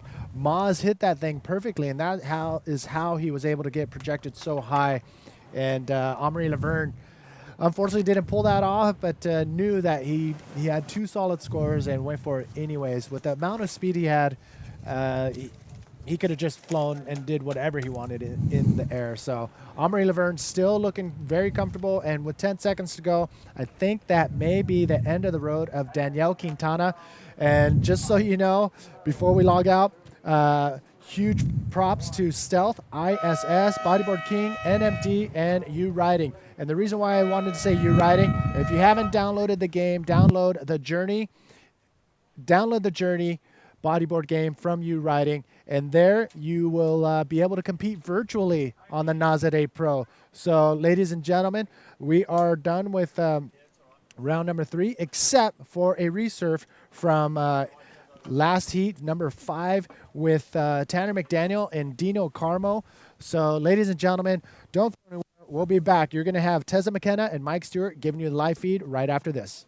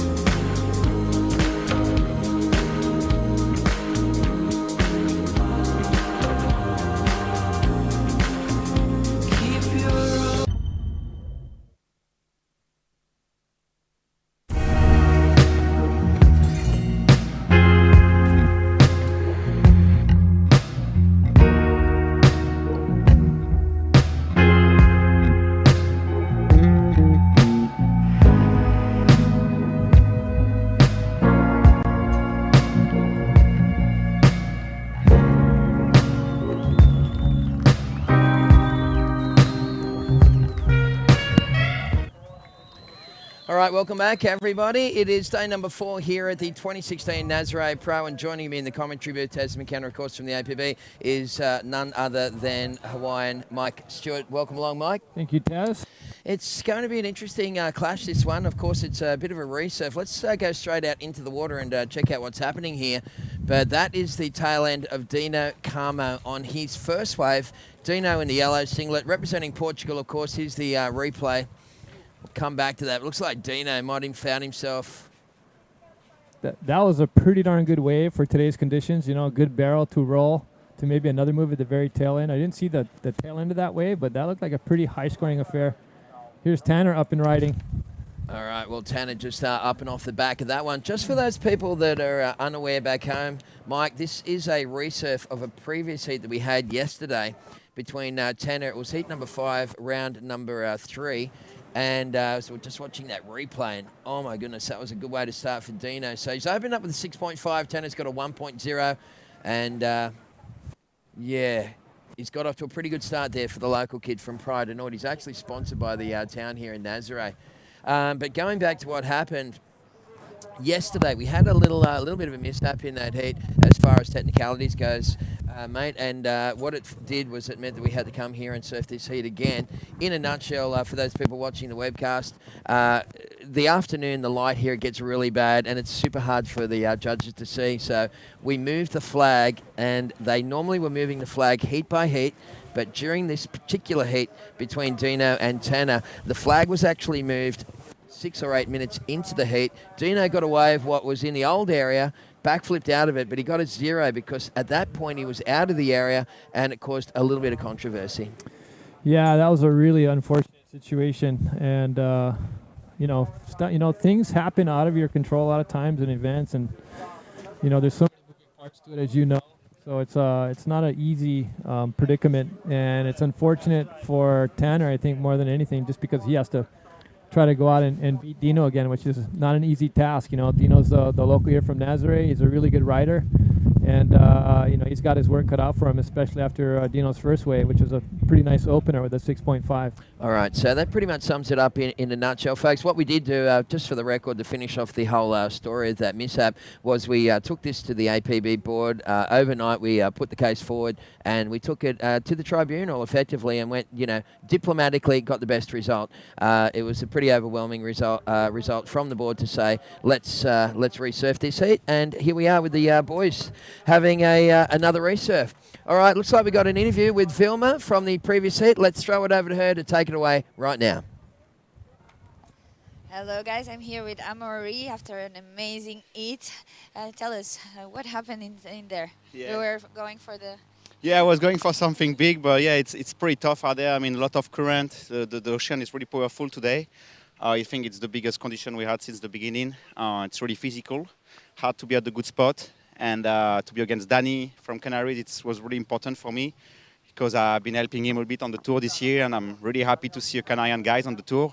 We used to have a lot of guys from Canaries, and this year they have like 2 guys, so I'm really stoked for that. And but yeah, it was a tough hit. I had one of the biggest ramp I had here, you know, and I lost control because it was kind of too big and I had too much speed, and it's not often that we have some big ramps like that. So yeah, just keep focused for the next one, and yeah, really motivated. Thank you so much for the amazing show. Okay guys, back to you. Back to the live action. All right, thank you very much. Vilma having a talk with Moz, who was looking in pretty good form. Mike, he's looking strong, isn't he? Yeah, he sure is. You know, there's a number of riders that are really standing out in these conditions, and he's one of them. There's Dino Camo up and riding on this right, trying to get some speed. Looks like a little bit of chop on that wave. Pulls in and just kind of clamshells on him.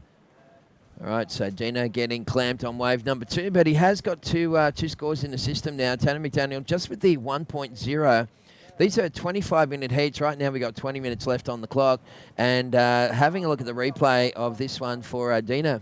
Yeah, so he's up and riding here. You can see there's a little bit of white water in that face. You watch his board kind of bobble a little bit back and forth. There's a little bit of what you can't see from the webcast is that there's actually quite a bit of chop or kind of wakes going up the wave face.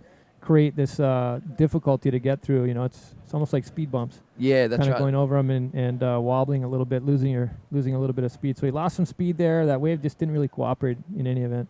All right, so wave number 2 for Dino Carmo comes through at a 1.50. Dino, as we said, is part of a trio of riders, including Antonio and Teresa, who are sponsored by the Nazare Council and the brand of Praia do Norte. So it's pretty cool that a beach can actually become a brand. Yeah, it's pretty neat. You know what Walter's done here. The mayor here, he's pretty kind of free-spirited guy. Yeah, and he's it's really progressive to see what he's doing, and he's smart in that he's kind of taking quite a few initiatives in regard to wave riding. Sure. That's really helped his community out in his municipality here. It's awesome, isn't it? I tell you what's another great little initiative. I saw the ladies up the top in the old city there. They were selling 2-litre bottles of water from the waves of Garrett McNamara. They're €2 each. No way. Yeah, honestly. Oh wow, that's classic. It was pretty cool. And they were How selling does that work? Is it like salt water? They're just filling them up off the front here. Oh yeah. sure. That's pretty cool. It was a great initiative, and that's classic. That's how resourceful is that? That's neat. It was really cool. That's what I thought for sure. But we're coming down to, what do we got? 18 minutes left on the clock. So Tanner's a little sleepy start here, but it's all about wave selection, just paramount out there today, Mike. Yeah, absolutely. You know, one wave can make it or break it, and you know, with the occasion of a couple heats that allow more than 1 or 2 opportunities, it's really been. There's not a lot of opportunities where you're in the right spot, when the wave's in the right spot. It's a good wave. So it's a challenge, no doubt. Here's Dino. This wave looks like it's forming up pretty well. Oh, goes for reverse and looks like he might have pulled that. Let's see if he can get through the whitewater. Well, he just got caught in the end, but it looked like, as you said, I think he kind of rode down to the majority. Kind of got to the bottom of it, and I'm not sure. I think it'll be interesting to see what the judges score this, because that was technically really tricky. He got around to there, and then it just got gobbled up. So okay, well that's probably going to be incomplete for the boys, because they do like to see you sort of emerge out the front of the suds to get the full gamut of the scoring potential. So it is Dino Carmo in the lead in this resurf heat here between Tony McDaniel from Hawaii in the red singlet. Dino Carmo, Portugal, from Nazare is in the yellow. Dino sitting on a 6.5 and a 1.90. Tony McDaniel chasing a 7.41, so still the gate is still wide open for the young Hawaiian. We're getting down to the business end of the contest here, Mike. We're round 4 coming up next. These are half-hour heats, and Alex Oranga will take on Nelson Flores from Chile. Yeah, that next round is going to be crazy. You know, these waves and ramps, I mean, we saw in that last heat, Amaury Laverne found a ramp that was just like, he must have been like, I don't know, 20 feet in the air. Like, he just vaulted. It's basically throwing so much, and you're getting so much air, there's so much speed, that it's a little hard to adjust to. So you see some awkward body language after or during the moves. Sure. It's like they're just really, it's high speed, big moves. It's pretty sick to see. And the way the waves coming in with the energy in the lip, it's really flinging people. Well, normally 9 times out of 10 you're hurting for speed, but here you almost have to learn how to harness it. Exactly. Yeah. It's kind of hard to harness a 6-8 foot peak that's coming in with a lot of power. I mean, there's so much speed and power in those waves. I mean, generally speaking, you just don't get this sort of place to train at. So, having that kind of aerial awareness, you're actually learning it as you go. Yeah, this is a little different in that, a lot of times you'll get speed and there might be a section down the end. And you do see that on occasion here, but a lot of times it'll just be one thick pit at the beginning or one thick peak. And, man, it's hard to navigate that because you got to try to stall a little bit to get where the energy is of the, stay where it is. But to do that, you're fighting the full force of the wave to lunge you forward. So you have to somehow kind of scoop a little bit and stall a little bit, and then try to find the lip quickly on these peaky ones. Well, I tell you what, the people that are hitting this one right in the pocket where you'd normally go for the, right in the zone where the, where the big scores are, to do that here at Praia do Norte, it's taking it up to a whole new level. Because it's easy to just surf through the tube or just go around it. Yeah, that's right. So, you're trying to get those scoring potentials on a lot of the peaks that come in here, and they are really peaky. So it is kind of a difficult wave to surf. All right, well, it's a bit of a quiet start. The waves are, there's plenty of waves out there, but finding the ones that are going to get you through these heats is the tough part. And Dino Carmo, well, he opened up with that 6.5. The crowd just went nuts on the beach here because they love Dino. He's the local hero. But Tanner McDaniel, don't you worry, has a big fan club, not just here in Portugal, but right around the world. And interesting fact, Mike, is that you actually, both these guys are sponsored by Science. Yeah, that's right. We're sponsoring both Tanner and Dino, so we're stoked. Both these guys are rip and happy to support them. Do these guys both have their own model? They don't. Hold on. Okay, Just we'll come save back to here. that. This is an important moment for Tanner McDaniel. It looks like he's a little deep. Wow. That was pretty important. I don't want to just come out with a model just to come out with it. There's going to have to be something that's significant that happens, functionally with the board or even cosmetically. But once that happens, and I think once Tanner gets a little bit more established on the world tour, I think it would be a really good time to do it, because there's already a demand, probably a small demand, but it would be nice to have a big demand so that when it comes out, it sells well, shops are stoked with that. Gotcha, and then both all parties will benefit. Yeah, and same with Dino. Like Dino's like right on the cusp. Dino, to me, is like right on the cusp of he's improved so much this last year, so it's great to see, how he has just advanced. This last year he's gone from someone that people knew that he was a ripper from up here, but they didn't really see him surfing everywhere else. He had a great run in Sintra, even Viana. So he's starting to get more established, and he's just raised his game. And here he is right here, Dino on a nice left. Wow, big roll in the barrel. Oh, wow. Wow, let's see if he can come out of this. It would be amazing if he could. He just seems like he lost the speed there. Wow, but the intentions were just insane. Just the execution, not quite spot on, but amazing stuff there from Dino Carmo. Coming out of Vienna, Mike, Dino had moved into the top 28. He's currently sitting at 22 on the rankings, and Tanner, of course, at number 11. But here's the replay. Yeah, so let's watch this. Nice, smooth wave. He goes up and hits an unreal roll, lands right in the barrel, but then just gets gobbled up with that section. He was probably in there trying to fight his way out of it. But looks like they gave him a 2.25, so they kind of deemed his roll complete, lands in the barrel, but doesn't make the barrel, so that would have been going into the excellent score had he progressed out of that bowl. Well, there you go. That just goes to show that, if you want to, you want to get the big scores, you take a risk, you get a reward, you make the move, you get the score. That's an old one, Santos cliche. I love that one. Yeah, I better remember that one. Absolutely. Well, you're watching day number 4, live from Praia de Norte. Of course, it is the Nazare Pro for 2016. It's a Grand Slam event on the APB Men's Tour. It's event number 7, and from here, the crew are packing up and heading off into Fronton. And, Fronton will probably be deciding the World Championship this year, Mike, so you're looking forward to heading back up to the Canary Islands. Yeah, for sure. Fronton, I think, is one of the best bodyboarding waves in the world. I think most bodyboarders would agree with that. It's got huge ramps, both lefts and rights, thick, slabby wave, super hollow. It's a bodyboarder's dream over there. Well, we're just been such on a roll here. 3 events in Portugal, or E316 if you want to refer to it like the old days with the old E509. Last time we had this many events in Europe, but definitely Europe is turning into one of the superpowers of bodyboarding. Yeah, Europe has actually done some really progressive things in terms of bodyboarding. They have some classes here that are mandatory, like up in Vienna. They have a high-performance surf center here in Nazare, and it's pretty cool to see them take surfing so serious and really try to push it forward. It's really neat. It is super cool, and like you said, bodyboarding is part of the school curriculum up there in Vienna. They're trying to standardise that, like school surfing, and the pathway to the podium is pretty clear for the guys here in Portugal, but along with Portugal, probably I would say maybe Chile and also South Africa really emerging as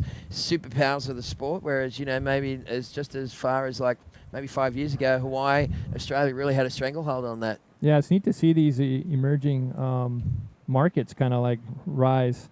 There's a huge contingent coming out of Chile at the moment. There's so many good riders coming from Chile. People out there from different spots, man. Bring it on. Let's get you guys out here into some of these events and try to get into the world tour. It's pretty amazing tour.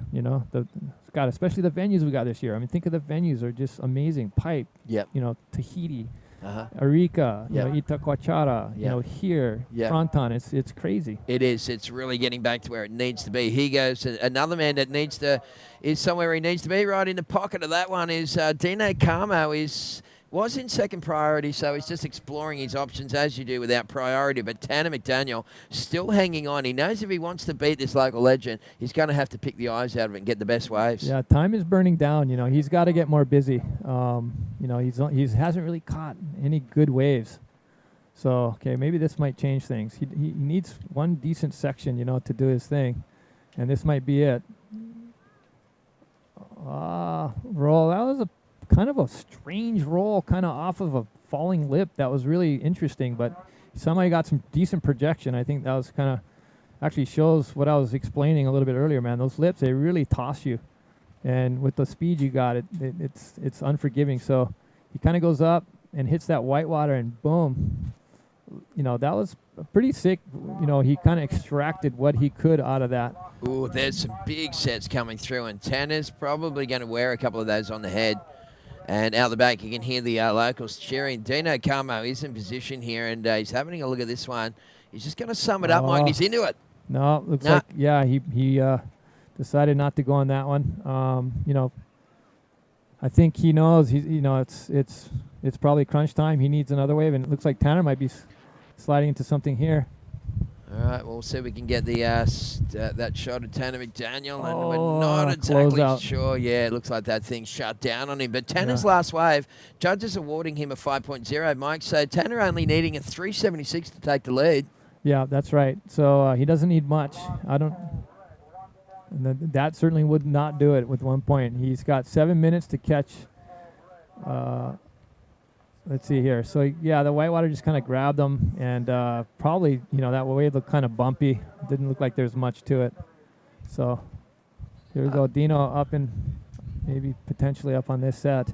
All right, well, we got right now 6 minutes, 45 seconds remaining. Big shout out to all those people watching in Hawaii. Tanner's got a big fan club over there, but none more than, of course, his mum and dad who are watching on Mark and Dawn. So shout out to you guys. And late takeoff from Carmo. And again, just putting the brakes on at the top of that thing. Carmo in and out. I think he realizes, he can't, you catch one wave, the full wave cycle could be like 15 minutes. We saw in earlier heats where Tristan got stuck inside right in front. He was like 15 yards away from getting through it.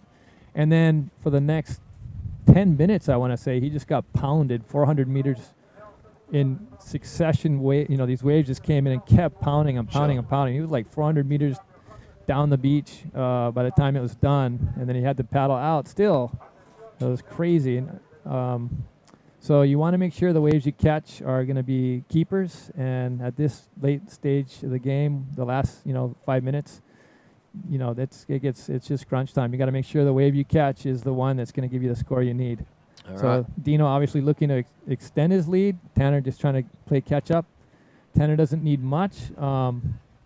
But, that only depends if Dino gets another good one. That's exactly right. Tanner, whilst Tanner needs a 376, or I think it is 376 to take the lead, he's going to be looking for something way more than that because he realises that, Dino's then only going to be chasing a small score to take it back. So we'll wait and see how this one plays out. But an interesting resurf heat from one in the earlier round it was heat number 5, round number 3 here at the 2016 Nazare Pro. Coming up, we're going to roll straight into heat number 4, and that, oh my goodness. Wow, nice flip move from Tanner McDaniel. That will certainly be his score, but does this ride of Dino cancel that, which it may? Nice barrel ride, spit, nice roll.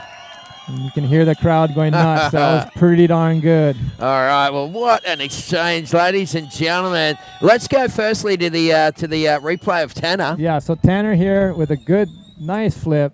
Technically perfect landing. Rips around real quick. That's going to be a good score. Not the biggest wave, but good. But Dino, on the other hand, gets a clean barrel, rolls out, nice, good extension. I love the little death stare at the end yeah, there. his little claim at the end there. That's pretty darn good. All right, well, that's going to be an interesting exchange, and that's going to really tighten stuff up. But Dino Carmo getting barreled, rolling out into the end of it versus Tanner's more technical moves. I got a feeling 7.25 last to yellow. Okay, and so Tanner's was a 6.35. So right now, Tanner is going to get out the back and get priority. This could be really handy, Mike Stewart. He's chasing a 7:41 with only, what has he got? Just under 4 minutes to go. yeah, just under 4 minutes. You know, closer to, yeah, well, 3.5 minutes here, close. And here we go. The barrel is just, you know, he stalled well, and then he got up to that grate. Like, that was pretty good. The only thing I could see that would kind of hinder his scoring potential is the size of that wave. It wasn't necessarily one of the bigger bombs, but definitely a nice trainer that was kind of smaller on the inside. So that was a good wave. Best wave of the heat.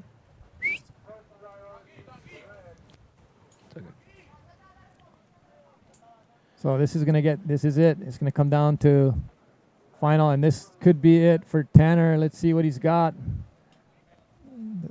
Probably looking for reverse air.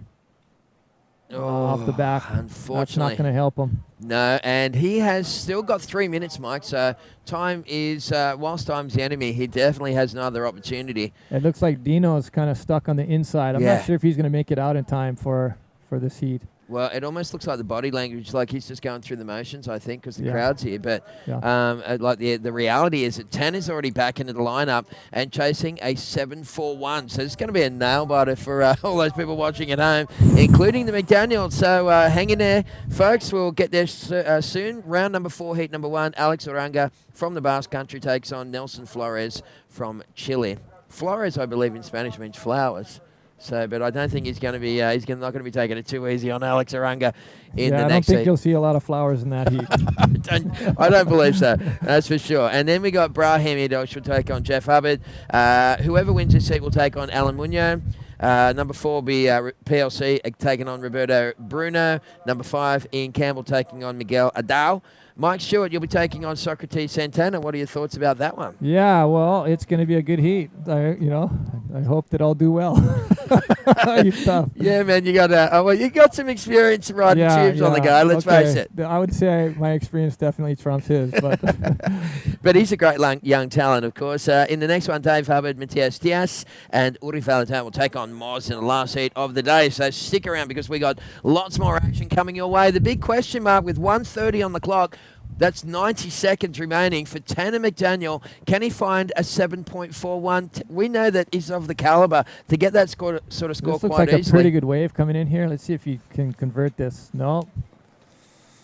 Oh, man. I don't know if there's anything else left out there. There might be. I think I see some waves out there coming in. Well, he's got the ability to conjure up scores even on the smaller waves because he's a lightweight frame and he's got such a killer technique. There's Dino. He's had to throw the yellow towel in, but at this point he's in the lead with 13.75 against Tanner's 11.35 two-wave tally.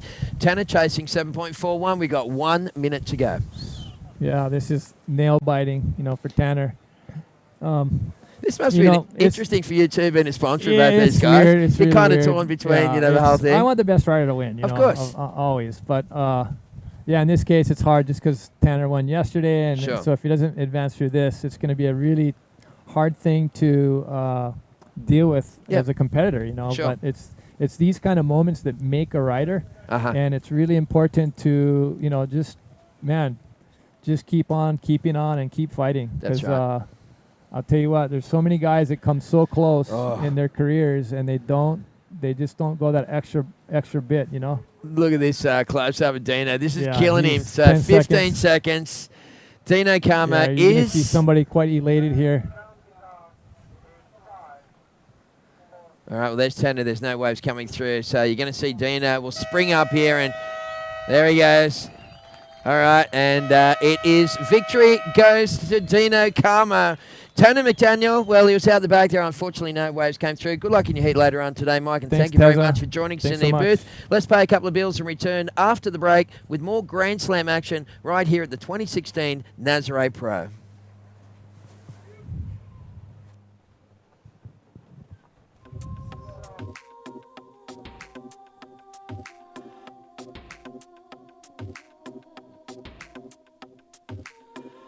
Live it, love it, breathe it, ay baby. Live it, love it, breathe it, ay baby. Live it, love it, breathe it, breathe it, breathe it.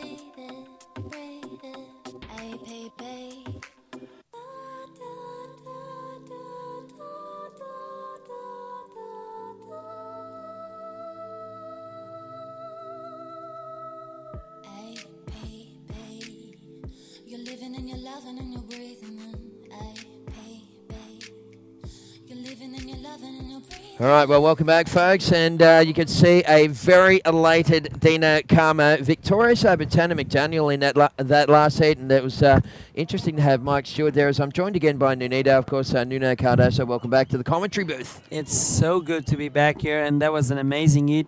And fortunately for Dino Carmo, is advancing to round 4. So we've got 2 Portuguese on the round 4. So it's looking good for the Portuguese Armada. But meanwhile, we have a Basque country representative in the form of Alex Uranga riding the red singlet, and in yellow from Chile, Nelson Flores. Nelson Flores. Flores, as we said, means flowers, I believe, in Spanish, but there's going to be no flowers going around here, that's for sure. It's going to be a major battle as we welcome you back to the webcast, as we said, Teza and Nunito, taking you through. It was really cool to have Mike Stewart in here and pick his brains about that stuff, because he actually sponsors both those guys. Yeah, for sure. And it's always good to have an insight from Mike Stewart, the man himself, right here live in the booth. And it's a great show that we provide to the viewers here at the live webcast, having those kind of legends here commenting about this beautiful sport that it is bodyboarding. That's right. Well, we're rolling into the 4th round of competition here at Nazare, folks. Let's go back out into the lineup and have a little look at what's happening. In fact, do we have an interview? Yeah, probably we'll have an interview. I think we actually do have an Dino. interview, so let's throw it over to Vilma Vincente to talk with Dino Carmo. Take it away, Vilma.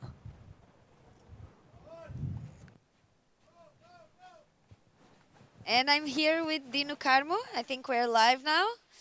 Okay, so congratulations, Dino. Muitos parabéns. How was your eat? It was pretty impressive. From the beach, everybody was cheering for you. Normal, estou em casa, toda a gente ficou bocado sentida com tudo o que se passou ontem. Quero agradecer à organização por terem dado a oportunidade e terem refeito o hit e terem admitido o erro.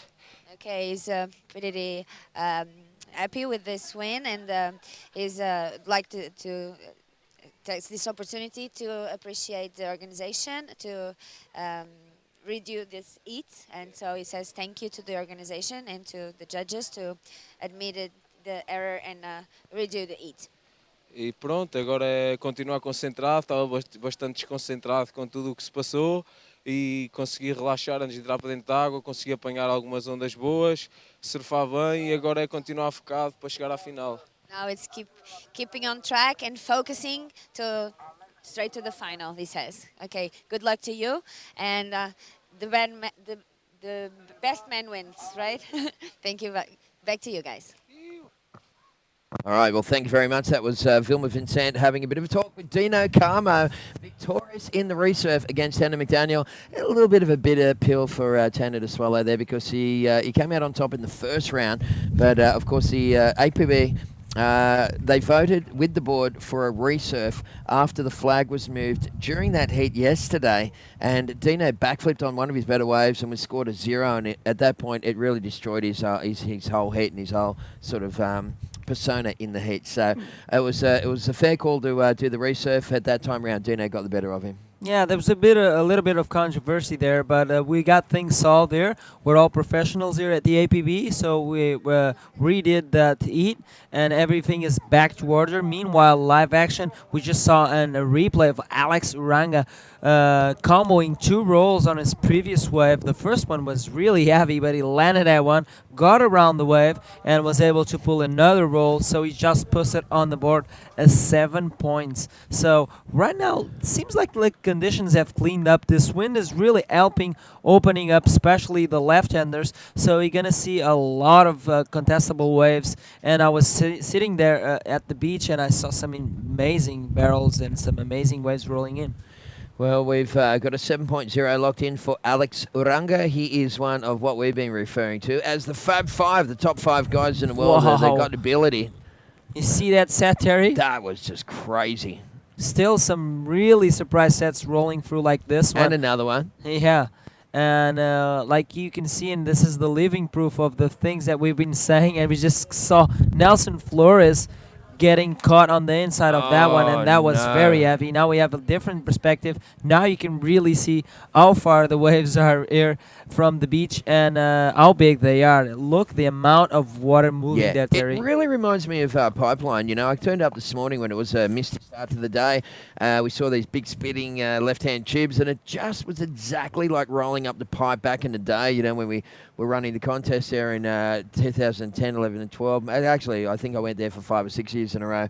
So we really got used to the old pipeline. But this is really almost like the Portuguese pipeline, really, but with a sand bottom. And a shifty kind of a peak as well. I guess, you know, it's just the only thing they got in common is that they're super powerful and they're very close to shore. Yeah, if you look a little bit to the south here at Praia do Norte, like getting really close to the cliff there and the lighthouse, you could see something like of the pipeline-esque shape as we see some of the sets going from the second reef into the inside reef, which they call the first reef down at Oahu, that is in the North Shore. And this is kind of a pipeline kind of setup here. Absolutely. Definitely. Yeah, absolutely. And but, you know, it's a beach break. And, you know, so I guess the one good thing about it, if there is such a good thing, is the fact that if you hit the bottom here, you're not going to do the kind of damage you are at Piper off the wall because it's super shallow. For sure. Coral reef. So one wave locked in, 7.0 for Alex Arunga.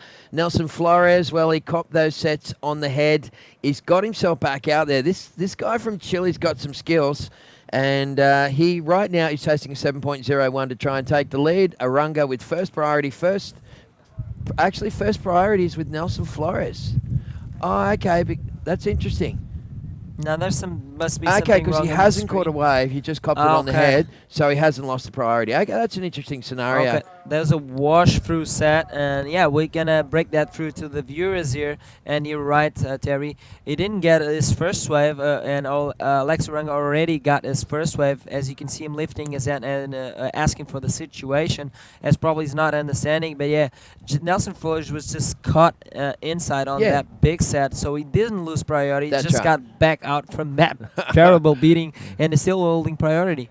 All right, so right now, 22 and a half minutes left on the clock. You're watching Heat 1, Round 4 of the 2016 Nazare Pro, coming to you live from Praia do Norte. Coming up next, we're going to see Brahim Idois from Morocco taking on Jeff Hubbard from Hawaii. That's going to be a very interesting battle because Brahim Idois has done so good on the last 2 rounds he has been in this event. And, of course, Jeff Hubbard has been flying through his heats as well. And it's going to be a very interesting battle. Both of them have the similar style flying wise when they attack the lip. So as you look to the panoramic view here at Praia do Norte, and you can see those flags blowing. That's the wind direction. It's directly cross shore, so it's blowing into the left-handers. As a result, we have seen a lot of nice big barrels on the lefts. We did see 1 or 2 nice right-hand barrels today. With Tristan Roberts got one in an earlier heat. But in general, it's all about the left-handers here at Praia do Norte with that northerly wind. yeah, for sure. That was a very rare right-hander barrel for Tristan. Unfortunately, he could not back that barrel up and lost that heat. So we will have to stick to the lefts here because they are the best options so far in front of the infrastructure here at the Nazare Pro. All right, well, you can see the jet ski riders out the back. We do have 2 jet ski riders on hand the whole time. The Mayor of Nazare, Walter, has done a fantastic job to set us up with all the tools we need to put on an amazing competition. Coming up next, Brahim Idois will take on Jeff Hubbard. After that, it will be Dino Carmo will take on Alan Munoz. That's heat number 3, round number 4. So it looks like Dino, he almost should just stay in the wetsuit. Roberto Bruno will take on Pierre-Louis Costes. Then it's Ian Campbell against Miguel Adao. Mike Stewart, Socrates Santana, Dave Hubbard, Matias Diaz, Uri Valadeo, and Moz. That is going to be a great way to finish day number 4. As we unfold this competition here, we'll start to have those big Titan clashes here at the later rounds of this men's division, and that's why everyone is linked up here to the live webcast because they want to see these guys clash and go for broke here at Nazare, and the conditions are favorable. You can see the offshore there on that wave just went through on your live screen, and meanwhile out the back, the 2 riders and Nelson Flores still waiting for that first ride, and 5 minutes have gone away from this heat. All right, well, while we do have a little break, Breaking action. Let's once again tip our hat and say thank you to the APB brand supporters. These are the guys that support us across a lot of events in 2016, and we, without their support, the association would really struggle because, we haven't got a big sponsor yet, but we're working on it, let me tell you. Thank you very much to ISS with their interchangeable stringer systems.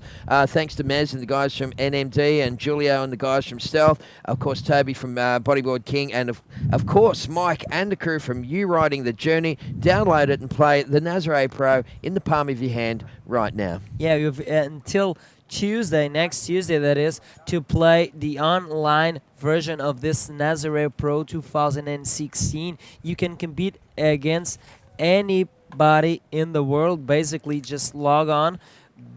Just choose your avatar and go compete against the world's best in the virtual world here at U-Riding. How are you going in the Nazare Pro online version? I haven't competed in a Nazare Pro yet. I'm saving myself to see how many people are into that and trying to do my best. But I can tell you that the last event in Sintra, I was placed in 100-something. That's not bad. Meanwhile, up and riding, Alex Uranga driving a very fast line on this left-hander. What is he looking for? Nice reverse here off the end of that wave. Is he able to pull that move off? He's struggling in the foam there. He's going to get a little caught up at the end there. He's going to just give it a bit of a wave. I don't know if he just flicked off to the wave or to, but either way, he was probably the body language suggesting a little frustration there from Uranga from the Basque Country. So he just not avoided, but outran the tube. Beautiful air reverse at the end there. Just body position, really nicely balanced through it. But unfortunately, just as we said, come out on the other side of the suds. He's just basically signaling this to say, oh, damn it, So I don't think there's any intent outside of that one for Alex. But either way, he's going to get a 2.0 on that wave, and he's going to move further ahead of Nelson Flores from Chile. He's now chasing, well, he needs to get busy. He needs to get his first wave because right now, 17:45 on the clock. Yes, that's true. And that was one of the most difficult technical moves in bodyboarding, the reverse air. And Alex Uranga does that so well. And at this time, it was fortunately not able to pull that move through. But I've been seeing Alex on the free surfs here prior to the comp, and he was been pulling those left and right. Right now, the squad, they're relaxing. You can see Ian Campbell, Tristan Roberts, and some of the boys. Even a young future bodyboarder, possibly just loving the sand there here at Pedro Norte. Is that Dino's kid? I don't know. Maybe it is. Probably. I think it's Dino Casimiro's little guy. So, yeah, awesome. It's great. It's a great scene down here, folks. The sun is shining. The crowds are building up. Traditionally here in Portugal, it's only 1 o'clock local time, 1 in the afternoon. Traditionally in Portugal, people don't get moving too early around here, do they, Nuno? No, they like their sleep, especially on the weekend. And we Portuguese especially like to go for lunch, and then after lunch we'll do those kind of activities, that is visiting a museum or going to a special site or visit a monastery or something like that, or a and castle. do it or a castle, and do it very slowly and paced because we like to use our time very well here in Portugal. Around the world we refer to that as island time in a way, and also in Australia, but here there's not an island, man, but it's kind of the same concept. Yeah, we're kind of a sort of bit of an island. We only have a border with Spain, so we're kind of isolated from the rest of Europe. So we're kind of a little bit of an island here in this what's the actual peninsula. History? I remember, I'm just trying to think back to history lessons, but wasn't it once all owned by the Spanish or something? Correct. And then they cut some off and gave it to a king or something like that? Yes, that's true. We were called Condado Portucalense. And we were this region of Spain that was Portugalia, something like that. Yeah. And then off of Guimarães, the capital birth of Portugal was given to Afonso Henriques, and he was the first king. And then we became a country. Sure. And we never give looked it back to the Spanish. And kept it to ourselves. You did give it back to him in the soccer this year, didn't you? Yeah. This year we took for the first time the European soccer title, and that was amazing. You should see the celebrations in the street. It was amazing everywhere in Portugal. Everyone around here, you see the kids on the beach with the footballs, and they're all so talented. No, this has got the best footwork ever. All right, well, it looks like Alex Uranga just got a 9-point wave. I didn't see that on screen. Probably we'll wait for a replay on that one, but that's a huge score for Alex Uranga. And now Nelson Flores is in a lot of trouble in a combination situation, needing a 16-0-1. And less than 15 minutes to go on this heat. We'll wait for the replay on that, but yeah, amazing score for Alex. Well, yeah, let's hope that. I think, you know what, at the moment we're actually repositioning that action cam number 2, so we may not be able to come to a replay of that one. We'll just wait and see, folks. And Nuno's talking to the production team to see if we can dial it up. But Alex Uranga with a 9.0 and a 7.0. Really smashing their seat. Coming up next, Brahimi Deutsch from Morocco will take on Jeff Hubbard from Hawaii. So we'll have a lot more fantastic heats coming your way. Dino Karma will take on Alan Munoz.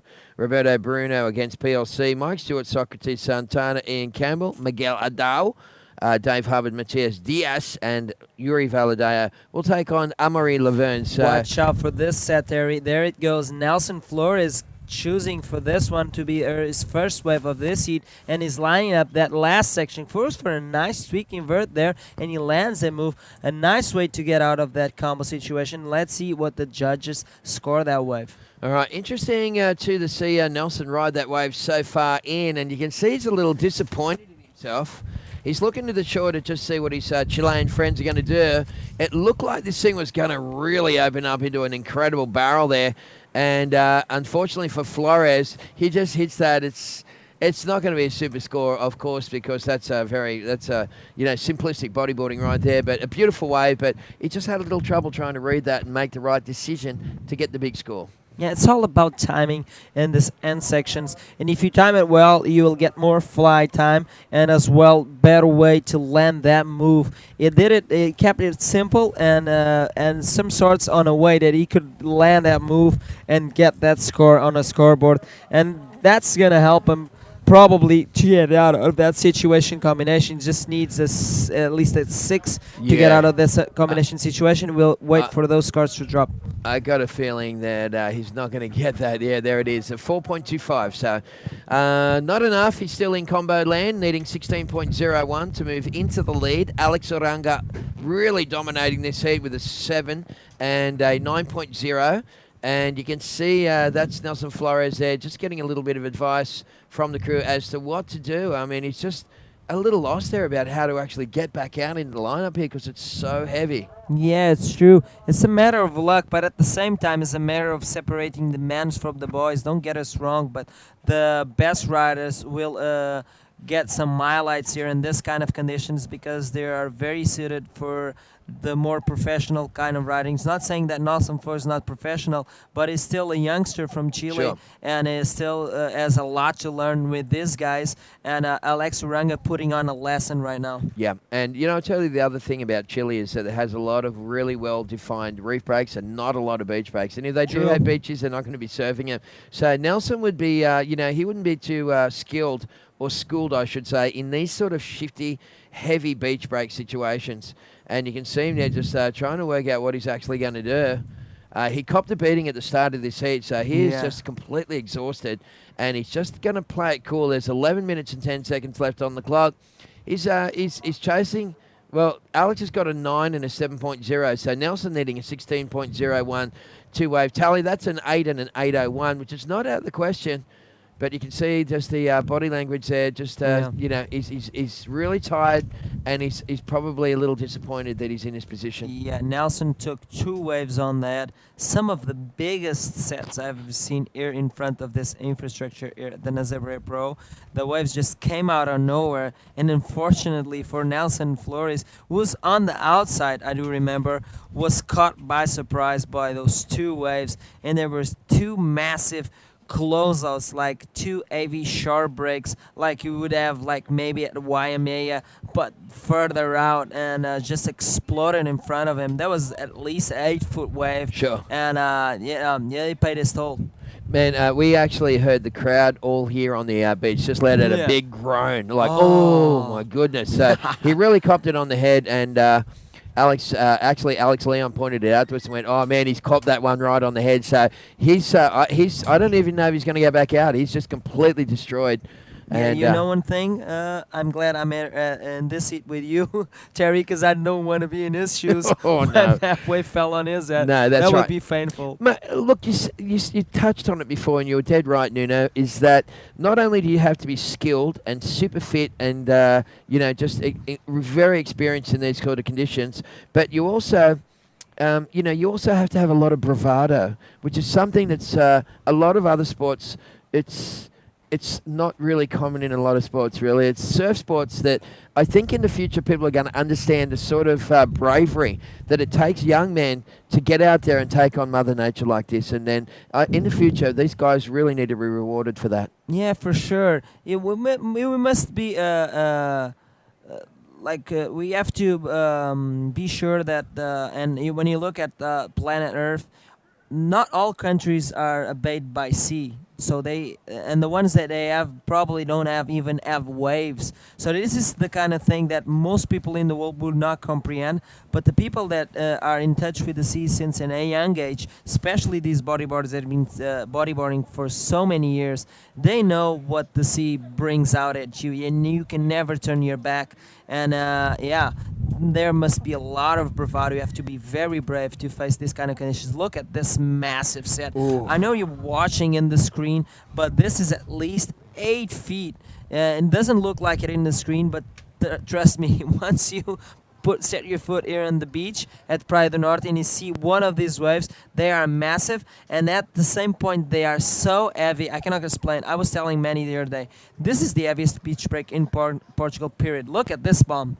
Yeah, it's possibly up there with one of the heaviest beach breaks in the world. I would go as far as to say that. And, we've traveled around and surfed some incredible beaches over the years. Zicatela in Mexico, of course, the Mexican pipeline, and, some of the heavy beach breaks in WA that, they're pretty famous over there as well. And just trying Itacoatiara, of course, another Yes. really heavy beach break. But this is up there with the best. This is an incredibly hard thing, and it's a very difficult position for young Nelson Flores, who got himself into this round 4. I mean, he's done so well to get this far. He's going to finish in 9th position in a Grand Slam event. So Wow. despite the fact that he's disappointed that he's not going to be able to get back out there, he want to be very proud of himself that he's represented Chile very well to get an equal 9th position. He's going to get 3,200 points on the World Tour, and he's going to walk away with around about $500 US. He's gonna party hard today for sure with those $500. And I think the best prize that Nelson's gonna take away from this round is the experience. Not only competition-wise, but even in waves-wise, because this Praia do Norte is very, very, very demanding, and as soon as you get there, you feel it, and you can see Nelson Flores charges the reef breaks of Chile, like you said, and has no fear there, and then he comes to a beach break in Portugal, which seems like a regular beach break in Portugal, and he's just got a beating. And once you get out in the water from where he's standing, and if you go further like 10 meters, you don't. It's so deep, it's so deep water, so much water moving, currents, and heavy short breaks just to get to the outside, and it really takes a toll on you. All right, well, we're coming down to the final stages. 6 minutes, 45 seconds remaining, so it's all one-way traffic. Nelson did get a 4.25 on the one wave that he managed to catch, but it was at the start of this heat that Nelson Flores copped some really big sets on the head. He can be proud of himself. An equal 9th here at this place is something special. Coming up next, Brahim Idoish and Jeff Hubbard. Wow. I wonder if Alex Leon is around here at the moment. If it'd be pretty cool if we can get him up, and I'll have a bit of a chat to him, because right about now would be a good time to have a little whisper into this guy's ear and to say, mate, you know what? An equal 9th in this contest is something to be proud of. Don't be too hard on yourself. Yeah, he's a winner already. This is a very good result for Nelson Flores and his campaign on the World Tour. So all the Chileans are proud of him for sure. But look at this bomb from Alex Uranga. Look at the size of this wave, and he just drops, uses that lag drag to slow him down on the drop, and does not lose control of his board.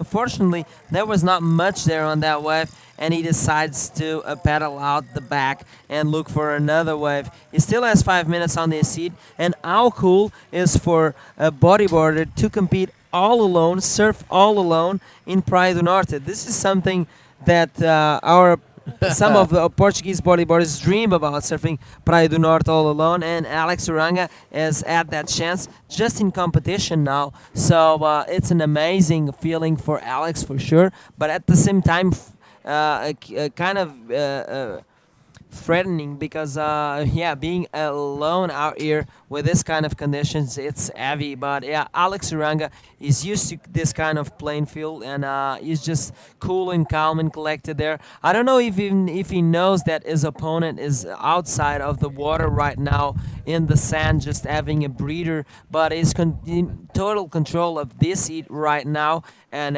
he is as 4 more minutes to even catch a wave and put on a show for us here at Praia do Norte, and he already did, posting a very high 7 and a 9 points. Even that 2 points was a big reverse that he didn't land. Alex Uranga is one of the standouts here at Praia do Norte, and like I said before, I've watched him free surf this beach couple of days ago before the comp, and he was ripping, and everyone was telling me that this was one of the guys to watch out for this comp. Well, I'll tell you what, Alex is actually living down here in a camper van with some of the other guys from the Basque Country. So he gets up every morning. He's the first guy out there. He's the last guy to come in at night time. He's really serious about trying to win this event, because that would put him in a really good position going into that final event at Fronton. Yes, and Alex is one of the Fab Five. He is indeed, mate. And coming in out of Vienna, of course, Alex Uranga, we'll just check the rankings. We're sitting in number 4. Current rankings leader is Ian Campbell, followed by Amaury Laverne, Pierre-Louis Costes, Alex Uranga, Jeff Hubbard, and they are the Fab Five, ladies and gentlemen. For sure. Alex did win at Ipacotiara, the event in Brazil, and if he gets another win, it will be very good for his title campaign run. All right, well, we'd like to thank, of course, Praia do Norte. They have a store down there in Marine Parade on the main drag of Nazare, so make sure you grab your little souvenirs. Look, there's Alex. Alex Leon did actually end up going down there and patted him on the back. So Nelson Flores, he had to basically surrender defeat there to Alex Uranga after getting an absolute beating at the start of that heat. He only got a 4.25. Clearly a little bit disappointed in himself, but, mate, the Chileans want to be proud of that kid because he's the star of the future. Yeah, man, he's a true hero there today, and I didn't want to be in his shoes or his skin when that wave landed on his head with such force that probably dismantled his brain inside his skull, but he was still able to catch a wave, put on a little invert, and he said, okay, that's enough for me. But yeah, it'll be probably coming more strong from next time, because you learn from this kind of experiences and you learn from your mistakes. Yep. And this is probably the best prize he's going to take away from this heat and the experience of being in round 4 of this Grand Slam event that is the Nazare Pro 2016. Yeah, absolutely, and that's what Alex Leon, the CEO of the APB, would have been saying to him, stuff along the lines of, mate, be proud, you got an equal ninth, you picked up $500, 3,200 points, you know, and that kid's got a big future. So right for now, though, there's a nice pano view of the beach. Ooh, and you can look see at those that little peaks up the beach there, and they've been some incredible waves. Can you imagine every day of the week this joint's probably like this, or most days, and without the contest, I reckon there'd be hardly anyone surfing around here.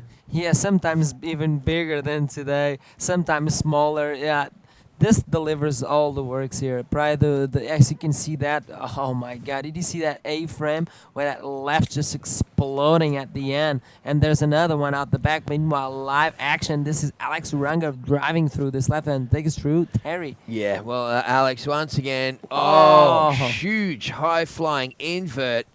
And it looks like the board might have just caught the whitewash, the lip exploding, caught the board there and just kind of pulled it out of his hand. So Alex, but a beautiful attempted maneuver there. And here's the replay. You can see Uranga setting this one up, drawing that nice high line at the start. Then he drops down, drives hard off the bottom, and really great technique there from the Basque Country local. Yeah, for sure. This is one of the again, one of the most difficult technical moves as well in the bodyboarding game. And this is the invert, and he did it so nice, but the landing was too much for him. And it's kind of just a victory celebration invert there as this heat unfolds.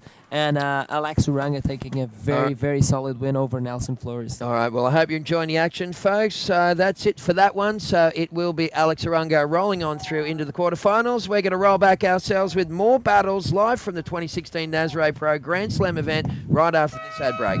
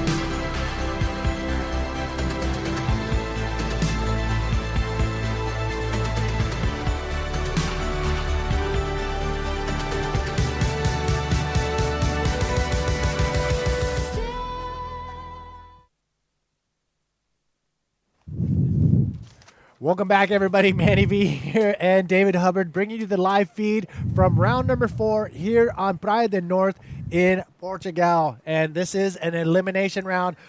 Not my favorite because we're going to see somebody leave the event in an equal 9th place, I believe. So, yeah, Dub, it is still cranking out there. It's still cranking. We've even extended the heat times by 5 minutes, half-hour heats. Let's get right out into the action because it will be a doozy. Yes, we got Jeff some Hubbard and Brahim Idoish in heat number 2 of round number 4. And when you say somebody's going home, 8 somebodies are going to be eliminated right. out of round number 4, taking that equal 9th position, as you mentioned, Manny. And we are fired up. So yesterday, I felt some of the better performances were from the 2 riders we have in this heat. I mean, Brahim and Jacob Romero. That was for sure the heat of the event thus far. So let's see if we can get another incredible matchup. And we do have these riders. They're out in the water. I don't think the heat's quite begun yet because they might have called that last heat just a little early. And we are hearing the countdown behind us now. The heat is on. The heat is on. This is an incredible heat out in the water. And that last heat, a little slow pace, but some incredible waves were had for sure. And we do have the interview ready with Vilma. Vilma, take it away. And here we are with Alex Uranga. Congratulations. That was a huge, huge wave that you got out there. Las olas están increíbles por el momento y nada, he tenido la suerte también de hoy conseguir las primeras 2 buenas y ya con eso ya estaba más tranquilo. La primera serie que ha entrado ha sido grandísima y por mala suerte le ha pillado a Nacho en la cabeza, lo siento por él, pero bueno, es por la edad que tiene, es un poco más joven y se ha quedado un poco asustadito, pero ya creo que está bien y nada, luego la manga ha transcurrido bastante tranquilo ya que estaba yo solo, ya tenía buenas notas. Y nada, pues a por la siguiente. Hay unas olas increíbles y esto va a ir a más. Up ahí. Okay, thank you so much. The waves are incredible, as you can see, and you just got the 2 good ones in the beginning, and he just is trying to focus and don't stress about it. His competitor, the other competitor, got a little scared out there, but he's a very good competitor. So that was it. Thank you very much. Gracias. Back to you guys. Congratulations to the Basqueman Alex Uranga for winning that last heat and heading into the quarterfinals. Round number 4 out in the water. Heat number 2. This is a solid heat. Brahim Idush and Jeff Hubbard. Both of them high-flying antics are going to be had for sure. For sure. Brahim Idush put up one of the highest, if not the... one of the highest heat scores yesterday, a massive roll. Jacob Romero also put up one of the highest heat scores of the event for a massive air reverse. And that happened in the exact same heat It was Brahim Deutsch who was able to advance into this round 4 matchup with Jeff Hubbard, who is in the Fab 5, as you guys like to call it, which is just some of the 5 riders that are chasing a title, the 5 that are sitting in the best spot, that's for sure. So Jeff Hubbard was leading the tour for a good segment of the opening of this APB World Tour, and came into this event number 5 on the ranking, and he's hoping to make some more ground above the other competitors and potentially get that lead back that he has had since Tahiti. Yeah, I mean, it's just a matter of time now for the waves to come through. And again, we've been mentioning it, that there's a lot of power, a lot of water moving out there, and to be in the right spot is the key component in this heat, in this round right now, especially with the tide dropping pretty low right now. And the side shore is still keeping those left waves wide open, and you know what? Totally contestable out here, but still a lot of energy is needed for these riders to not only paddle into the waves, but to paddle back out into the surf, because if you get caught inside, that's a lot of water coming down and breathing down your neck. Yeah, and I mean, we saw it in that last heat. Nelson Flores caught a whopper of a monster wave right on his cabeza, right on his head. And yeah, it's punishing out there on the conditions, on the body, and we'll just have to see how this one fares. We did hear some whistles and hoots. Not totally sure what has occurred behind us. Maybe a celebrity walking down the beach. The mayor here is pretty much a celeb. Walter, just a straight legend. Definitely doing everything in his power to make this event happen. So big shout out to him, as well as the Nazare Municipal Council, and of course Praia del Norte itself, the beautiful brand that not only sponsors this event, but a few of the athletes in this event. One of their athletes still going, Dino Carmo, will be coming up soon, actually. Right after this matchup, he's going to be going up against Alan Munoz. So stay tuned, because the action is far from being over. We only have 2 Portuguese left in this event, Miguel Aldao and Dino Carmo, holding the Portuguese flag high and making their way towards the final. But first, they got to deal with round number 4 and the fellow competitor that it will be facing off. But we are now in heat number 2 with Jeff Hubbard. Again, it's just a matter of time before these riders pick off a solid wave.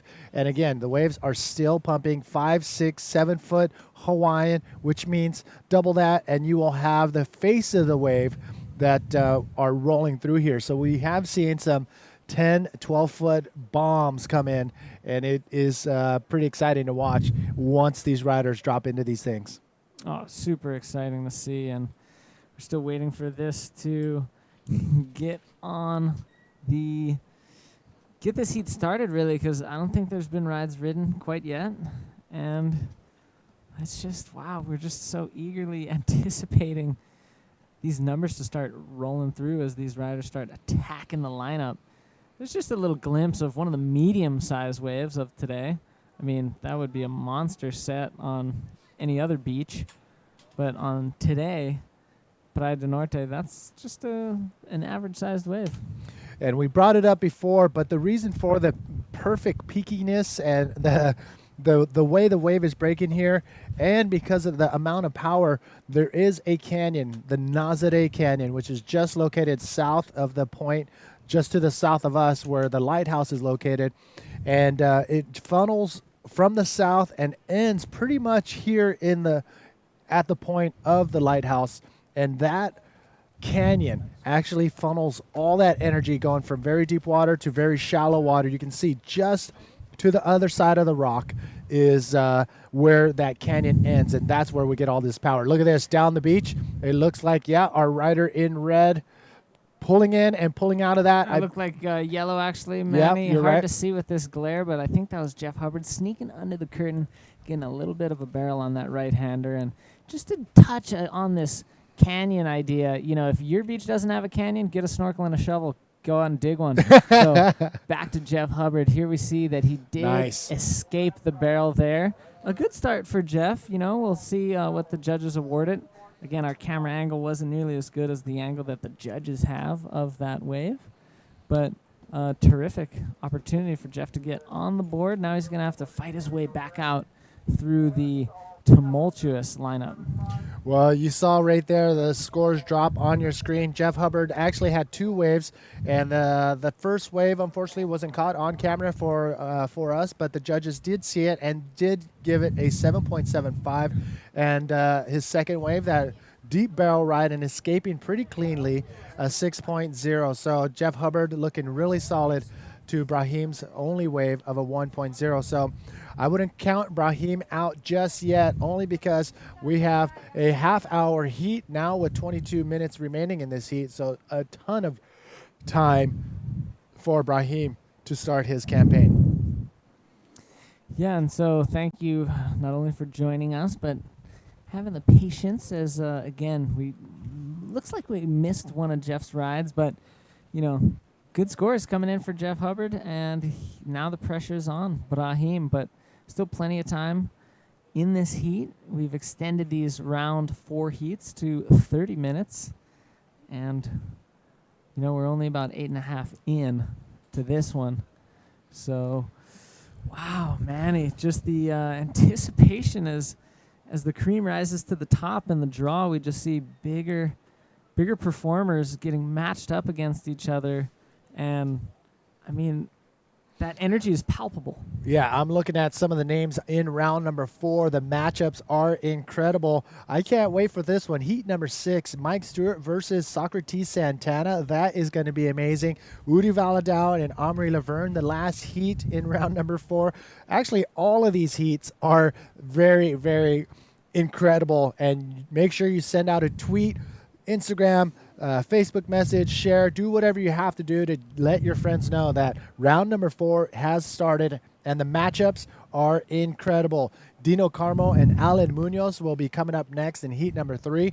That is a definite heat to watch, especially with Alan Munoz on a high after winning that event down the way, and he will be facing off with Dino Carmo, the local legend here in Praia del Norte, Nazare. Yeah, that's coming up right after this heat in the water, Manny. And like you said, amazing matchups happening in round number 4. You don't want to miss any of them, as the action is definitely looking to be pretty radical out there.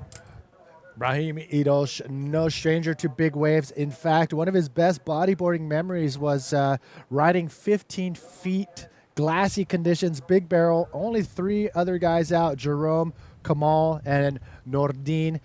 Those guys were having a blast in Morocco. Team Wild Boar. That's right. Team Wild Boar and the crew were out surfing big, glassy, perfect conditions. Here he is on some 12-foot faces against Jeff Hubbard. So it's just a matter of the wave coming to Brahim, and he's not going to show any fear. Actually, he can't wait to hit some of these big sections. Yeah, and these riders exchanged pleasantries and handshakes, you know, while they're putting their jerseys on in the competition area. Happened to be right there. We're all encouraging both of these riders to go big. And, you know, even Jacob Romero, who fell to the hand of Brahim yesterday in round 3, was right there rooting on both Jeff, of course, and Brahim to really go for it in this heat. So that's the kind of camaraderie that we have. Even talking to Jacob a little bit about that heat with Brahim, he said that they were very cordial out in the water, chatting in between scores. Hey, what did you do to get that 9-1? Oh, and what did you do to get that 9-5? They were just loving it and just had a great time together, pushing each other. And that's one of the great things about the APB World Tour, getting the best guys out there in the water together, and we're all pushing each other. And that is the coolest part about the whole bodyboarding community. You're going to go everywhere around the world and be able to say, hey, what's going down? Where's the best place to bodyboard? Oh, you know what? I bodyboard. Let me take you to this spot, which is incredible, of course, for bodyboarding. And that's the beauty about Portugal, is that there's a ton of bodyboarding waves up and down this coast. And this right here is one of them, Praia do Norte, Nazare, just south of the center line if you were to split the country of Portugal in half. And that is just a small piece of this incredible coastline. Oh, certainly is. And take a look at this, man. And we've got a rider approaching this one. It seems to be Brahim, and he makes his way around this left. Whoa, it's getting quite frothy and foamy. He's able to manage to get out the back of that one. Not much offered up there for Brahim Deutsch from Morocco. Yeah, Brahim looking for a solid wave, but that did not do anything for him, as he's now with that priority number 2. Jeff Hubbard with priority number 1. If you're just tuning in, a quick rundown on the priority system from David Hubbard. All right, and we're signifying it with the that little box right on the right-hand side of the graphic that's giving you all that information. It's up on your upper left-hand side of the screen, all the way to the right. It's almost in the center of the screen as you look to the top of the screen. So that little P1 next to Jeff Hubbard signifies that he has first priority. First priority meaning he has first choice of the next wave that comes in. And even if Brahim is to his right, to his left, outside, inside, no matter where he is, Jeff Hubbard has the next chance to catch the wave that comes to him. You use priority by paddling. So even if he paddles for a wave, it will take away that priority from him. So if Brahim's in the vicinity, he could move into that second priority spot, and then if Jeff paddles, move up into that first priority spot. And there you have it, the priority system laid out. Essentially, a quick summary from Dave Hubbard, and that is going to be vital when it comes down to the last few minutes, last few seconds, and that's how warm it is here in Praia do Norte. The bikinis and the trunks are out here on Praia do Norte in Nazare. So it is 2 o'clock here. That's about lunchtime. It's what they do here in Portugal, and they eat late at night here. I don't know how they do it. 10 o'clock, let's go have dinner. It's pretty crazy. Yeah, late breakfast, late lunch, late dinner, go to bed late. I mean, that's what you do in the summertime because it stays light for quite a while. And as we are into the fall, the sun is starting to set a little bit earlier, but, you know, summer solstice, maybe 9:45 sunset. And now we're looking at about maybe 6:45, 7:15. So, you know, they're still on summer mode as far as their eating habits. And, yeah, meals take place late. But, hey, they take place at any time you want, really, because the food, it's awesome here. I mean, the Portuguese fare here has been absolutely top-notch. Everything from the desserts to the seafood, everything in between is they got it down here in Portugal. I got to give Restaurant Faviel down in Sagres.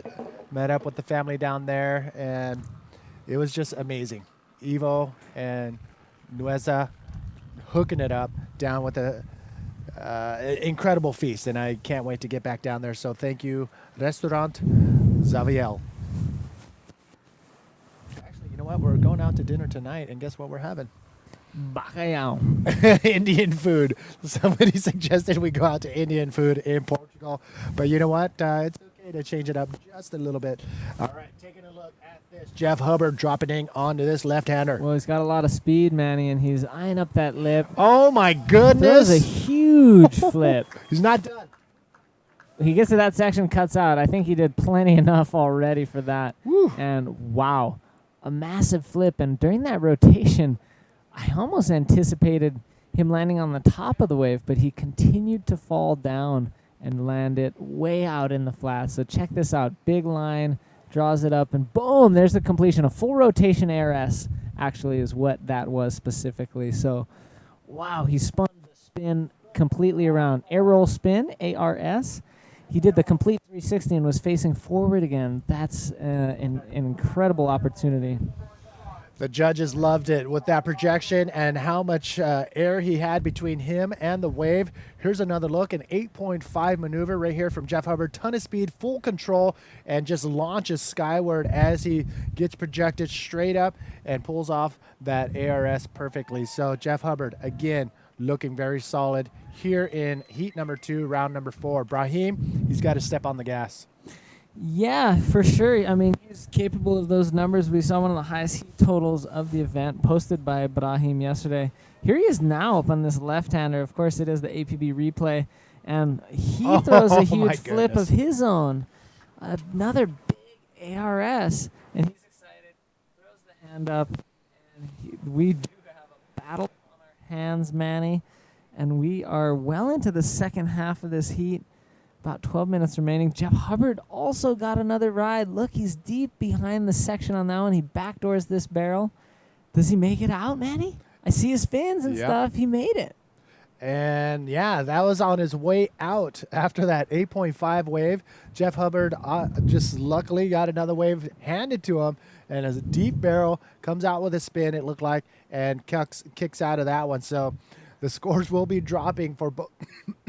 What an exchange, Manny. Yes. Because Jeff had that full rotation ARS. Brahim had the big ARS. Now Jeff gets that barrel, and he throws that spin out, as you so aptly picked up on. And wow, what an exchange. Back to back to back. These two riders just caught 3 waves within just a couple minutes. And we're waiting for these scores. A lot for the judges to comb over right now, because 3 waves that were all really cool just all happened almost simultaneously. They definitely happened consecutively. Sorry about that, ladies and gentlemen. A little flake from the pastel de nata, and thank you, David, for carrying through that. But yes, it was an incredible wave exchange between these two, and we're all waiting for those scores to drop down from the judges. What did you think probably scored the highest out of those 3?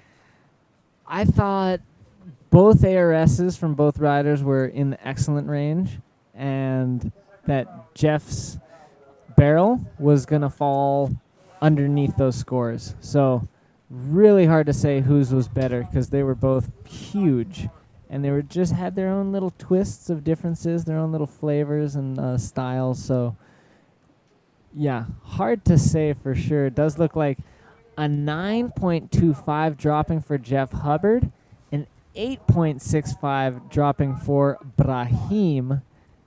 And yeah, I think the judges are hitting it.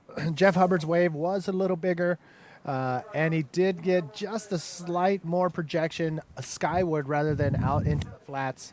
But I think the 9.25 is for the barrel now, because that was the last wave that Jeff rode. So it seems like they gave Brahim the nod for the aerial maneuvers between the 2 ARSs that both Brahim and Jeff performed consecutively by a very small margin. 8.5 for Jeff's full rotation ARS, 8.65 for Brahim. But then on the way back out, it was that backdoor pit for Jeff Hubbard, 9.25. So either way, those wave exchanges were high scoring for both of the riders. 8s and 9s were had within a short span of a few minutes. That was incredible to see that. And that hopefully is just a little taste of what we're going to see throughout round number 4. And Dino Carmel, Alan Munoz coming up next. But look at this. It is Jeff Hubbard coming around that section, and not much there for him. So he cuts out and heads back out into the lineup. Jeff Hubbard in the yellow and Brahim in red. Whew. Wow, this is definitely heating up, and we were kind of anticipating it, Manny. We were hoping that this was going to really crank, and we're going to see fireworks in this heat, and it hasn't disappointed up to this point. We're hoping Brahim gets another opportunity for a big score. He just has that 1.865 at this point. He needs a 9.11 if he wants to take the lead from Jeff Hubbard. He does have priority. Jeff's opting not to paddle back out to where Brahim's sitting. Jeff's going to go find his own peak. It could be adjacent to where Brahim is sitting, but Brahim's got a little more than 8 minutes to see if he can muster up a 9.11, but that whole time, believe me, Jeff Hubbard's going to be working to improve on that 8.5, which typically is a keeper score. But as we saw yesterday, massive heat totals were possible, and even though Jacob had a tremendous heat total himself, it was just short of enough to beat Brahim. We've been talking to the few of the riders, including yourself, about the choice of board and the other equipment. But the board is specifically, do you want a little bit more flex? Do you want a little bit more stiffness? The water is a chilly 54, 55 degrees. What are most of the riders opting for? I think most of the riders are using a board that's a little worn in, that has some flex. I know that Jared Houston loves really stiff boards, and even in colder water, he'll use some stiff boards. So there's probably a couple competitors here who are using rigid boards, but I think a good chunk of the population of the riders are using a board that has a little bit of flex, so they can scoop into these big heavy waves and have a little more control over their craft. Because as the waves gets bigger, more speed becomes just, it has to happen. You don't have a choice over it. It's obligatory that you get a ton of speed taken off on a big mountain of water. So that makes it just a little more tricky to control your craft. And so sometimes riders choose smaller boards, and sometimes they get a little bit flexier ones too, especially in the cold water. And that flex also helps absorb some of the bumps and chops coming up the face of the wave when they're riding down the face of the wave and gaining all that speed. So, I mean, that is definitely something to consider if you're looking for a new board and you're living in the cold waters of the coastline. So if you're living in the warm waters, don't throw away that old flexible board, because next thing you know, you're going to get on a plane and fly over to Portugal and be bodyboarding here. You can use that board and give it a whole new life. Yes, exactly. And so I definitely agree with Manny with those sentiments. Hang on to those boards that you feel are, maybe past their prime. If you're in a warm water area, hang on to them. They could be rejuvenated with a nice chilly dip in some colder waters, whether they're elsewhere around the world or whether we're suggesting to you, come over to Portugal and check these out. Yeah, if anything, you can bring that board over here and sell it and buy yourself 14 cases of pastel de nata. Exactly. So, I mean, you do what you got to do, but you got to be fueling your whole trip with pastel de natas. And as many shout-outs as Manny is doing for the pastel de natas, he's been receiving them. People come out, they find their way into the booth. It's working. What they do is they usually bring a small package with multiples in there, and to get past the security guard, to get into this little area where we're doing the webcast, they give him a couple pastel de natas. That person gets the clear and green light, comes to Manny, and then Manny usually gets 2 or 3 at a time. And So there's this- almost a line of people trying to come and give you pastel de natas. It's amazing the support that Manny has around the world. The secret to the VIP is now out to the world. But no, seriously, my friends are bringing me. Flavio brought me a few, and Joanna and Chico brought over a few. But really appreciate the hospitality the locals have been, not only to me, but to the entire crew here on the APB World Tour. The 5-minute horn has sounded. 4 minutes and 30 seconds remain in this heat. Jeff Hubbard looking very strong. So is Brahim. Brahim is sitting on an 8.65. He needs a 9.11 for that first place spot. Definitely one of the highest scoring heats thus far. Yeah, this has been amazing. This has been a terrific heat to watch as it's unfolded, and it really came down to that little flurry, those 3 waves back to back to back. It was Jeff Hubbard who got 2 of those 3 waves, and he got the higher score of the exchange, 9.25. One of the best scores we've seen all day for that barrel down the beach from Jeff Hubbard. And that's the thing. The question is probably being asked, why are they not catching more and more waves? Well, there's so much energy, so much power out there, and it's so wide open out in the ocean. There's really no one spot that you can sit and have the wave come consistently. There's this giant rip current that's been roaring through the beach day in and day out. And when that thing rushes through and then dogtails on the outside, that peak seems to be moving as well. So you got to have not only the bodyboarding skills, but the ocean skills, waterman skills to be able to follow the peak. And those who are finding those waves are the ones that are keeping an eye on that rip current every single minute throughout the day.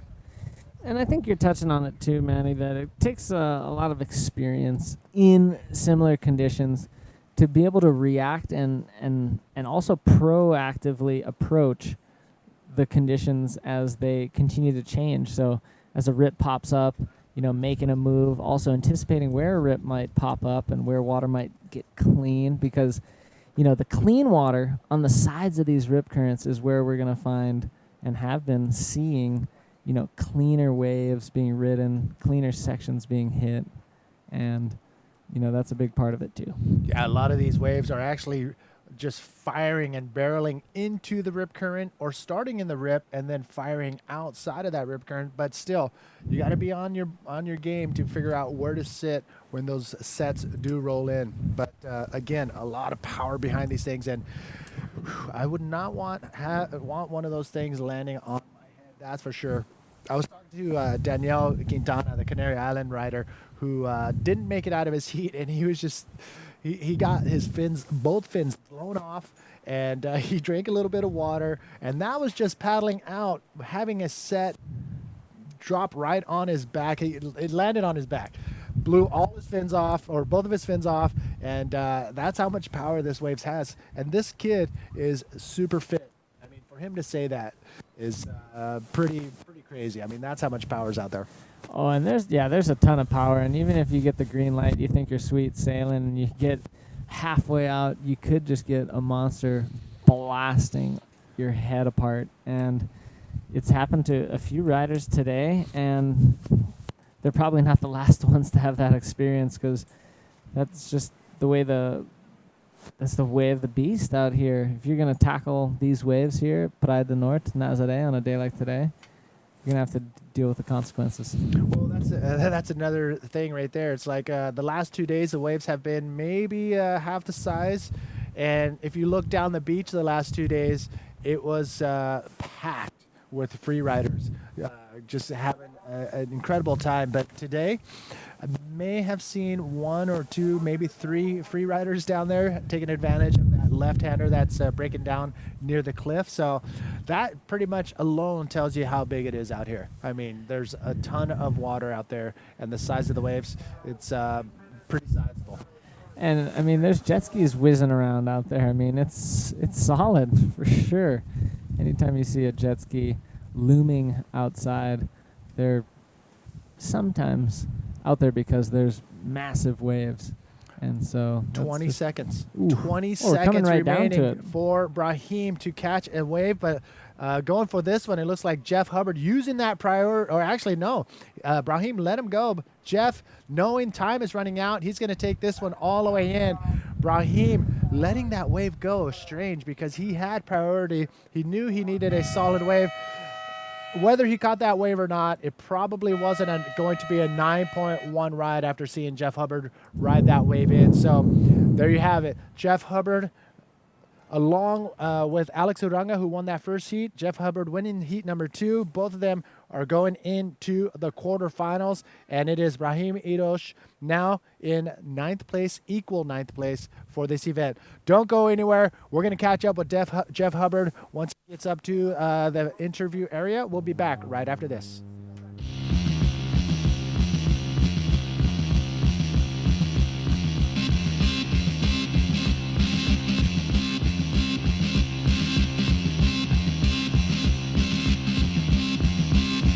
Ghost rider, motorcycle hero.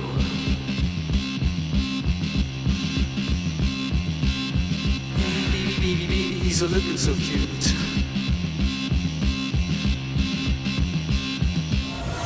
Shark Island's an incredible wave. It's a wave that you can get very hurt on.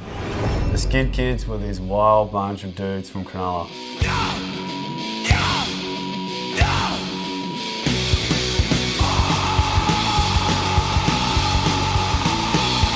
Surf hard, play hard. It exemplified everything, surfing was not. They weren't afraid of the ramifications of what they did.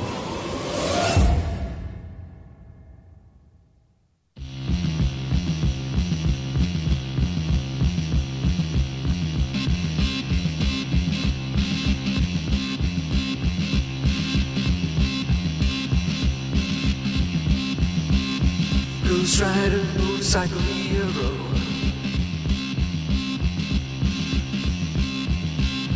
Baby, baby, baby, he's a looking so cute.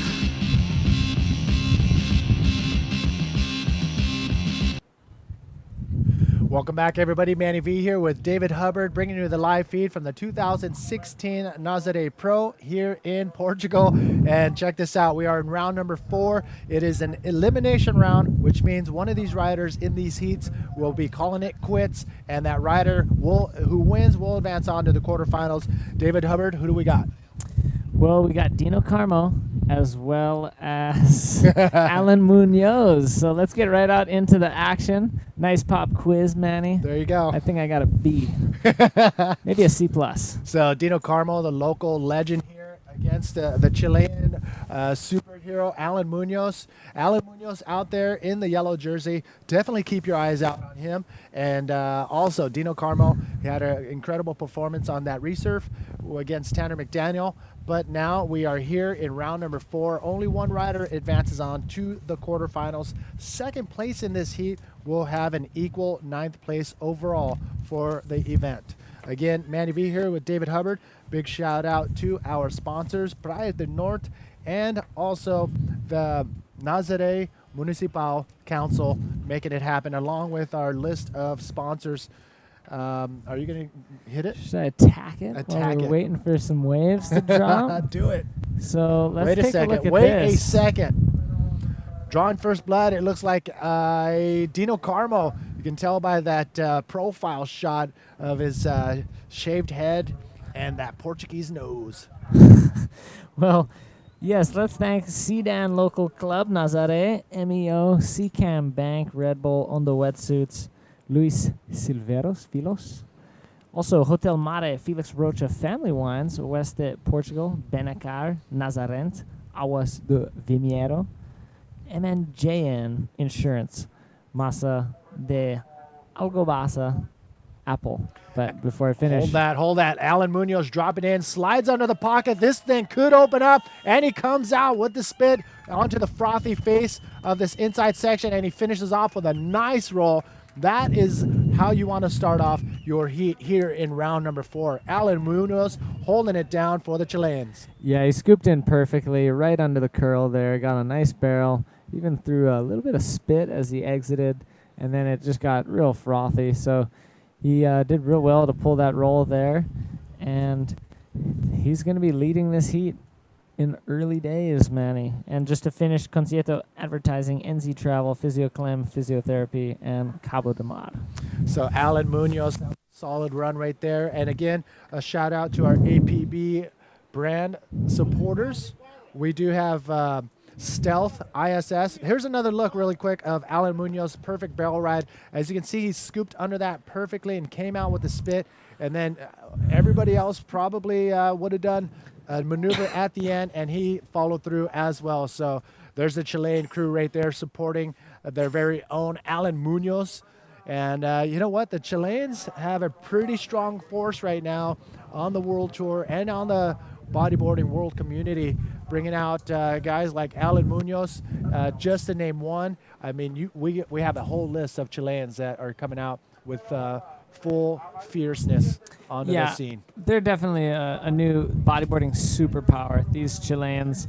There's talent coming from all over the coast, and there is, guys from the north, guys from in the middle of Chile, guys from the south, and from all different cities. It was, impressive to see that kind of start creeping up onto the scene. A lot of credit goes to the Eureka Chilean Challenge.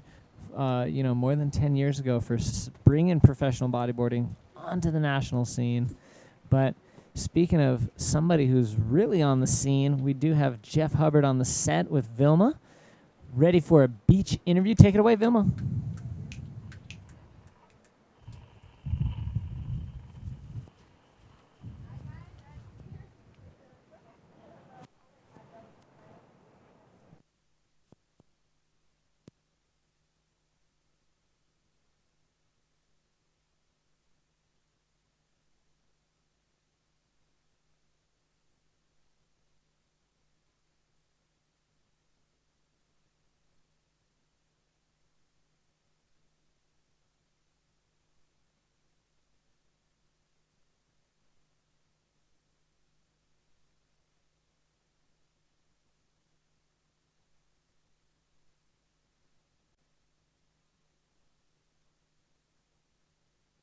for the quarter, semis, and finals. So we're going to have a nice finish tomorrow. But the rest of the heats are going to be pretty awesome today. There's some good matchups coming, so I'm really excited to watch them. Stay with us. And if you are nearby, please come by to the beach because this is amazing here at the beach. Okay, back to you guys.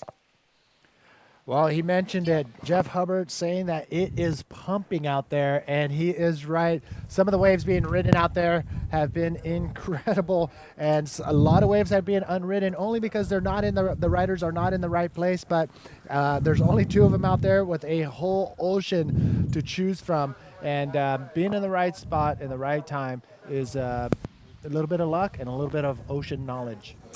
Yeah, a lot of factors coming into play, and we have seen a few rides, especially, it was the best wave of the heat in the last heat, happened returning after another ride. So the ride that he caught before that full rotation ARS, set him up to catch that 925. So really interesting the way everything works out there, and you could put yourself in a great spot by catching a wave and then being in a different spot as you're paddling back out. The waves can just come to you sometimes. Yeah, I think we've seen that a couple times throughout the morning, and Jeff Hubbard luckily happened for him. Will it happen for one of these 2 riders out in the water? Again, these are 30-minute heats in round number 4. We have 8 of these heats, but we're going to keep pushing along and keep digging into these heats until that nasty glare sets in. We want to make sure that the judges see what is happening, along with you, our viewers, are able to see what is going down out in the water. But right now, Alan Munoz looking really comfortable with that 7-point ride, and it looks like there could be waves coming in on the horizon. Yeah, let's see what takes place as we are anticipating the approach of some waves now. Very exciting as, boy, Alan Munoz and Dino Carmo still have plenty of time to go through this one. All right, so Alan Munoz holding it down for Chile. There's, I want to say there's about 8 of them that are representing Chile here, along with a couple Peruvians as well. But it's great to see the Latin American crew, the South American crew, holding steady and making their presence known here at the 2016 Nazare Pro. Yeah, there's definitely a shouting match occurring on the beach there because we got Dino Carmo in the water, and he's one of the local favorites. So you can imagine that all of his friends and family and a good portion of the beach is rooting vigorously for Dino. But like you said, Manny, there's a solid little crew of Chileans here, almost maybe even up to a dozen deep, and Yes. they're rallying together behind the Chilean that has the best shot in this contest besides Matias Diaz. It's Alan Munoz and Matias who are left standing for Chile. Taking a look and turning around on this one, yes, it looks like Dino Carmo is digging hard, and yes, he makes it. He has priority, and he sneaks under the lip right here. Is he going to be able to come out of this wide open barrel? And yes, he does. Looking at the crowd right there, a little show. I don't know what you Showmanship want. for sure. And Oh, my just sticking goodness. the chest out, straightening his arms. Let's take a look at this. He had to fight so hard to get into this wave, but as soon as he did, he drew that line, stayed nice and tight to the wave face so the barrel could pitch over him. Nice long barrel ride, shoots out of it, chest up and out, and he's feeling it. Well, he is here on his home break, and all his friends from around the world are giving him, just cheering for him. And the judges liked that wave so much that they're going to give that a 10-point ride. As I mentioned, there was a 10 that was going to be dropped, and that was it. Let's take another look. You called it, Manny. And here it is. He's dropping in.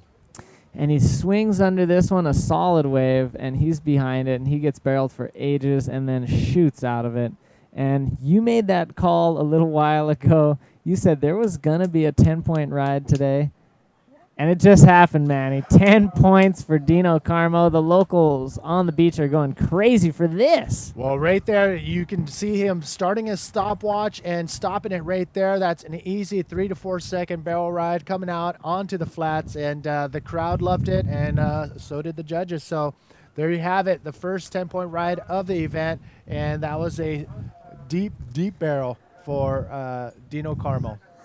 And I really like the approach on that one. He knew that was a good peak, but he had to paddle super hard. And some of these big peaks that come in, it's tricky to get onto him, and he really had to muscle. Let's take a look at what happened to Alan Munoz on this one. Here's the APB replay, screaming down the wave, but doesn't find the trajectory he likes, so he opts to kick out off the back of that one. Well, because of that, now the priority is with Dino Carmo. You know what? A ton of time, 18 minutes, 12 seconds.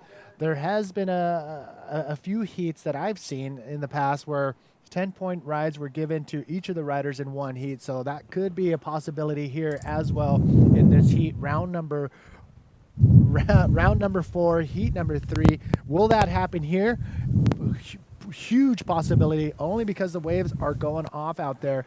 A slight, actually not a slight, a big wind coming from the northeast, keeping those left-hand barrels wide open. So it's just a matter of wave selection and crossing your fingers that wave is delivered from the one and only King Neptune. Well, all right. Debatable who's delivering these waves out of the depths, but yes, the ocean itself is producing some terrific opportunities for scores. Beautiful rides coming in to the beach here in Nazare. It is Playa del Norte serving up something even tastier than pastel de natas. It's just this, exactly what you see on screen. A terrific lineup where perfect rides can be taken advantage of. Beautiful tube rides is what earned Dino Carmo that 10-point score you see on your board. Alan Munoz from Chile now needing a 4:01 because Dino's only backing up that 10 with a 1. So he's sticking with the 1s and 0s, switching the decimal points around, and he needs to get something more on the board to back that up. And we're almost halfway through this heat. All right. Well, we know that a 10-point ride given to Dino Carmo, but that does not mean he's won the heat. With 16 minutes to go, if he doesn't catch another solid backup wave and Alan Munoz comes up with another solid ride, Dino Carmo does not have this locked up in the bag. So if he just sits out there and waits for the entire 16 minutes or catches another wave that isn't a high-scoring wave, another 7-point ride could easily knock out Dino Carmo from that first-place spot if Dino Carmo doesn't get a better, solid backup wave. Yeah, exactly that. Alan Munoz has been on a tear here in Europe, and he won Sintra, and he is looking to try to have a repeat performance of that Portugal win earlier on the European leg of this APB World Tour here at Nazare. He's been surfing solid. He's so capable in these large waves, but he's come up against Dino Carmo, who surfs Playa del Norte probably more than maybe anybody else. You know, maybe him and Antonio Cardoso. Maybe those two riders surf this beach more than any other bodyboarders, and thusly, that's local knowledge, that's talent, there's ability to ride those waves. All of those are coming into play for the local Dino Carmo. But Alan Munoz, he's spent some time here during the break in between Viana and Nazare. He's been free surfing this place a lot, getting to know it, getting to feel it. And yeah, let's see what he can do in the second half of this heat. And at 15 minutes, actually 14:40 remaining in this heat, which is plenty of time. And we've seen a few waves, big sets roll through, be 10, 15 minutes easily between these sets. So with that being said, there will be another opportunity, hopefully, for Alan Munoz to find that other solid wave. Right now, he only needs really a 4.0 to get ahead of Dino Carmo. If Dino Carmo doesn't catch another wave, that would be enough to knock out Dino out of that first place spot. Yeah, so we're going to have to see. Could be a battle of the backups now. Alan's going to need, at least 3 points more on his backup, because the best waves for each of these riders, there's a 3-point deficit that Alan's got to make up there.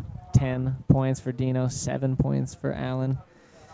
Boy, this is super exciting, Manny. Look at this. Looks like Dino Carmo is paddling. He does have priority right now. He's digging and he's going. He's going to catch this left-hander behind the section. Can he slide under there? And he does, and he comes out with a roll. And right there that's all she wrote for that wave. And Dino Carmo, that will be his backup wave. And that would be good enough right now for Dino Carmo to have something backing up that 10-point ride. But that means that Alan Munoz needs to get on his high horse and get some solid scoring waves now. But another look on the APB replay. Yeah, he came up behind that section and approached that lip with some serious style. 5-point ride. It's enough to take him into the lead. Situation now for Alan, 8.25 for him. Sorry, an 8.01 necessary for him to attack that lead. And, you know, if Dino ditches that 5 for anything higher, that's going to increase the situation for Alan. But Alan still has the opportunity to get a 10-point ride himself if that wave it does come to him.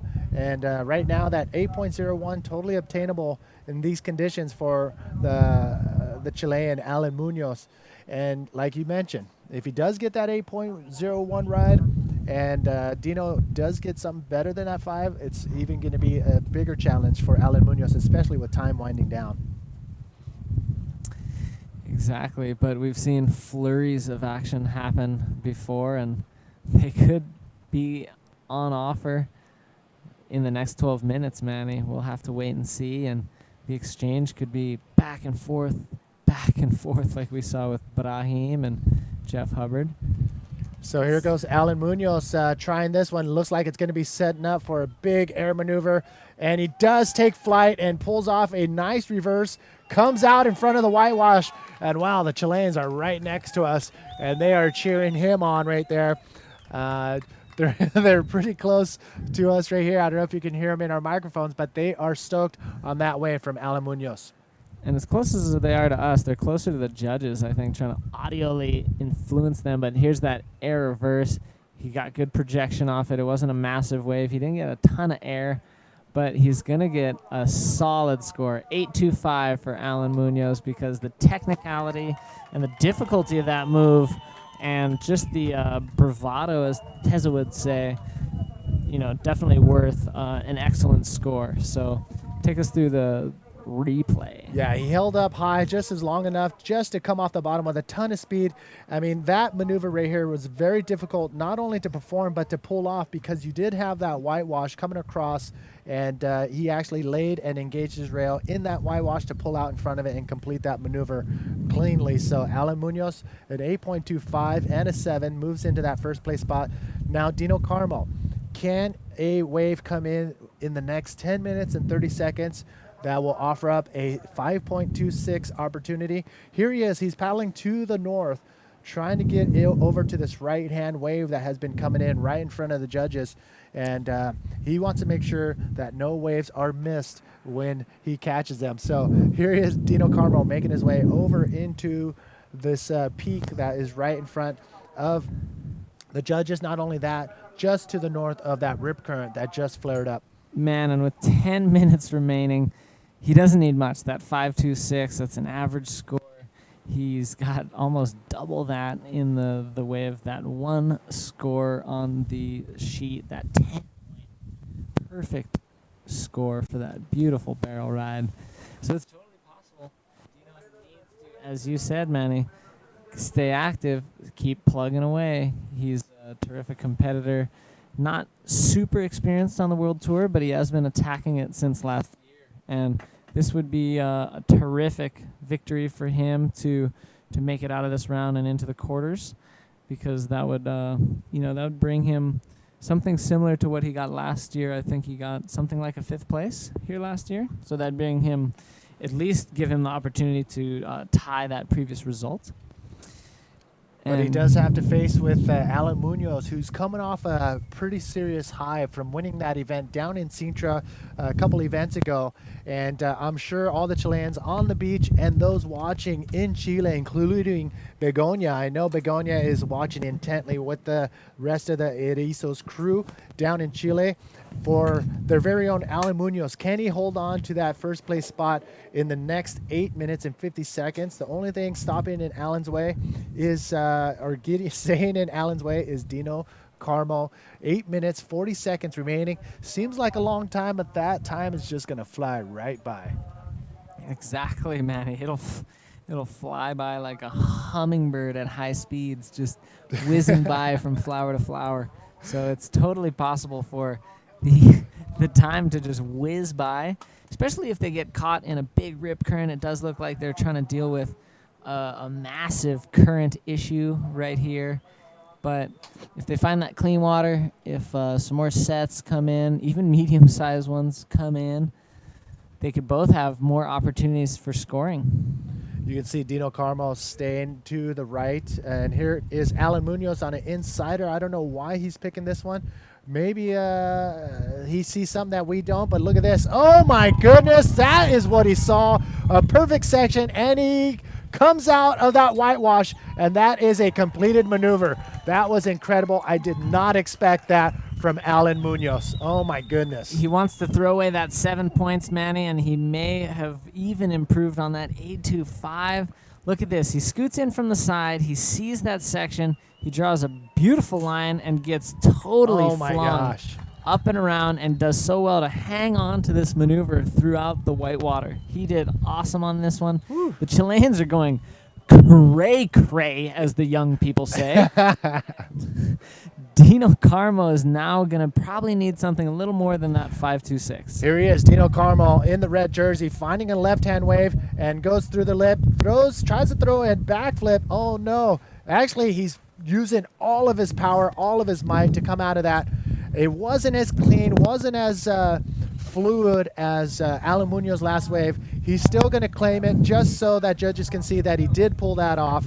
But wow, that was an amazing ride right here for Alan Munoz. Incredible. A 9.25. Now we have a game on our hands, ladies and gentlemen. Alan Munoz still holding on to that first place spot with a 17.50, a combination of his 8.25 and that 9.25. But Alan Munoz making his way back out in the water. And here's a quick look at what went down for Dino Carmo. Not the cleanest maneuver, and used all the force that he could to get out in front of it and claiming it just to let the judges know, yes, I pulled this off. 5.75 for that move of Dino Carmo. And he's going to need something higher than that now. He's going to need a 7.51. He's got 6 minutes, Manny. We're seeing the fireworks. We're seeing this action really heat up. And wow. Can you imagine? What a day of competition. What a round. What a heat. Yeah, if Alan Munoz can come out of this heat alive after a 10-point ride from Dino Carmo, that will just set the flames on fire for Alan Munoz to keep charging through this event and possibly take another win from Europe into his back home into Chile. But wow, what an amazing run right now with these two guys, Alan Munoz and Dino Carmo, putting together an incredible show in heat number 3. Round number 4. One of these riders will advance on to the quarterfinals, and one of them will end up with an equal 9th place. But we have 5 minutes, ton of time to go. Both of the riders on the outside, waiting patiently for that next set to roll in. Oh my goodness. Wowzers, Manny. And I'll tell you one thing, in round 4, the first heat, 9 points from Alex Uranga.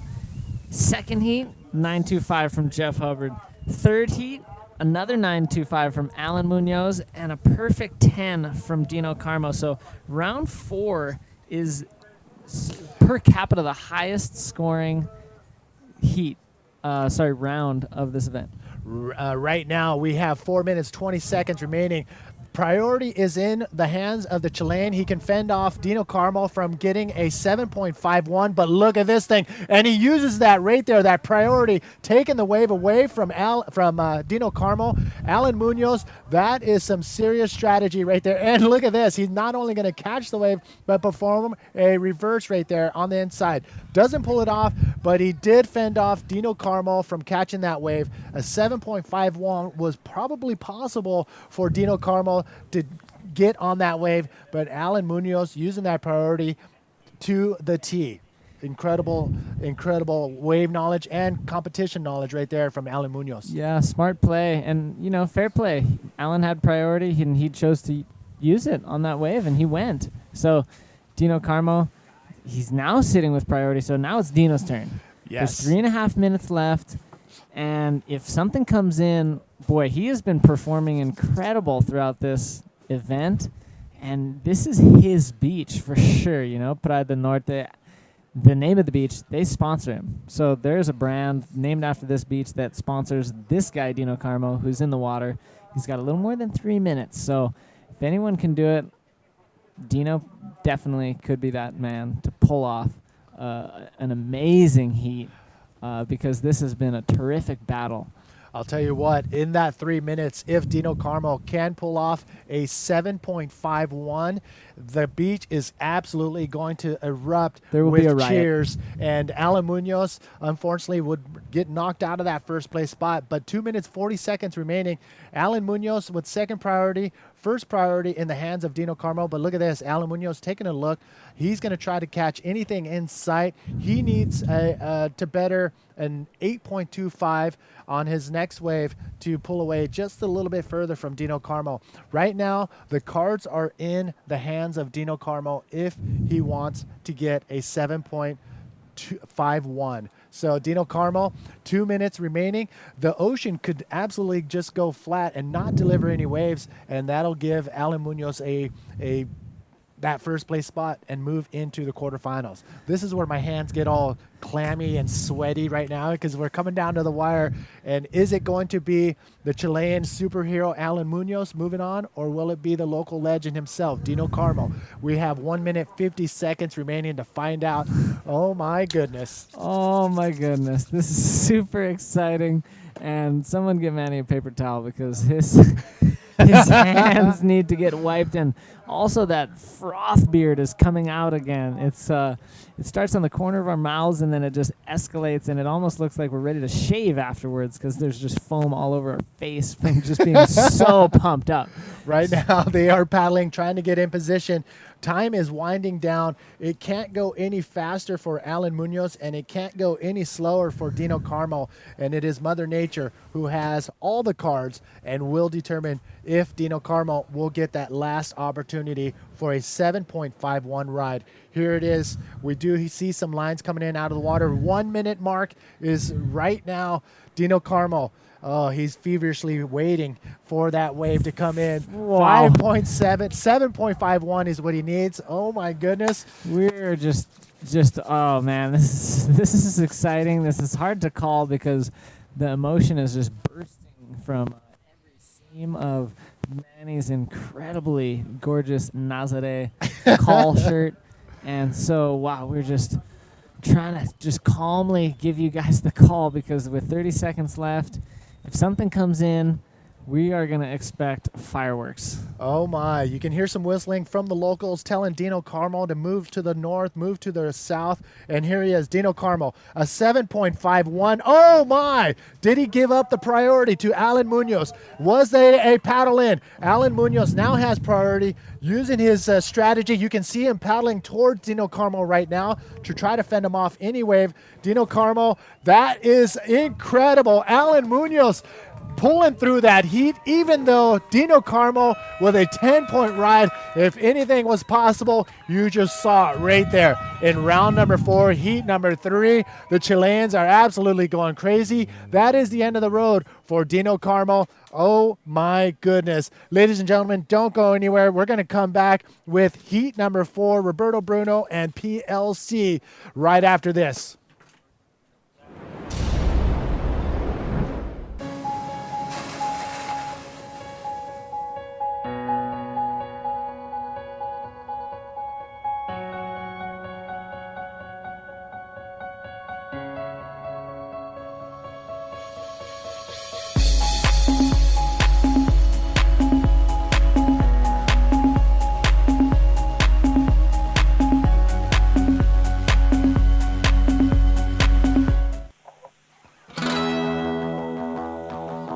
I feel like I'm gonna drop real soon.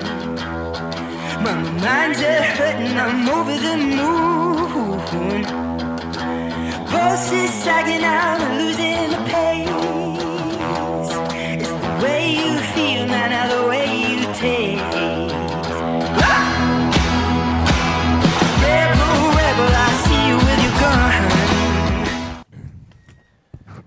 All right, welcome back, everybody. It's Tezra and Nunito once again jumping in to give the boys a well-earned break, and Manny V and Dub will be back a little later on this afternoon. Right, for now, though, we've got another very spectacular heat coming your way. Nunito. Yes, we've got in the water Roberto Bruni and Pierre-Louis Costes, so let's get back into the water alive. And as we'll be here, me, myself, Nunito Cardoso, and Tessa McKenna, the one and only from Australia, commenting here on this heat. So in yellow, we will have Pierre-Louis Costes from France, of course, living in Portugal because he's married to beautiful Ruth Pinedo here in Portugal. They're living here in Portugal. And Roberto Bruno from Brazil with an impressive win over Antonio Cardoso, if I'm not mistaken, early this morning, and now finding himself here in round 4. This is heat number 4. Wow, what an incredible situation there. Of course, we saw the resurfed heat between Tanner and Dino. Dino got the better of him that time round, and then he went up against Alan Munoz. Great heat. Dino Carmo dropped a 10-point ride, and he didn't get through his heat with his second best wave, only a 5-point something. And that happened because, well, meanwhile, replay of the move there from Pierre-Louis Costes and reverse air. And that was a great move by the Frenchman, as we see now. Wow, that's a very hard move to land, and he was able to ride that one in front of the foam like we saw. Air reverse for Pierre-Louis Costes from the first wave, and he probably saw the air reverses from the man now in camera, Alan Munoz, and it looks like he won the comp. This is amazing. This is so good from the Chile contingent here. They have such a strong camaraderie, don't they, the Chileans? They always For really sure. get behind their boys, and we've got people that that live here in Nazare that are Chilean that have come down with flags and stuff, so it's very cool to watch. Yeah, true that. And there's a large group of Chileans traveling for this European leg. And with the likes of Alan Munoz, that's just won against Dino Carmo on that big battle. Like you said, Dino Carmo with a 10-point ride was not able to overthrow Alan Munoz from that first play, but Alan Munoz with a very convincing heat there. Well, look at Pierre-Louis Costes opening up with a 9.0 on his first wave. So he fires off a big warning shot over the head of Roberto Bruno and says, come and catch me.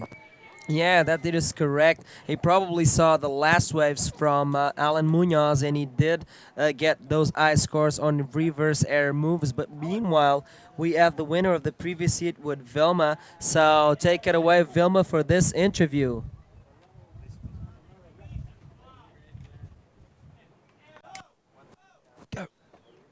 Interview. And I'm here with Alan. Congratulations. What an exciting heat. Dino Carmo did the 10 points. You did the 2 high scores that just overcome the 10. It was so exciting to watch.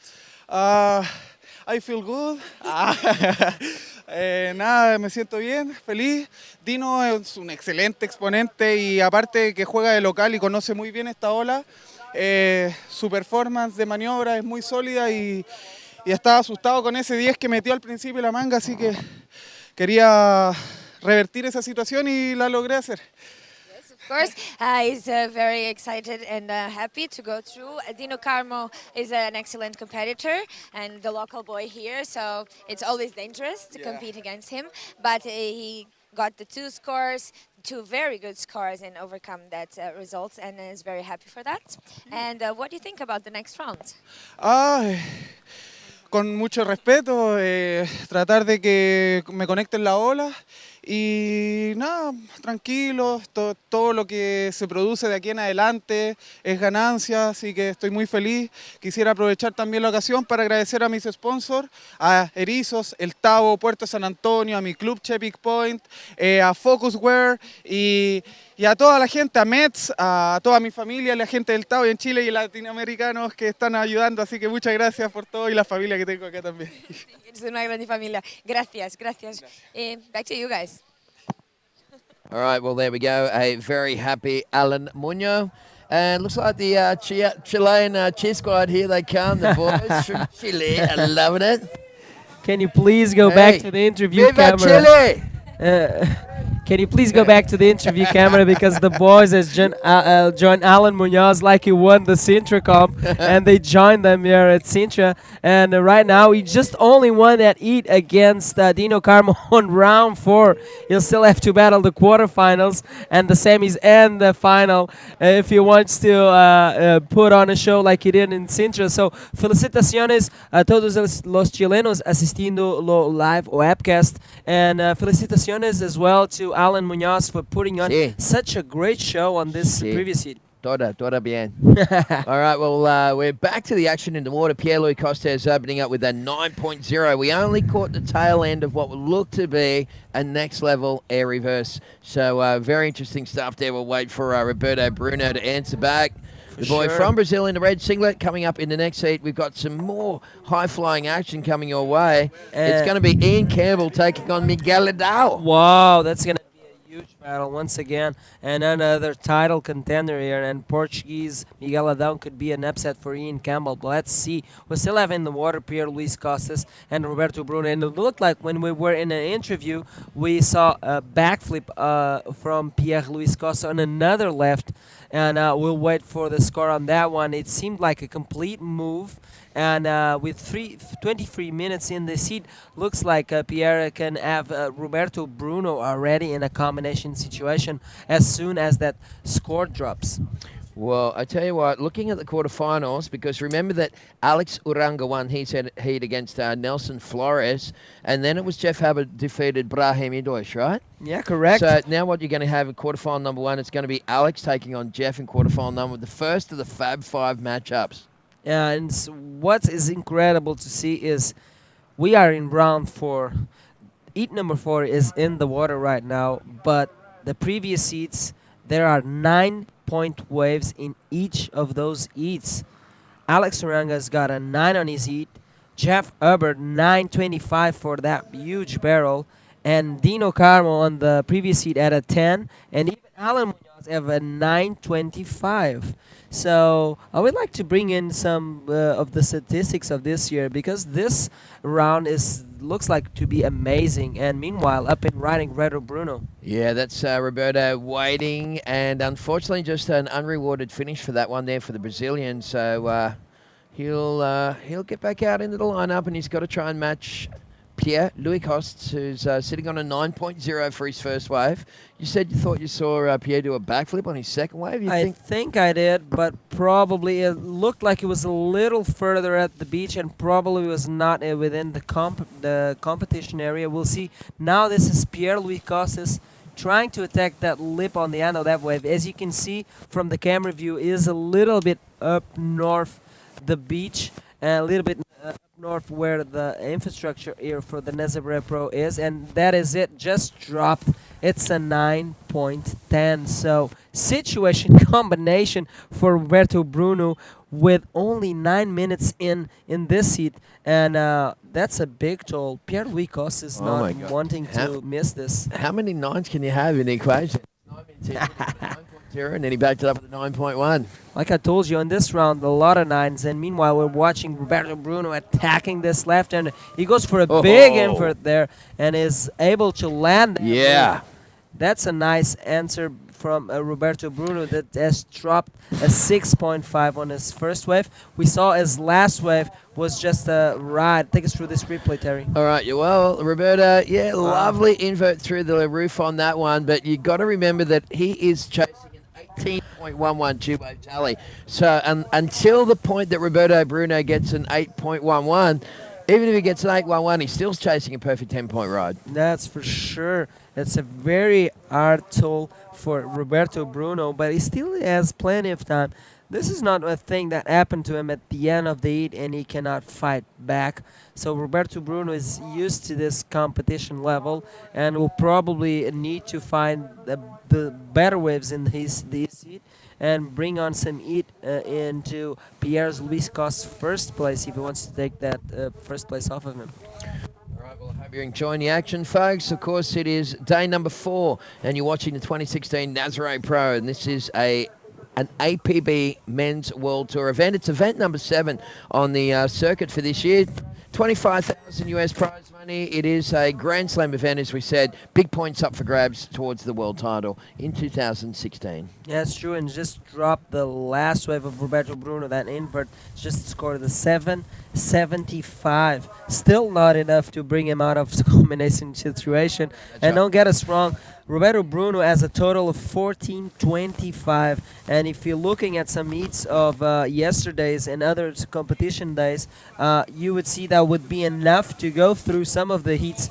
But right now, it's still not even close to what he needs to defeat Pierre-Louis Costes on this one. No, that's right. So it has been another outstanding day here at Praia do Norte in beautiful little holiday hamlet of Nazare in Portugal. It is a beautiful part of the world, and we just love coming back here year after year. And the contest has really taken a quantum leap forward since last year, when it was just the first year of the event as a World Tour event, after having the challenge for so many years as a specialty event. So they stepped it up really nicely in the first year last year, but this year we've gone up a notch with the webcast and a whole bunch of other really cool stuff happening, thanks to, of course, the Mayor of Nazare, Walter, who does a fantastic job. Of course, and also the local club. They're bringing in events here in Nazare, bodyboarding events with a special Nazare special edition here to Praia do Norte for a couple of years now.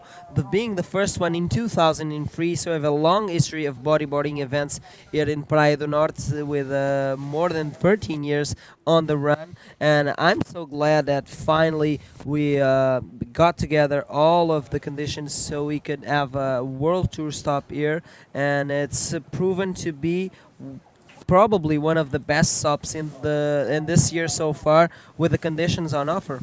Well, I just saw Miguel Adao. He just ran past with a real steely look on his eye, and he's up against Ian Campbell from South Africa. So that's going to be another incredible hit that's coming away, folks. Day number 4 here at Praia do Norte, as we said. The sun shining.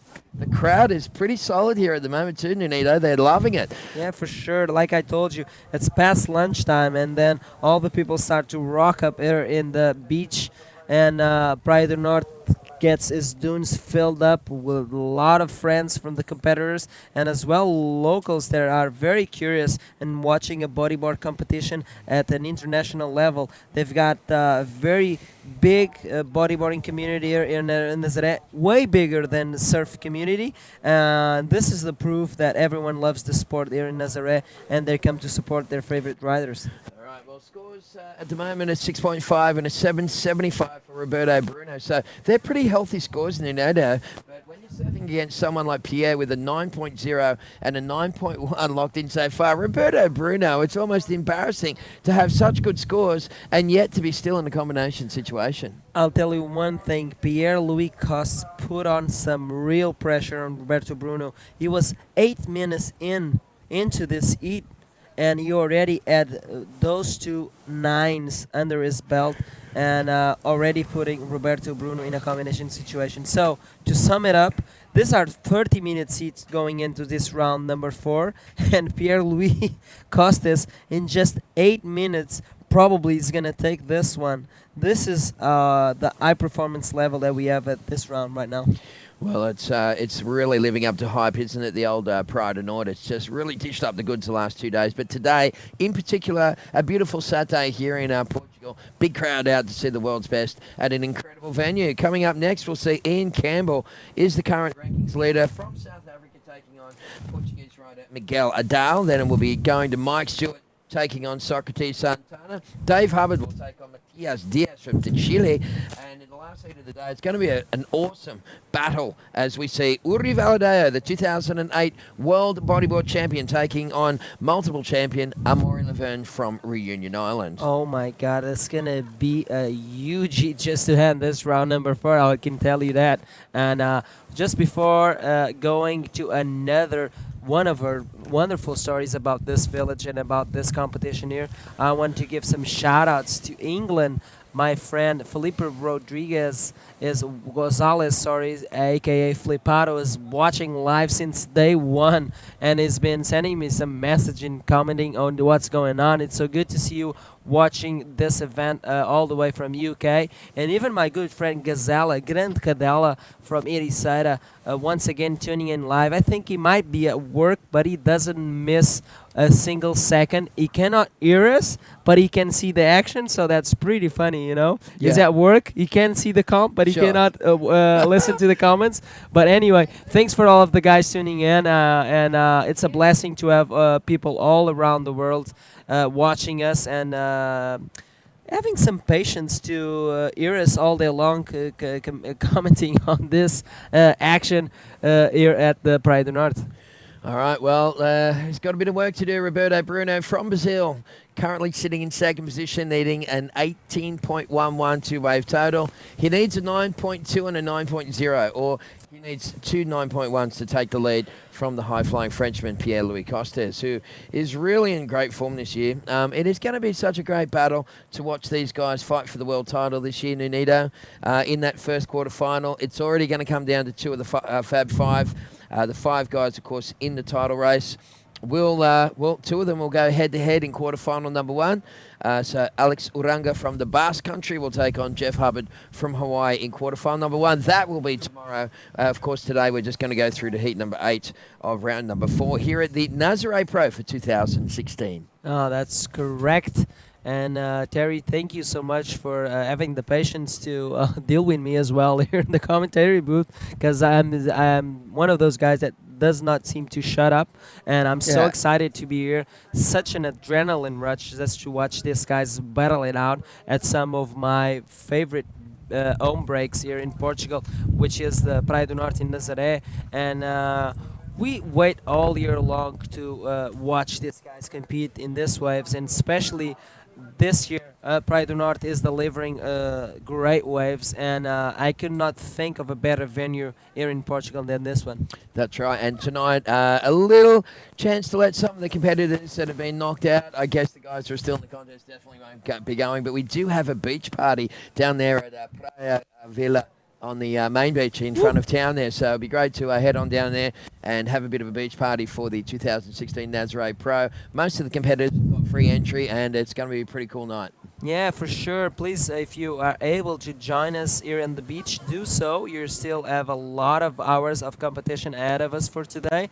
And if you cannot do during the day, probably you can do it at night, as we're going to have a party celebrating this second edition of the Nazare Pro here in Nazaré. All right, so in Portugal, what time do you reckon a beach party will start? This one will start at, I think I'm watching live action. This is Pierre. It's hard to see on the screen. I'm so sorry for the viewers. But it either was Pierre or Roberto Bruno. Probably Roberto Bruno, because now this is Roberto Bruno answering bad that first wave. He drives a fast line, still going, trying to find that end section. Unfortunately, got stuck a little bit there and lost a lot of speed, and was not able to reach that end section. All right, little exchange here between the boys. It's pretty hard for Pierre to, do any better than he's done so far, sitting on a 9.0 and a 9.1. So here's the replay. First one, of course, was Pierre-Louis Costes, the high-flying Frenchman, just giving that one a bit of a nudge. And then right behind him, of course, it was Roberto Bruno trying to answer back. Roberto really needs something in the 8, I'd say about an 8.5 at least, because what that would do would be pulling him out of combo land, and he'd be able to do it with just one wave. And here's the replay. Yeah, he's driving a very fast line, but as soon as the wave hits that inside section, it is hitting a lot of bumps. The bottom of his board, the slick as we call it, was hitting a lot of bumps, and he lost a little bit of speed. Was not able to go around that section and able to pull a move there. We just saw Pierre-Louis Costes paddling for this one, so probably priority will go back into Roberto Bruno, which is waiting on the outside for that 8 something, an I8, so he can get out of that situation combination. All right, well, time remaining, just on 10 minutes left on the clock. Nice angle there, and this is looking like a nice wave. Yeah, Pierre-Louis Coste eyeing this one. He knows this place better than most of the competitors here in this event, and he knows how to pull an air move out of these ramps. And this was probably one of the guys to watch out for going into the finals, I would call it. If I was a betting man, I would at least put Pierre-Louis Coste in the top 4 in this event. But let's see what unfolds. Right now he's doing a great job in jumping this round 4 into the quarterfinals if he takes this one against Reto Bruno. Meanwhile, up and riding. All right, well, this is the Brazilian Roberto Bruno. Nice section here as Roberto pulls it up and through the back. It looked like it might have had some potential, that one, and with a nice tapered wall, but unfortunately, it's still those left-handers that are offering the better potential. Nunedo, with that north wind blowing into those lefts, it's opening them up for some more spectacular tube rides and big high-flying moves. Yeah, for sure. The lefts are on the go here, and you probably can get some right. And as we see, Alan Munoz winning that heat against Dino Carmo with just right-handers alone. He did add a couple of left-handers under his belt, but it was the right-handers that allowed him to pull those 2 air reverses that comboed Dino Carmo. And Dino Carmo was not comboed, sorry, it put Dino Carmo in second place. Dino was in the search of a 7-1-6, if I'm not mistaken, and it was all up to time because Dino was not able to find that last wave, so he can score that 7. Now we see one of those surprises sets just washing through here just in front of us, and as you can see, the waves are not calming down. Nothing is calm here in Praia do Norte. No, not inside at all. the water especially. Absolutely, and you can see the track from that rogue set just leaving a whole bunch of whitewash and froth on the top of the wave face. So we're coming down to 8 minutes left on the clock. It looks like PLC has assumed first priority. Roberto Bruno still in a combination situation, chasing 18.11 to try and take the lead. So Pierre's 2-wave tally, a 9 and a 9.1, one of the better performances of the day. And like you said, Nunedo, it happened in the first couple of minutes of the heat. Yeah, 8 minutes to go on this heat, and Pierre-Louis Costes did those 2 9s just 8 minutes into this heat. It's amazing. They have half an hour to battle out this heats on round number 4, but Pierre only needed less than 10 minutes to take the position that he's holding on right now, which is the lead against Reto Bruno. And like I said, don't get us wrong, Reto Bruno is performing quite well in this heat, but not enough to overthrow Pierre-Louis Costes from that first place. Oh, not even, no. Pierre has, right at this event here in Nazare, he showed up and he's blowed up in just about every heat, so he's going to be really one of the hard guys to beat, that's for sure. Yeah, Pierre-Louis Costes wants to win this one, especially the events in Portugal. He wants to win them all because feels like for him that is disputing this event at his home breaks. Pierre-Louis Costes surfs a lot in Praia do Norte. Probably if you ask him, he'll say he's one of the preferred spots here in Portugal for a free surf.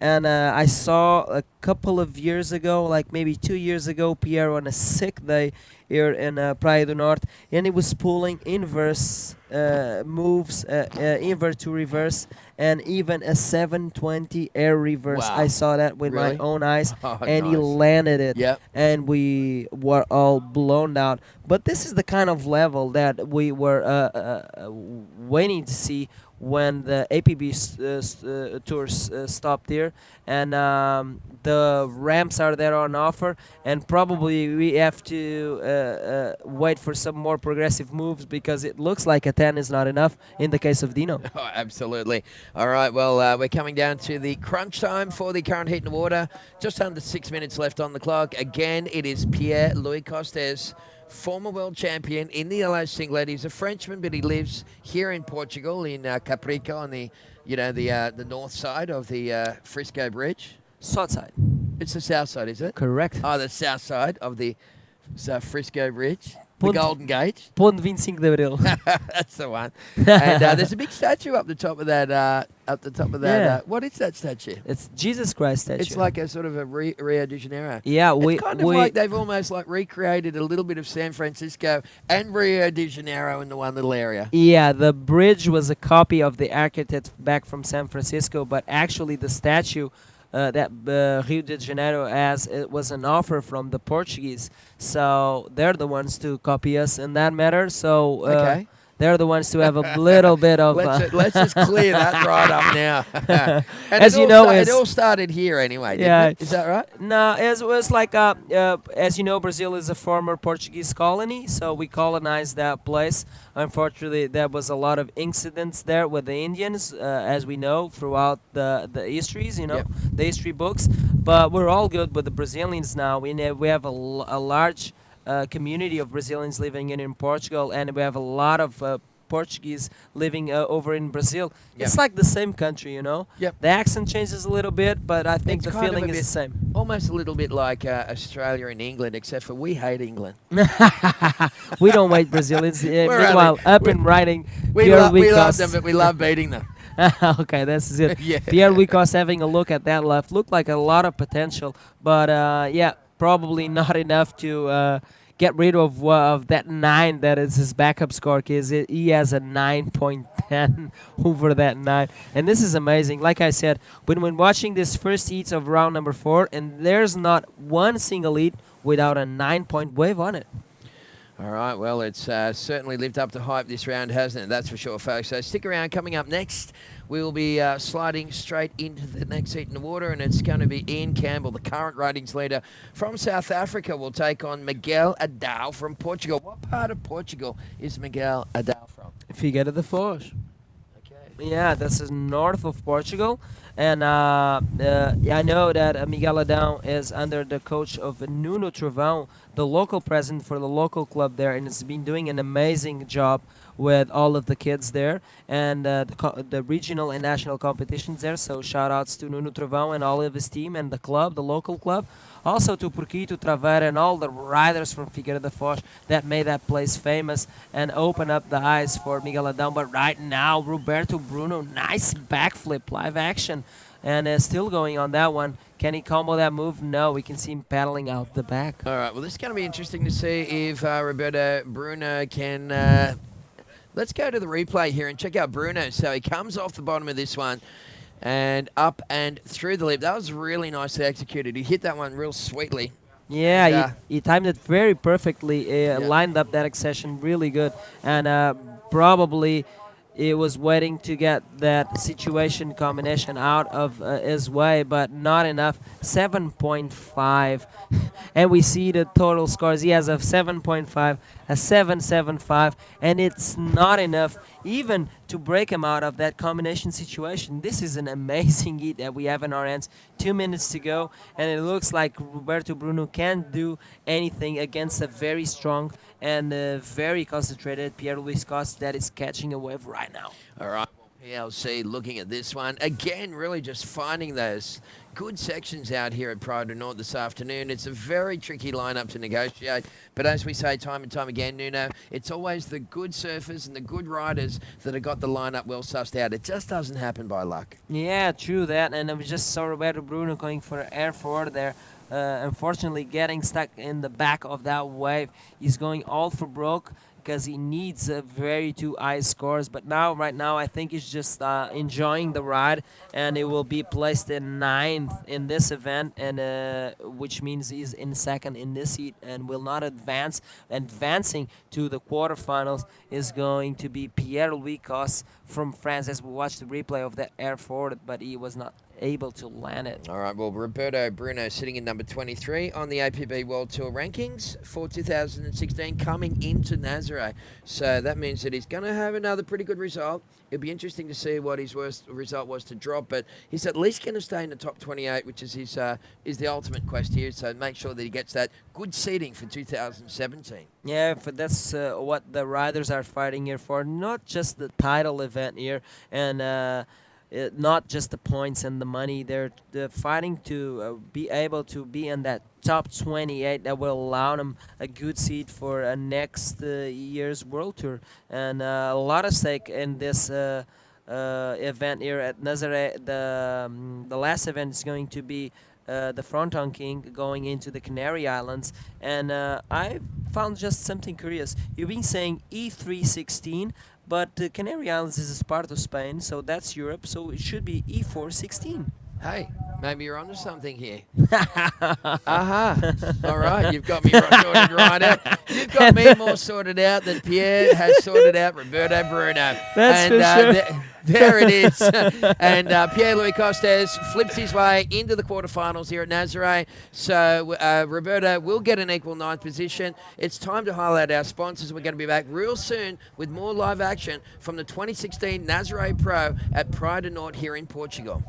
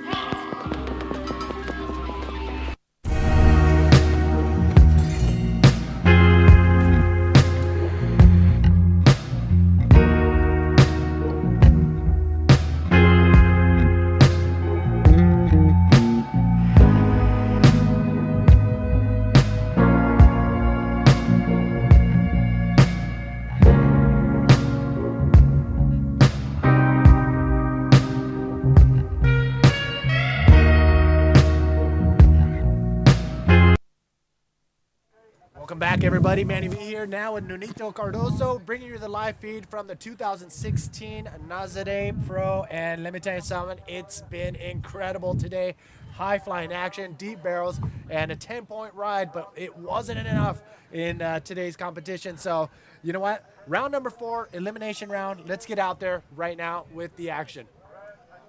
And meanwhile, in the water, we have a big battle on our hands with Red from South Africa and currently leading the rankings in this year's World Tour, Ian Campbell. In yellow from Portugal, still waving the Portuguese flag. The last Portuguese still competing in this event here at the Nazare Pro is Miguel Adão from Portugal, Figueira de Foz. Oh my, and there he is, the man himself, PLC, making it out of that last heat with 2 incredible 9-point rides. Wow. Can you believe it? This kid is still on fire. Now, out in the water, we have Ian Campbell, the South African, again going against Miguel Adão, the lone Portuguese, the only Portuguese left in this event. And 30-minute heats, top 2 waves are scored, and I am excited. Both of these guys are hungry, both of them capable of taking to the air and putting together an incredible heat for our viewers. For sure, you cannot believe the adrenaline rush that I'm feeling just watching this heat. Because, like I was mentioning to Terry, round 4, the waves are amazing, and if you do not believe us, go check the score sheets, because there's not a single heat without a 9-point wave on it. Oh my goodness. This is the eye levels performance that we have only at round 4 here at the Nazare Pro 2016. Praia do Norte did deliver this year, and meanwhile we have live action. This is Ian Campbell up and riding. Ian Campbell stalling, and look at this. He has a big old section, nice clean roll right there, playing it safe, just getting that conservative maneuver out of the way, and that was incredible performance and timing. One more time of Ian Campbell. Yeah, he drives a nice bottom turn out of that one. He sees that nice ball out of that left area. He goes for a nice extended roll there, a nice soft landing. And yeah, like you said, very conservative, keeping it simple, but posting some really nice score. It's a 6.75. All right, check this out, Nunuto. We do have the winner of the last heat with Vilma. Vilma, take it away. Hello, yes, another amazing heat with Pierre-Louis Costa taking the best spots. Luís, parabéns, Pierre-Louis Costa. Como é que foi lá fora? Yeah, it was it's tough. You know, it's a beach bag, so it's very difficult to find the right one. Today is a bit messy, But yeah, I was lucky. My first option was good. I got the true score, and then I was like, felt more confident, more free. Looking for a better score. I didn't, but the important was to make the hit. Yes, and what about the next round? What are your expectations? What are your expectations? Yeah, no, I mean, I think the quarterfinal are gonna be, where it's all about. I think so far all the contenders made it, so there hasn't been many upsets. So, yeah, I think the quarterfinal is pretty much, gonna be game on. Game on. Back to you guys. Congratulations one more time to the French superhero himself, PLC, Pierre-Louis Costes. Let me tell you what, he can definitely get a job at Calvin Klein as a supermodel. That guy is pretty handsome. I don't know where that came from, but yeah, probably. And he could rep that brand for sure all over the world because Pierre-Louis Costes is one of the best well-known bodyboarders around the world. That's right, and currently he is in that top 5 going into the El Fronton King or the Fronton King Pro, and he's looking good so far in this event. And here we are in heat number 5, round number 4. These 30-minute heats, I've been watching a couple of them on the beach, and they feel like a very long time, but if you're out in the water, they're just going by really, really quick. Ian Campbell with that first wave of a 6.75. Miguel Adao still waiting for that wave. But with 30 minutes, you have a ton of time to put together 2 solid waves, and look at the conditions. Yeah, incredible. Yeah, for sure. But the one thing that happens is that time flies, and you're in such an anxiety state and such an adrenaline state as well when you're inside the water that time seems to fly, even for us that's watching. But 30 minutes is a long time for them to showcase their skills. But you know what? The previous heat, Pierre-Louis Costes posted those 2 9s in just 8 minutes. Yeah, it's That's amazing. Insane. And that's the thing. You can catch the wave. You can catch a wave, and on your way back out, the wave a peak can come straight to you as you're paddling back out. And of course, you're going to turn around because you may not have the priority once you get out there. So you're going to want to turn around and catch the next wave. And that's what happened to not only PLC, but a couple other riders that were in some previous heats as well. I think Jeff Hubbard got a few waves in his heat within a matter of minutes as well. But Ian Campbell looking solid right now. Miguel Adao still holding on or still waiting to get that first wave. Ian Campbell looking very solid here in the 2016 APB World Tour. Yes, it's the only rider of the Fab 5, and we have to break down what is the Fab 5. The Fab 5 is the 5 title contenders still for the run of the 2016 world title. We get back into that because we have live action. This is Ian Campbell once again under priority, eyeballing this section. His flow is put on a nice flight, but outside of the wave, there was not much potential there.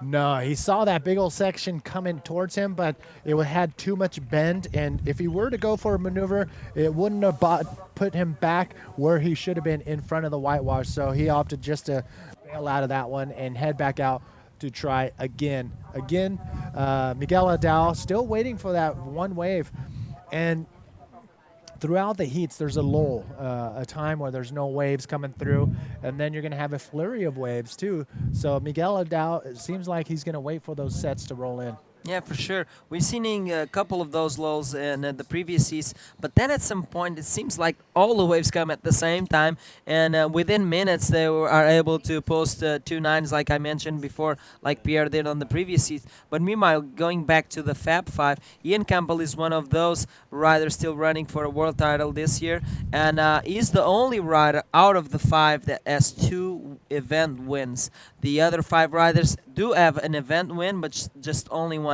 So Ian Campbell is feeling very confident for sure this year. And speak of the devil, here he is dropping in on this one, I believe. Yep, that is the rider in red, Ian Campbell, coming around that section and getting his legs clipped by that lip and throwing him sideways. And that is the end of the wave right there. Miguel Adao still waiting patiently on the outside. But you're right, Ian Campbell winning the Itacochara Pro and the Viana Pro. And the Itacochara Pro. No, he won the Rica, sorry. Sorry, you're right, Rica.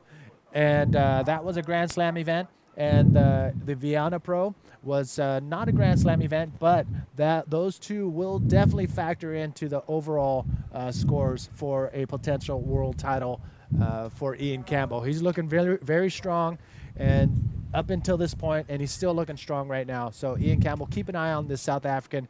He may be the second South African to bring home a world title, along with Andre Botha. Look at this thing out the back. It is Miguel Aldal's first wave. No, you're right. That was the color red. That was Ian Campbell. We were just talking about that. Catch a wave, paddle back out. There may be another opportunity handed right to you on your way back out to the outside. Yeah, we saw even Miguel Adon paddling out the back. It was a set approaching, and meanwhile, just under his priority, Ian Campbell just made 3 waves. Unfortunately for Ian Campbell, those 3 waves are only a point, and this is what happens. The start is very clean, but once the wave gets into that inside section, there's a lot of foam and a lot of water moving there, as you can see on screen, and sometimes the end section doesn't bring that flip that the riders are looking for. Meanwhile, up and riding, this is Miguel Adel. Miguel's first wave drops in. Nice clean bottom turn. This thing is forming up pretty nice for a nice barrel ride, and he gets another barrel ride. Is he going to finish off with a maneuver? He's going to come to the inside and probably do a roll right there just to finish off double barrel ride. They weren't really deep barrels, but you know what? That is a solid wave nonetheless for Miguel Adel, the Portuguese. Yeah, it was on a hunt for a 7.76 to take the lead, but this is just his first wave. I'll take you through the replay. Nice bottom turn. You can see him using the legs to drag a little bit. He finds some shade there at the end section, but like I was mentioning, that the hand of that wave, once it hits the inside banks here at Praia do Norte, brings a lot of froth and foam, and there's not much potential there. But yeah, it was a good way to start this campaign for Miguel Adel. Yeah, Miguel Adel having a nice barrel ride right there, but not getting covered up for a very long time, but was still managed to ride it through and doing a roll at the end of that wave. So the judges are going to give that a 4.25. You can see it on your screen. And if you're just joining us, once again, this is round number 4, heat number 5. And Manny V here with Nunito, giving you the live feed from the Nazare Pro, 2 of our main sponsors, Praia do Norte and also the Nazare Municipal Council. Both of them making it happen, along with our along with our APP brands support coming from Stealth, ISS, Bodyboard King, NMD, and U Riding. If you're loving the Nazare Pro, you can actually compete at the Nazare Pro virtually if you download the game on your phone or tablet. Look for it in your app store.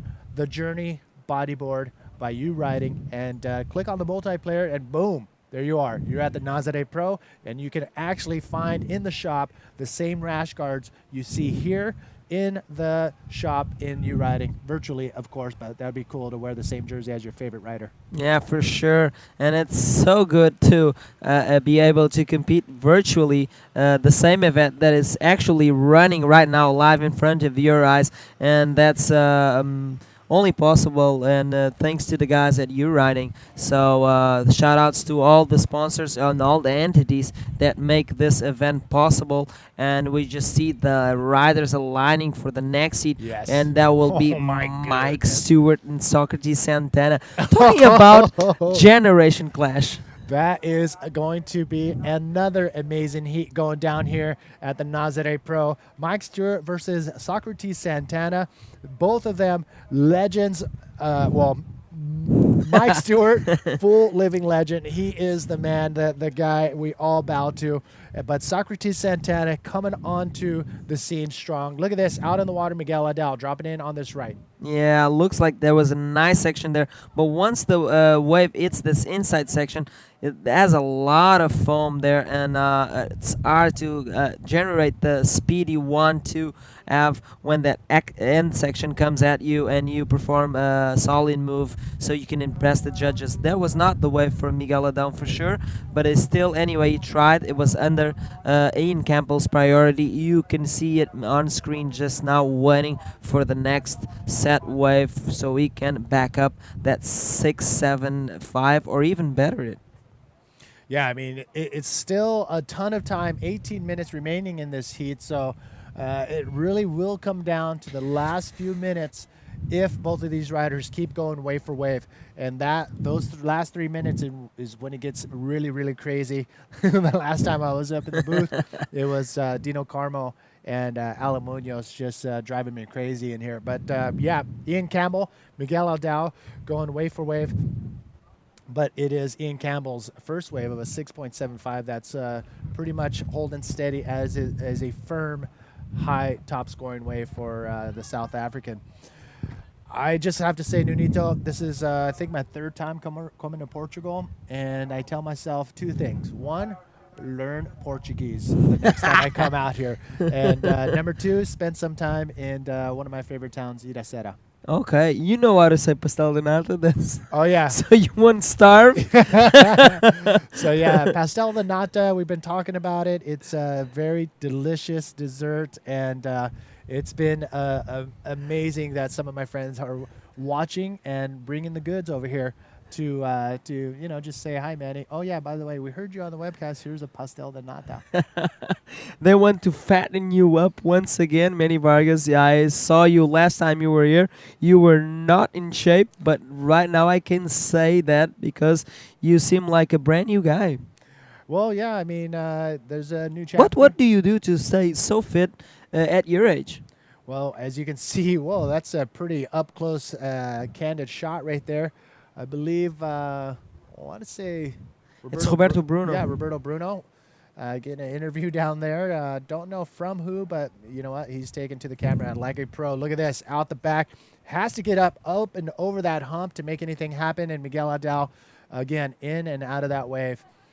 No, I've taken to the likings of trail running and actually signed up for 100K in New Zealand.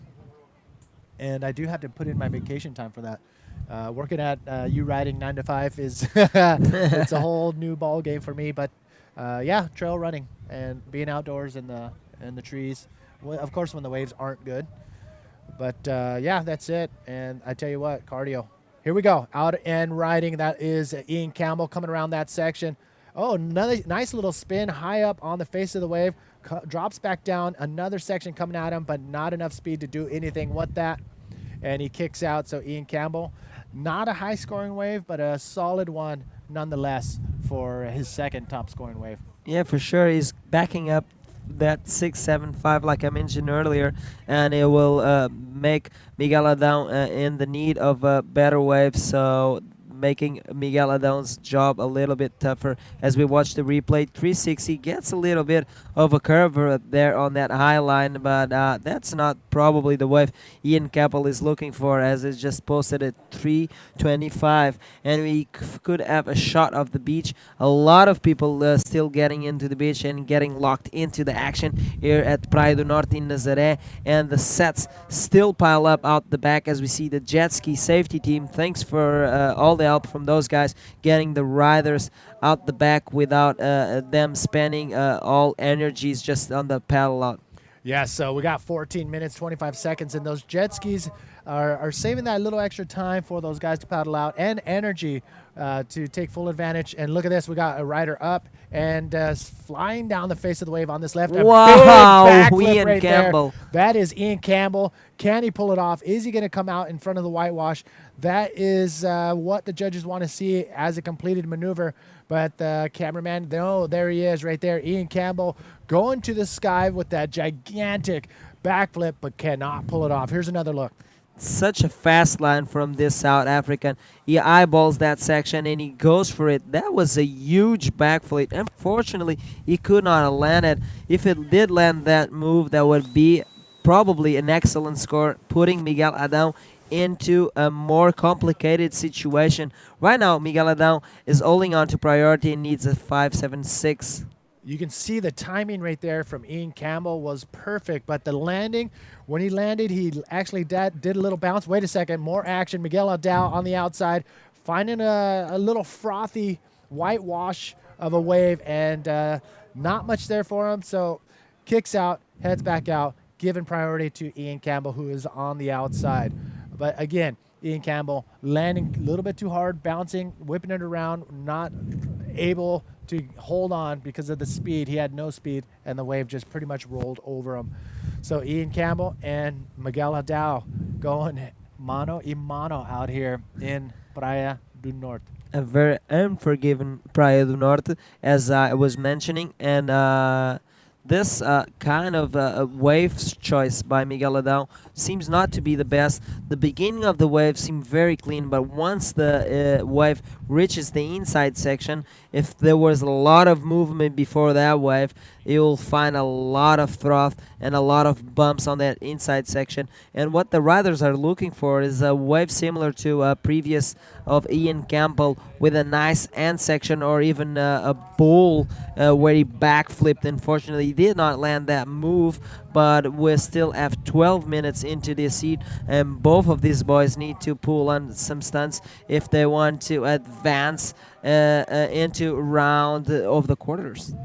Taking a look at this one, it looks like Ian Campbell dropping in on this. Nice, clean bottom turn. Slides under the pocket, pulling into the barrel, and he comes out cleanly, looking for another section to take advantage of. And there it is, Wow. a nice, clean air reverse. That Wow. is a textbook ride right there. That's going to be in the excellent range. I'm even going to throw it out there. That is possibly a 9 or even a 10-point range. And here's another look right now at Ian Campbell. Yeah, drops in, scoops into that barrel, a little bit of split. It comes out with such a speed. He eyeballs that end section, goes for a nice, perfect reverse, and it lands it very quickly, and he gets out of there really quickly as well. That was solid, the South African. And yes, there it is, a solid 10-point ride from the South African. Here it is, once again, getting a nice clean barrel, comes out with a spit and eyes a section. And look at that, textbook reverse from Ian Campbell. That was incredible. The South African throwing down the second 10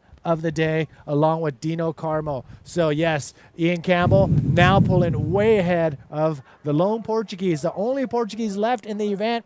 And well, guess what? He's got an uphill battle right now. He just got sent to combination land. Yeah, I thought I jinxed by claiming that each heat in this round had at least a 9-point ride, and there was not a lot of action into this heat, and not a really I score. The best I score wave before this 10 was a 6.75, and right now Ian Campbell just showing us his bag of moves, and just pulls out a rabbit out of the hat with a 10-point ride. Well, they're both on the outside now. Miguel Adao with the yellow jersey has priority now, waiting patiently.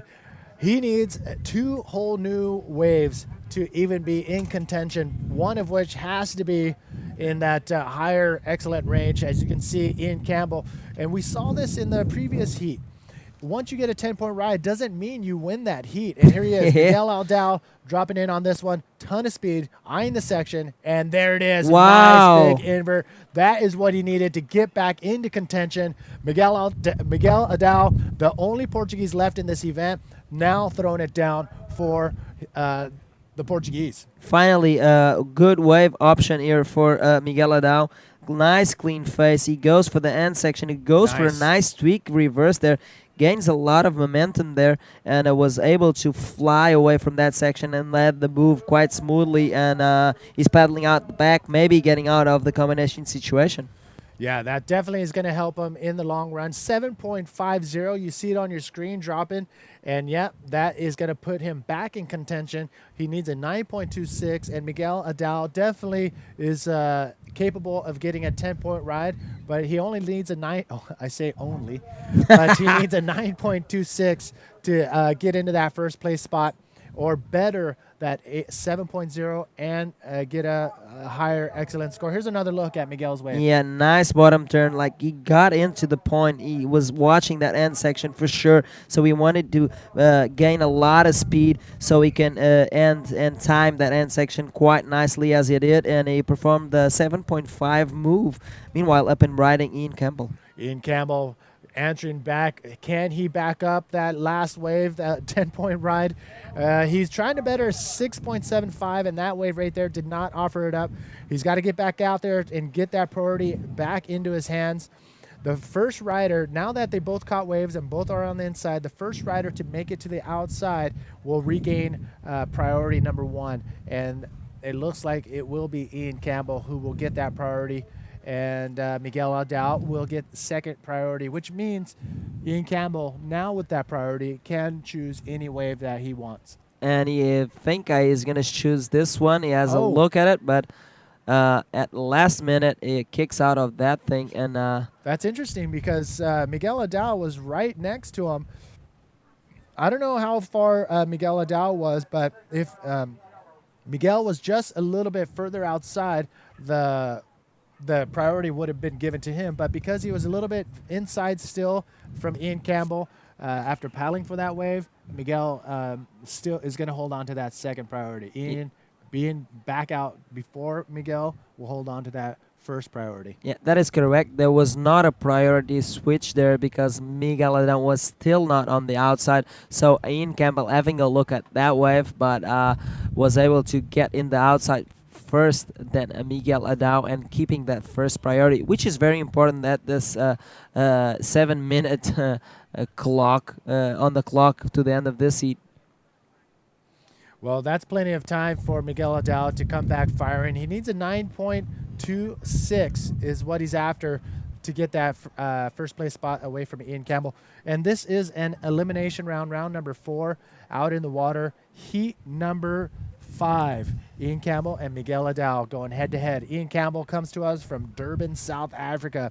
This is his 3rd year on the tour, and it took him 3 years to get his first win at the Arica Chilean Challenge just a few months ago. And now here he is trying to go for a 3rd win after his win in Viana. So it's going to be pretty fun to watch him and Alan Munoz, who are coming off this high from their wins in the European leg.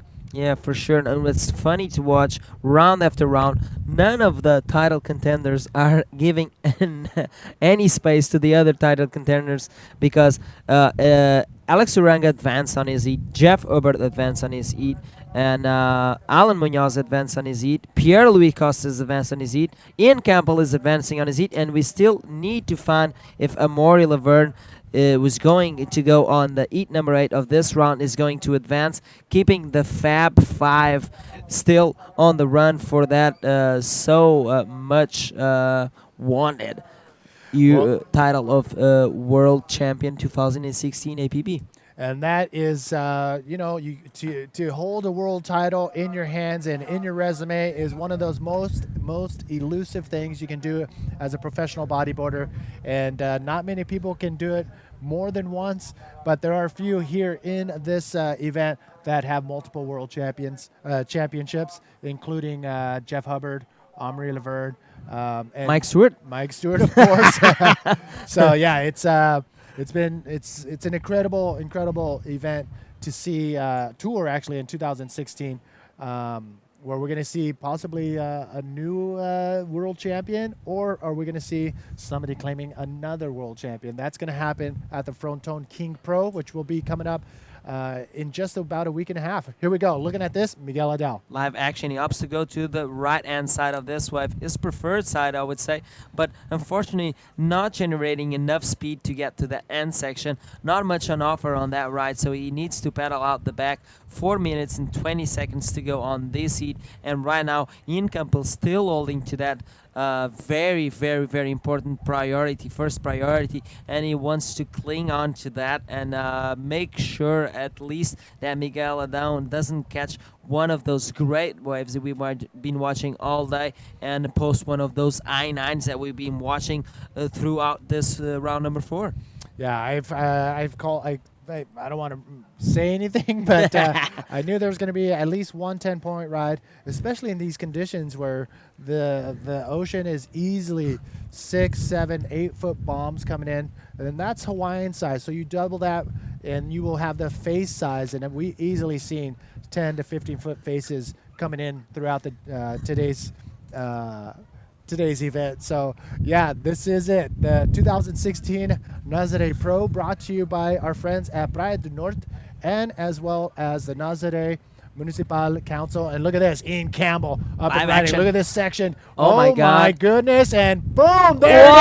Oh, a giant backflip. Can he pull it off? Ian Campbell cannot hold on. That was just a massive backflip. That section is what you dream about when you're a bodyboarder at this level. And let's take a look. It just got bigger. The wave got bigger. And look at this section, just giant backflip from Ian Campbell, but he could not hold on when he landed that thing. Yeah, that section was we call a grower. You come into a lower part of the wave into a larger part of the wave, and you maintain that eye line like we're watching on this replay. It was able to get so much air out of that move, and if it was to land it, for sure, probably it would back up that 10 with the I-9, and it would be virtually impossible for Miguel Adão with 2 minutes and 30 seconds to go to beat him.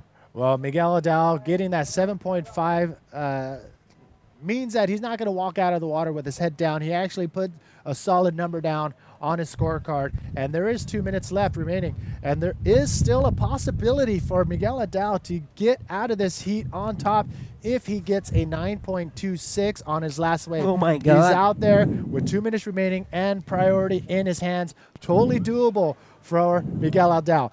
If Miguel Adão gets a 10-point ride, that will mean he knocked out the #1 contender in this event. And look at this. This is Ian Campbell. Ian Campbell on his way back out, and another section building up for him. Oh, got there a little bit too late and decided to cut out of that one. But as I was saying, Miguel Adão, he is out there by himself with priority. If he can get a 10-point ride or at least a 9.26, he would have knocked out Ian Campbell, the #1 contender right now, coming into this event with the most points on the leaderboard. But he will also advance into the quarterfinals and helping himself out as far as being in the top 28 for 2017 World Tour. So this is a huge heat for both riders. Yeah, that would be a great feat for Miguel Adão. I do remember Miguel Adão defeating Jared Houston in round 2 in the Tecotiara event. So that was a great win and motivated Miguel Adão so much to go through this year's APB World Tour. And he's right now in round number 4. Nothing to be ashamed of. It's an equal 9th place for him if he loses out here. But don't get me wrong, Miguel Adão has the bag of tricks to pull out that 9.26 if he is able to catch a wave that suits him.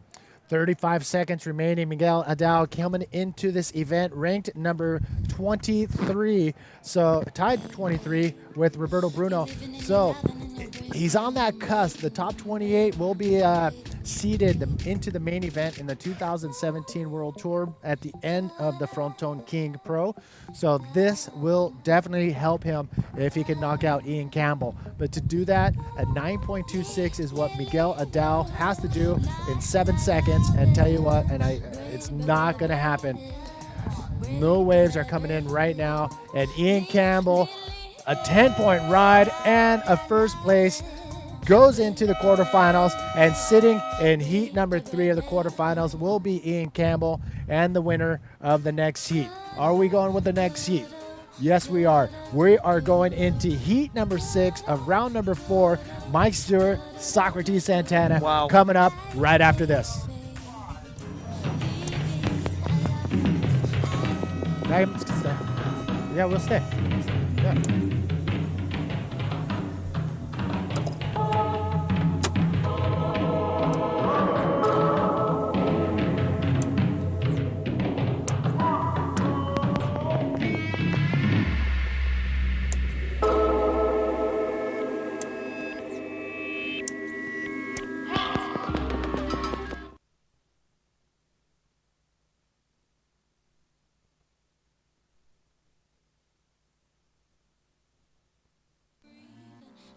Welcome back to the lineup here at the 2016 Nazare Pro. Again, Manny V here with Nunito giving you the live feed.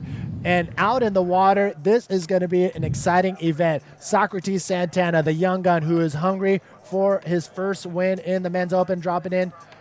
Nope, that is Miguel Adão making his way in from that last heat. So Socrates Santana and Mike Stewart out in the water. Ladies and gentlemen, if you want to text, send a message, share this video feed to all your friends who want to see an incredible heat. This is one of those heats.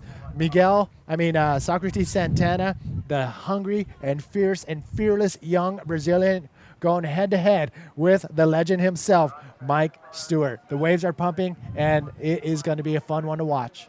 Talking about a generation clash, we have probably one of the youngest competitors in this event and the oldest contender in this event in the same heat. And like you said, both legends, of course, Mike Stewart from another planet, and Socrates Santana is a legend on the make because is the first ever Pro Junior World Champion. He still is hanging on to that title. Is still fighting for that title once again, and it's going to be decided in this event. And this is very interesting. It's a generation clash, and I can't wait to see what it will unfold. Yeah, I mean, everybody on the beach right now is watching intently, and I'm sure all of Brazil is tuned in from Brazil to Hawaii watching this heat. And I know for a fact Steve Action Jackson is watching his very own protege here, Socrates Santana. And Guilherme Tamega, I'm sure, is tuned in as well, as Socrates is sponsored by his board company. So GT, shout out to you, multiple world champion, and Steve Action Jackson, who somehow figured out how to get out of New Jersey and find home in Rio de Janeiro. He's figured it out somehow. So shout out to Steve Action Jackson and Guilherme Tamega. I'm sure you're watching this heat. Socrates Santana and Mike Stewart going head-to-head. 30-minute heat. Top two waves will be scored. Only one rider will advance on into the quarterfinals and go head-to-head with Ian Campbell in heat number 3 of the quarterfinals. Who will it be? Who do you got your money on? It's hard to say because, like I said, it's a generation clash here, but there's a lot of barrels on offer, and Mike Stewart has a really good eye for those ones, and there's a really high scores for those type of waves with the barrel, so probably Mike Stewart will end up doing that strategy. On the other end, we have Socrates Santana, which will probably go for the air attack, and we've seen a lot of that, and that has been a very efficient strategy on the behalf of other riders in this round. So it's going to be a very interesting clash, to see as it unfolds. I want to give a few shout outs right now from our viewers who are tuning in live from around the world. And to do that, I will post a post on our Facebook page, APB Tour. And there I will say, where you at? And that's where you can write down where you're tuning in from. And if you can, what time it is from where you are tuning in from. So right now, out in the water, we have Rich from Florida. Watching from around the world. Rich in Florida tuning in. Michael is in Germany. Joao is watching as well. Pedro is tuning in from Portugal. Somewhere in Portugal. He's pretty much close here. But we have Joel in Queensland. Ander is asking if we are live. So obviously he has no clue what is going on. But I'm hoping he's tuned in now because that was a couple hours ago. So check this out. We are going to give you a few more shout outs as we go through. But you know what? They asked to get us on camera, but I think there's a set rolling in. So let's get back out into the action. We don't want to miss any of the live action as this big set wave is rolling through. Both of the riders, Mike Stewart and Socrates Santana, waiting to catch that first wave. Both of them paddling, no priority. And Socrates pulling back. Stewart can't get into that one. Both of them fierce, ready to go. Yeah, I think there's a rip current there, and Mike Stewart's just paddling out to get a better view of the inside. Because once that rip current gets you, it brings you out the back. But meanwhile, up and riding. Mike Stewart dropping into this one, out of the rip current. And look at this section lining up for him. And there it is, Mike Stewart with a big air right there. So Mike Stewart, first wave of the heat, going for a big air, easily about 8 to 10 foot above the flats, and pulls it off. So Mike Stewart drawing first blood. Yeah, replay of that wave. Nice Mike Stewart line there, so fast. He stalls a little bit getting into that end section because of the bump, like I was telling on the inside. But with 53 years old flying like that, when I'm 53, I want to fly like Mike Stewart. That's my wish. That's my dream. Can you make that T-shirt? I will buy a dozen, please. That was insane. So Mike Stewart drawing first blood out there against the young gun, the Brazilian Socrates Santana. And now Socrates definitely can pull off an air that high. It's just a matter, again, Been talking about it all day. A lot of water moving, ton of open ocean out there, and to find the right spot to sit, it's a little bit of luck and a little bit of ocean knowledge. Check this out. We do have the winner of the last heat with Vilma. Vilma, take it away. Here we go. I'm here with Ian. Congratulations. It was your first 10 ever? Yeah, this is my first 10. I'm pretty stoked. Yeah, I don't really have much more to say. I got a nice barrel and then reverse out, so yeah, I can't complain. Just didn't stick 2 flips, which I'm a little bit disappointed about, but yeah, it was a good heat and stoked to get some waves. It's pumping out there. You were comparing this wave to pipe? That's what I heard? Yeah, it's kind of weird to say. I mean, Mark and everyone else here, I mean, Mark's in the water now. We've just seen like some epic moves from the 53-year-old, but yeah, it's like, it honestly looks like pipe. It's got like big bowls at the start and kind of draining, almost like there's sand on the reef there. So yeah, just fortunate enough to get some good waves, and I'm stoked through to the next round. Thank you. Thank you for the show. Show must go on, so back to you guys, back to the water. Congratulations one more time to the South African Ian Campbell, who absolutely had an awesome heat in that last heat. He's going to be facing off the winner of this heat, Mike Stewart or Socrates Santana. And he's all smiles, the South African. He's heading into the quarterfinals. We see some action out the back. Look at that foam left behind from the rip current that's been roaring through here. Mike Stewart turning around and does not drop in on this one. Now Socrates Santana eyeing up this left-hander. Can he paddle into it? And he's turning around, taking a look, and here he goes. Socrates Santana. Nope, it doesn't look like he dropped in on that one. Pulling back. I don't know if that was a smart choice or not, but he held on to that priority. But that ramp at the end of that section looked pretty massive.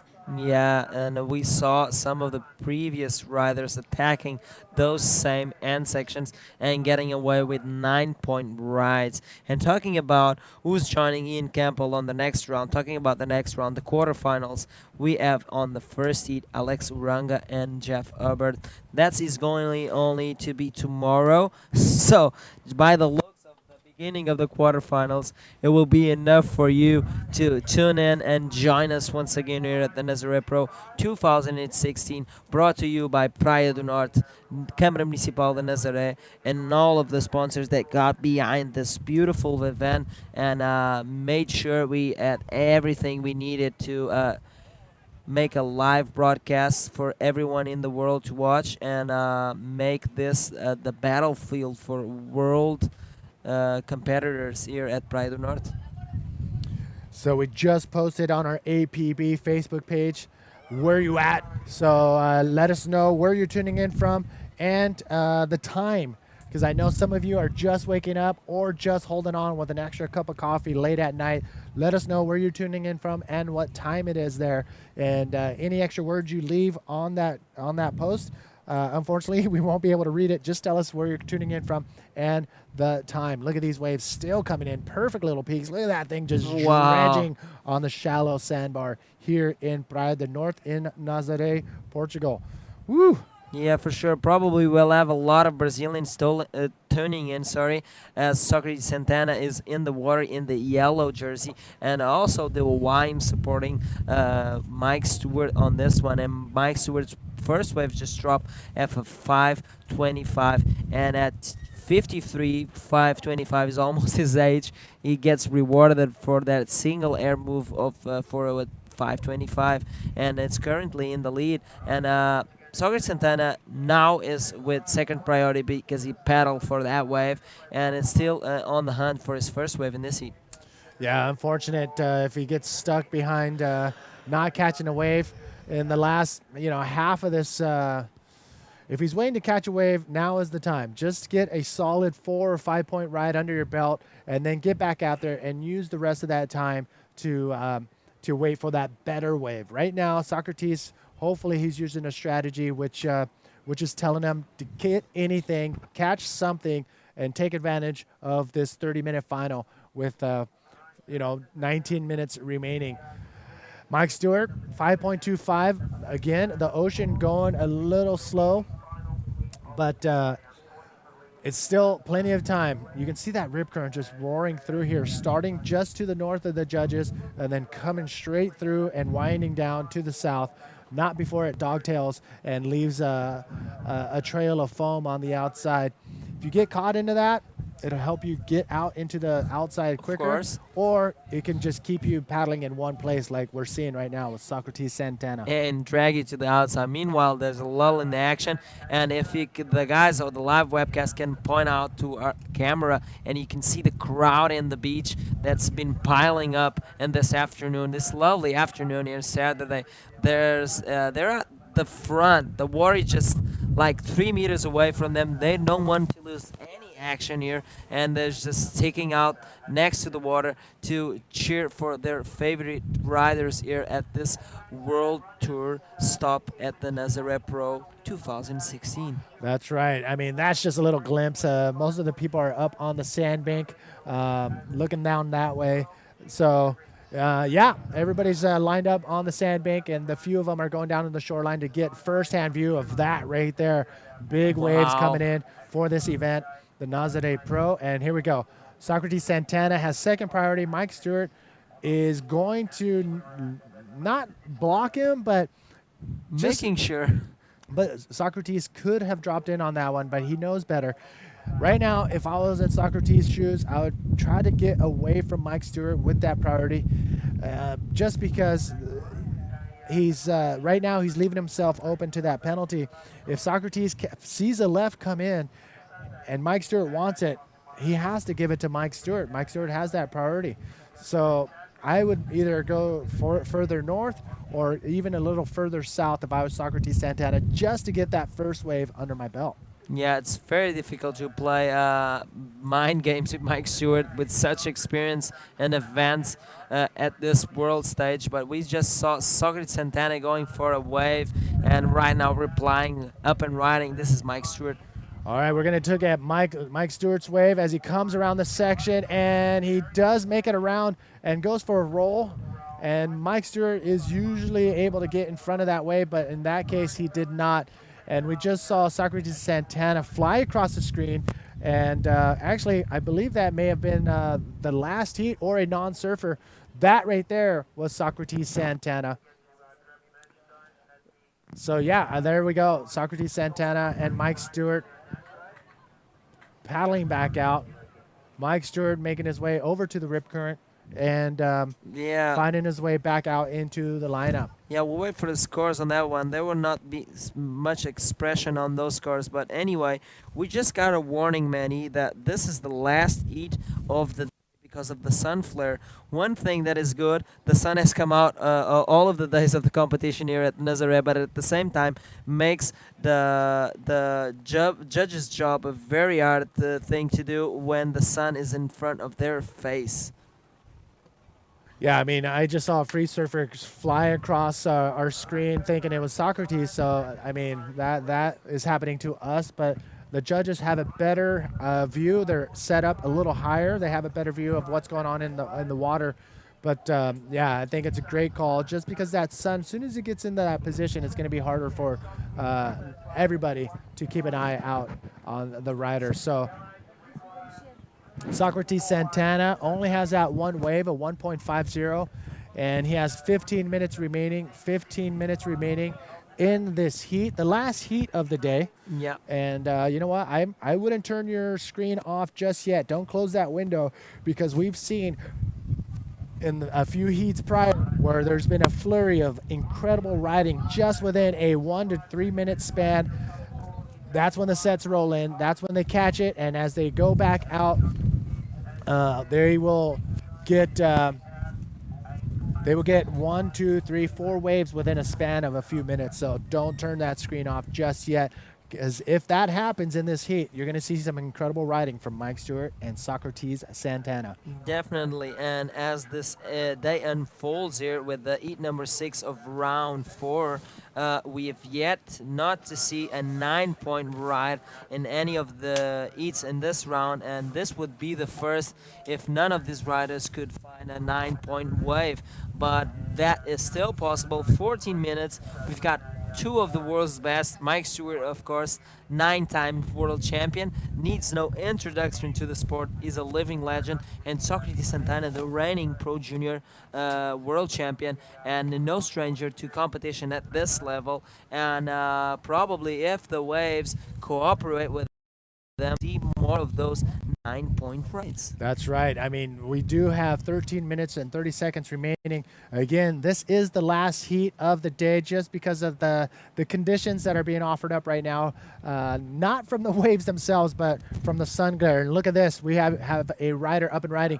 This is Socrates Santana dropping in and bouncing his way down the face of that wave. And here he is lining it up, looking for a section, and he finds it. And unfortunately, he knew he was late on that and decided to just bail and abort and just get out of there. So Socrates Santana, unfortunately, not having the heat he has wanted against Mike Stewart, but there is still time for him to get back out there and restart from ground zero. Yeah, for sure. There's a lot of strong currents out there now. As you can see, Mike Stewart paddling from the outside into inside to get a better position when those nice waves roll in. But the last wave of Socrates Santana was very bumpy in the inside, like I was referring. You can get a nice clean wall at the beginning of the wave, but then when the wave starts to get into an inside section, there's a lot of bump and froth there and a lot of foam and water moving,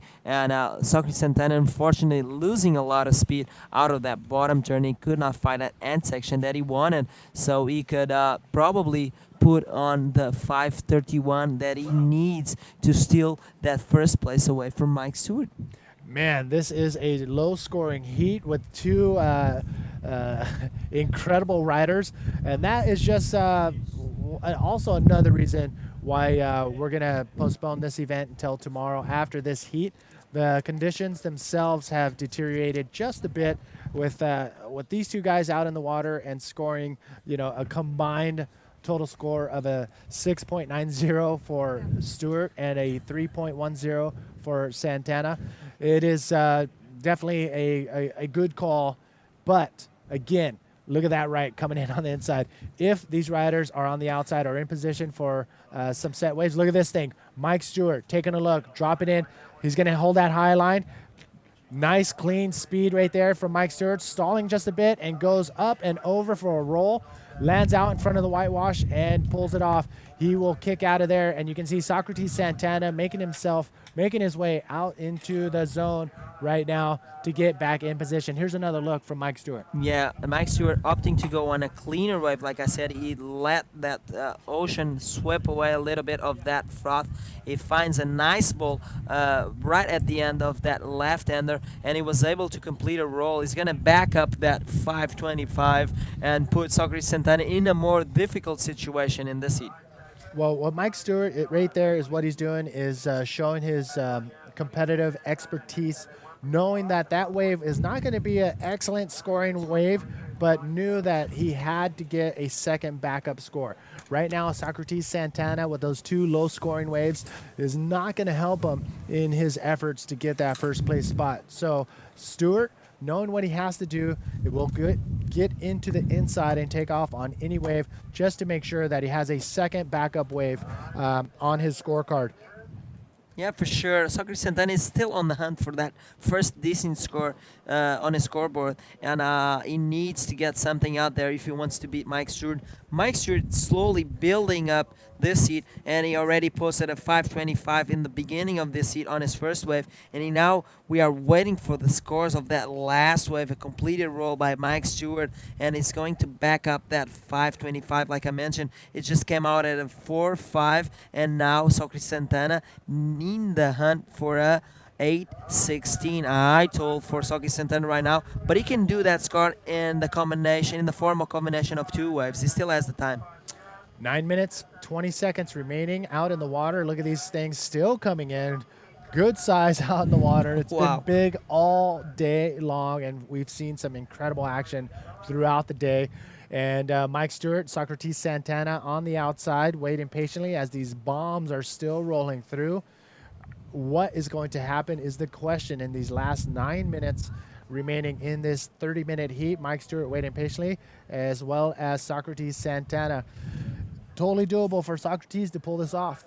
Yeah, for sure. Socrates Santana got the bag of tricks under his sleeve, and he probably can do that very quickly. Like you said, it's just a question of getting into that rhythm. And we've seen guys like Ian Campbell just catching 3 waves in 5 minutes, just like he's catching a left-hander, he's going to the end of the wave, and then the rip just push him through to the outside once again, and like 1-2 minutes after he's catching another wave. So that's totally be dual with more than 8 minutes to go still in this heat.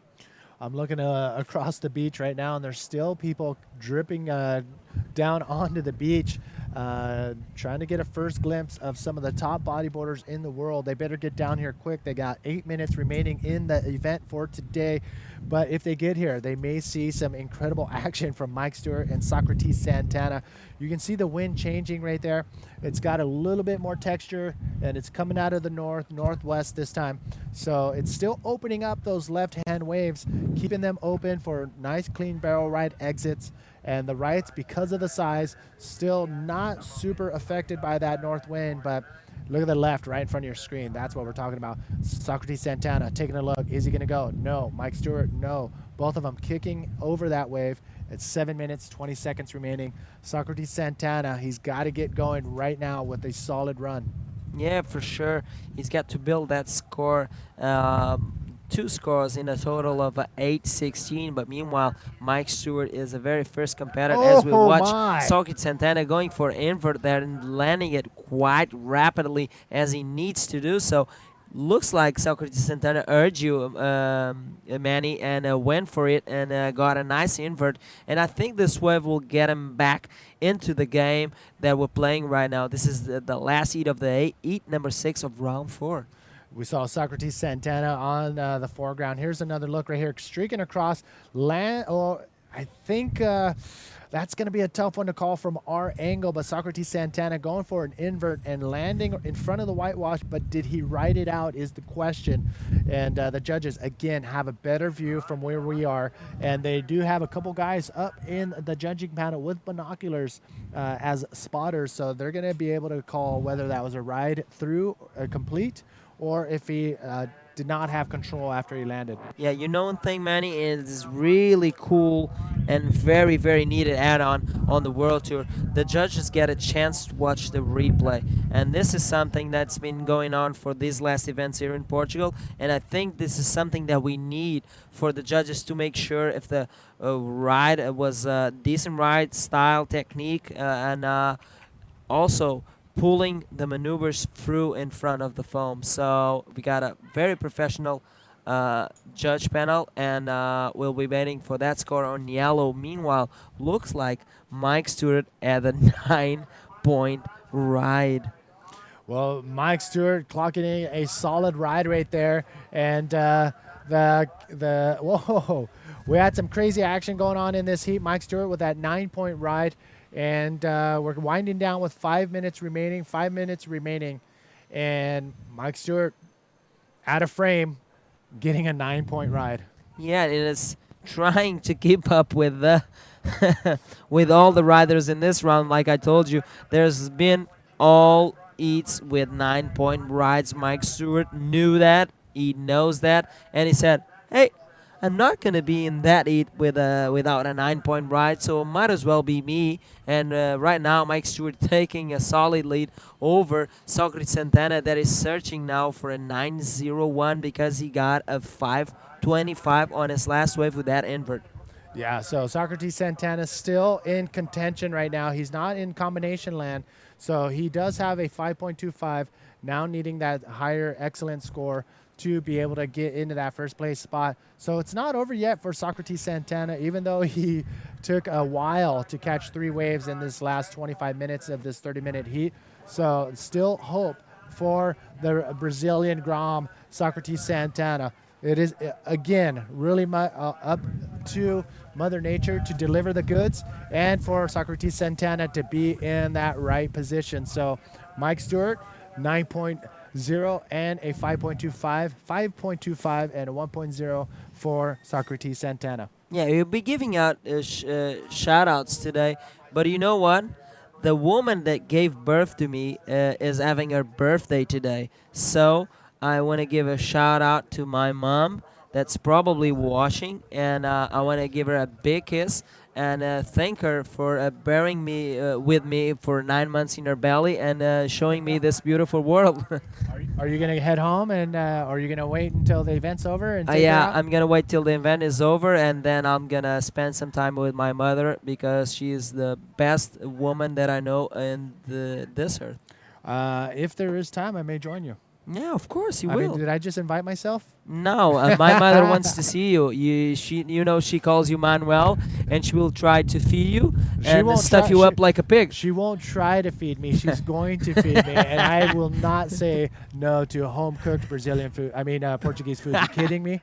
Yeah, for sure. You tasted some of their famous Maria do Carmo dishes. That's the name of my mother. Oh my and she will make sure you'll be stuffed up like a pig, like I mentioned before. And she will not stop until the pot is finished. And it's up to you because I don't need that much. You're right. You eat as much as a little rat, and I eat as much as a big old pig. So it works out. We'll finish that pot of course. deliciousness. All right, ladies and gentlemen, 2 minutes and 30 seconds remaining out in the water. Mike Stewart with a commanding lead right now, but Socrates Santana still has the opportunity. A 9.01 is what he's after, and you can see them sitting together. Socrates Santana, he's okay right now because he has that priority in his hands, but the question is, will these waves on the horizon come in and provide those waves for Socrates Santana? That is the question. Yeah, for sure.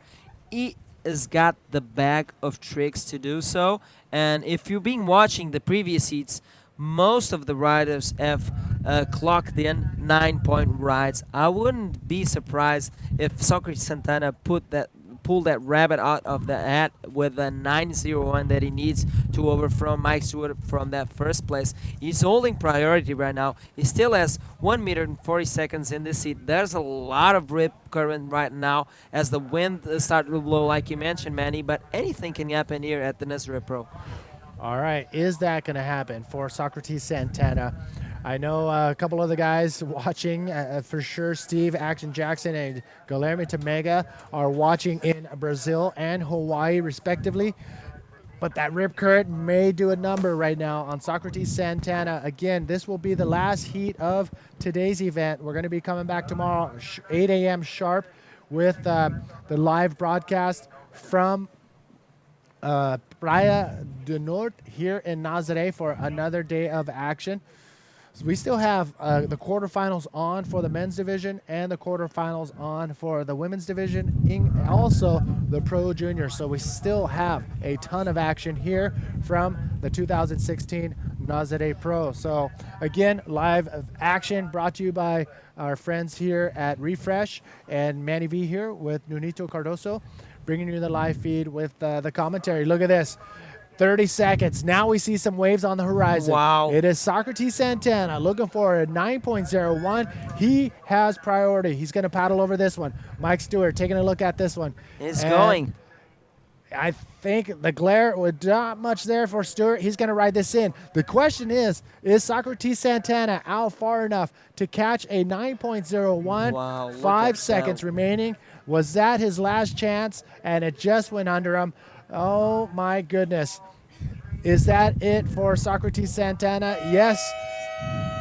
Unfortunately, we did not see the high-flying antics from Socrates Santana, but we did see a 9-point ride from Mike Stewart, 9.0, and you're looking at Dave Hubbard on your foreground going out for a session in his trunks. Shorts. That is what you call a crazy animal. David Hubbard going out for a free surf in trunks in 55-degree water. We'll be back right after this with a summary of today's action, highlights from yesterday, and the interview with Mike Stewart. Don't go anywhere. We'll be back right after this.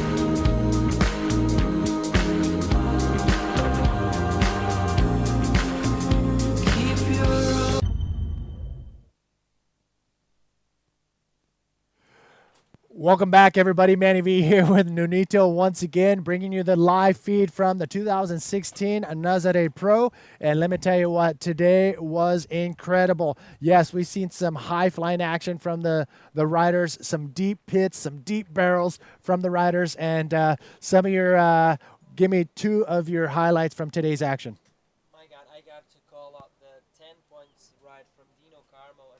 So, wait, start over. What are your two favorite memories? So sorry. It's okay. I have to mention the 10-point ride from Dino Carmo, a fortunate losing in this round 4, and as well the 10-point ride from Ian Campbell, the leaderboard this year's at the APB World Tour. Yeah, back to that 10-point ride of Dino Carmo.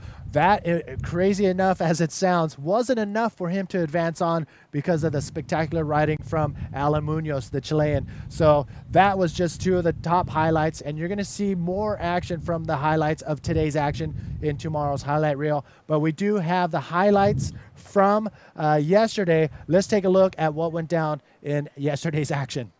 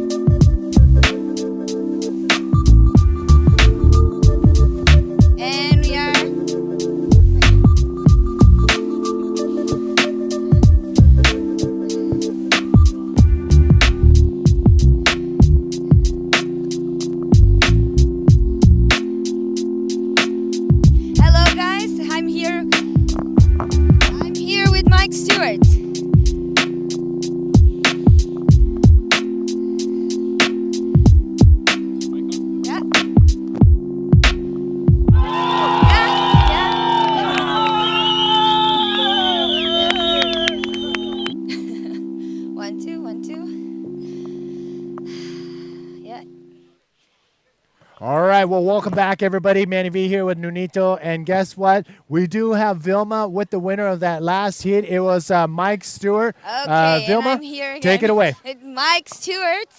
I think they are listening to us right now. Yes, okay. So, Mike Stewart, you realize that you were in the heat with the youngest, and you were the oldest guy in the competition. Yeah. How does it feel? Feels good. Mark went up for the grandparents. No, super stoked. For me, I was pretty anxious in that heat. Socrates was having a really good run in this event. He's such a good rider. And it was really hard at the beginning of that heat. It was just like, man, there's just current coming through the lineup, just big chops. So I couldn't really find anything. It was really kind of distressing, a little bit. And then if that one came in, it was really nice. And, you never know how they're going to judge it, what it looks like from the beach. And so, yeah, I'm super stoked I made it through. Final day, I'm having a dream run over here. It has been an amazing day with amazing waves. What are you expecting for tomorrow? Well, it's supposed to drop a little bit. Could be really clean and drop off. It's going to be some crazy high-performance riding out there tomorrow. It's going to be really good. For sure. So, and we're going to be here at 8 o'clock in the morning, ready to go, and to show you the best riders, the bodyboard riders of the world. I'm going to be here talking to them, so please come back with us. In the behalf of the APB, thank you for watching. Thanks, Neptune, for this is amazing waves. We'll come back tomorrow. Come back with us. Obrigada. Wow, that was a nice way to put a little cherry on top of today's action. Mike Stewart telling it how it is, and for Nunito and myself, Manny Vargas, and everybody who made this possible here at the 2016 Nazare Pro. And let me tell you what, the title race is still underway. This event, along with the Fronton King Pro, are still points are up for grabs with some of the top riders in the leaderboard. And also, big shout out to U Riding for having the Nazare Pro as a virtual event as well. So go download the app, the Journey Bodyboard by U Riding, and come along and compete as well virtually with he's got a full mouth of rice, so he's not going to say anything. So no, I don't. So stay tuned. Tomorrow, 8 a.m., we're going to come back with more action, and a big shout out to Praia del Norte and the Nazare Municipal Council for making this all happen, along with our long list of sponsors, which we will hit tomorrow. Again, for everybody that made it happen, we are out here. We'll see you tomorrow morning, 8 o'clock local time. We're out of here. Peace, brothers. See you and tomorrow. sisters.